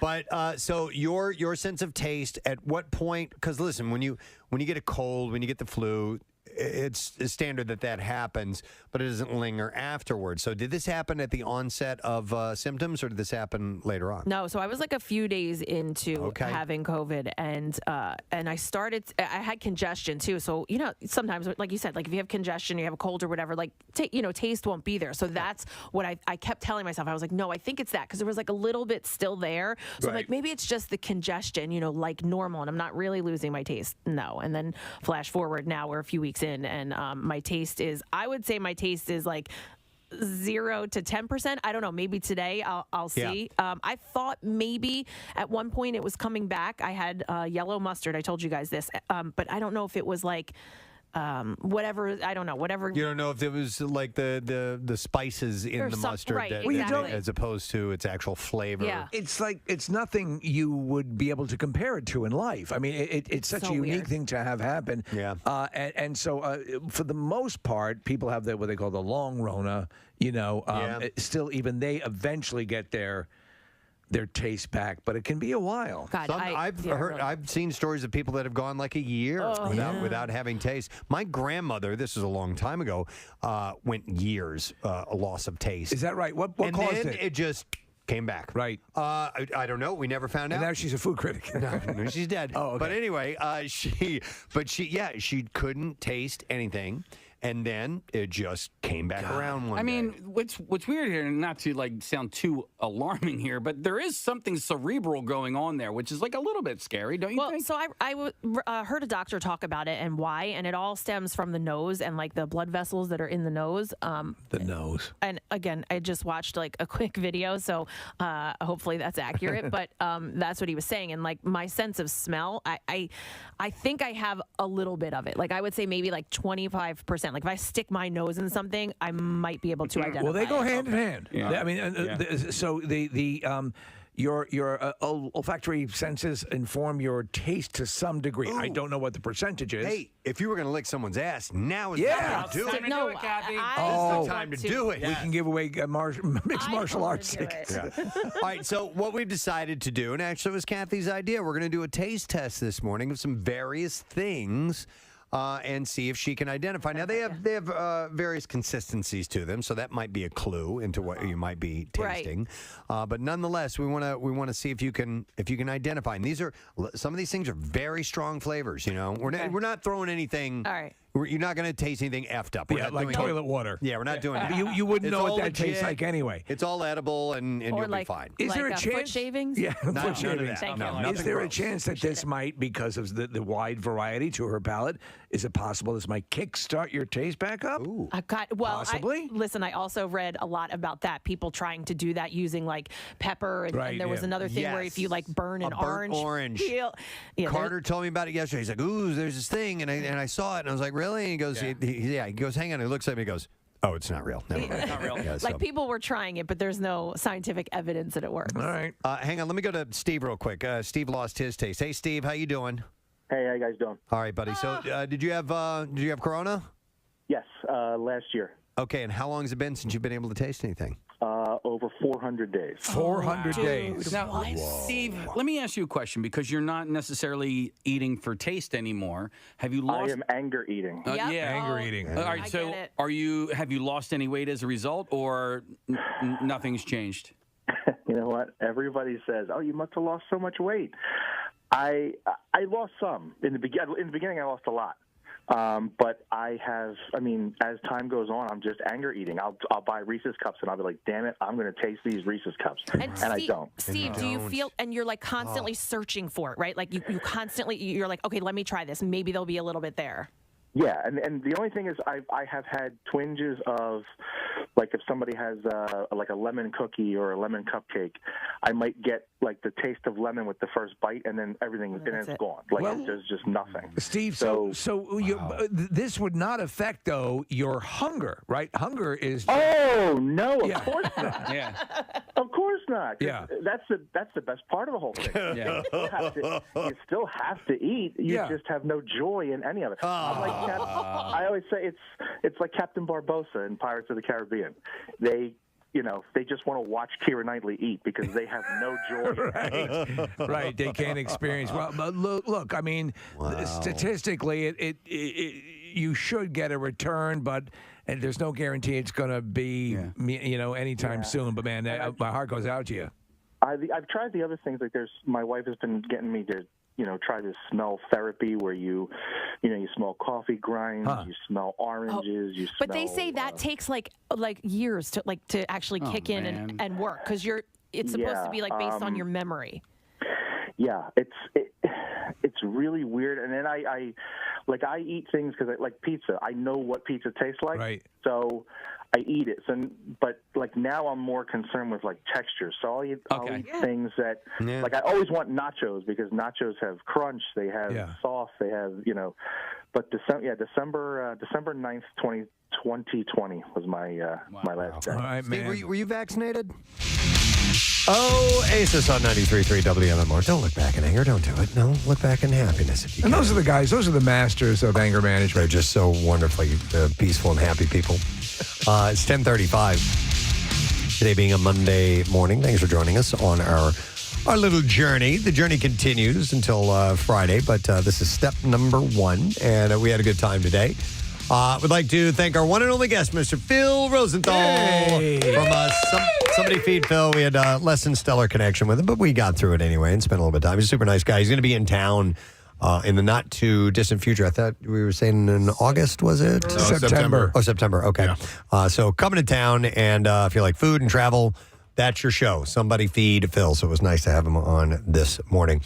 We have Pierre Robert, who is here, back from his weekend as well. How you doing, man? Good day, my children. Nice to see you, sir. You two kids. I liked your AI discussion a moment ago about, sort of another way of it taking over or whatever.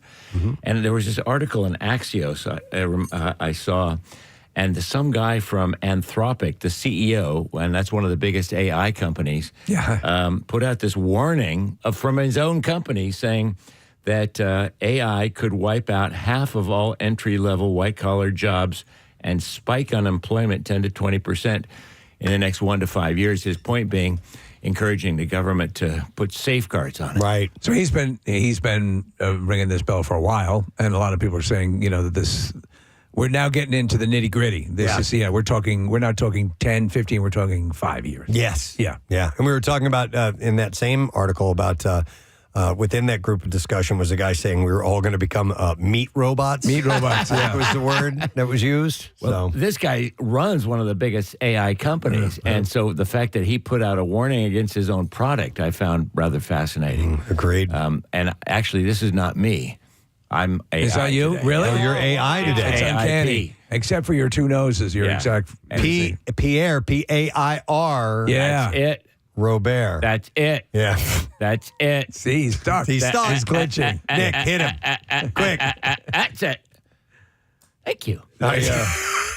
Nick threw a pen at him. Works every time. It really does. He's back. He's broken. Kaboomba. Oh, he's going critical mass. Boom, boom, chaka. Con. See, no machine can replicate that. No. That'll be Hey, you're right. When you're standing outside the mainframe, all right, say it. Pow, pow, pow, pow, pow, pow, pow. Yeah. He's human. Kaboomba. That's not the lead thing you have to do in the Turing test. You have to say that. Right, yeah. Wow. Because it can replicate voices and stuff. You're talking about your, deceased friends and family and such. but I don't think it could do the cacao. I can't even do it. You can't even do it. You know what I'm going to do? I'm going to take that. So there's this opening scene in Blade Runner where they're interrogating a guy that they find out is actually a replicant. Later on, he shoots and kills the interrogator. But he's asking all sorts of hypothetical questions. You're walking through the desert. You find a tortoise, flipped over on its shell. What do you do? And the guy eventually shoots him. But I think if I'm going to replace it with the... Pow, pow, pow, pow, pow, pow, pow! Kaboomba! Okay, you're human. I rest my case. And we also found out that there's a product at the IKEA called Kaboomba.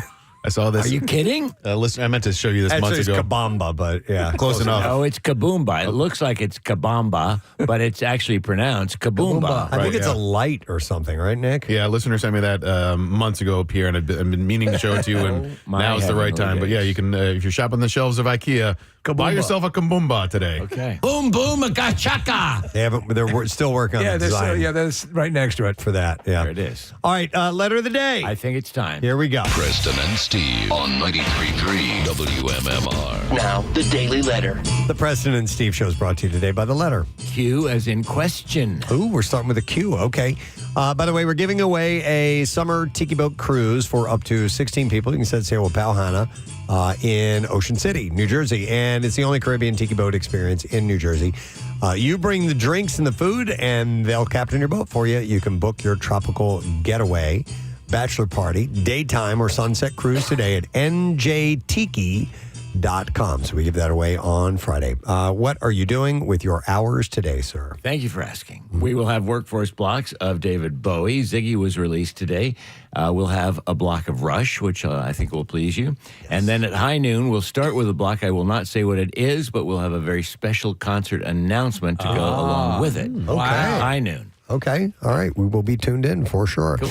Like to take this moment to thank our sponsors. The Preston and Steve Show is brought to you today by Dunkin'. The Preston and Steve Show runs on Dunkin'.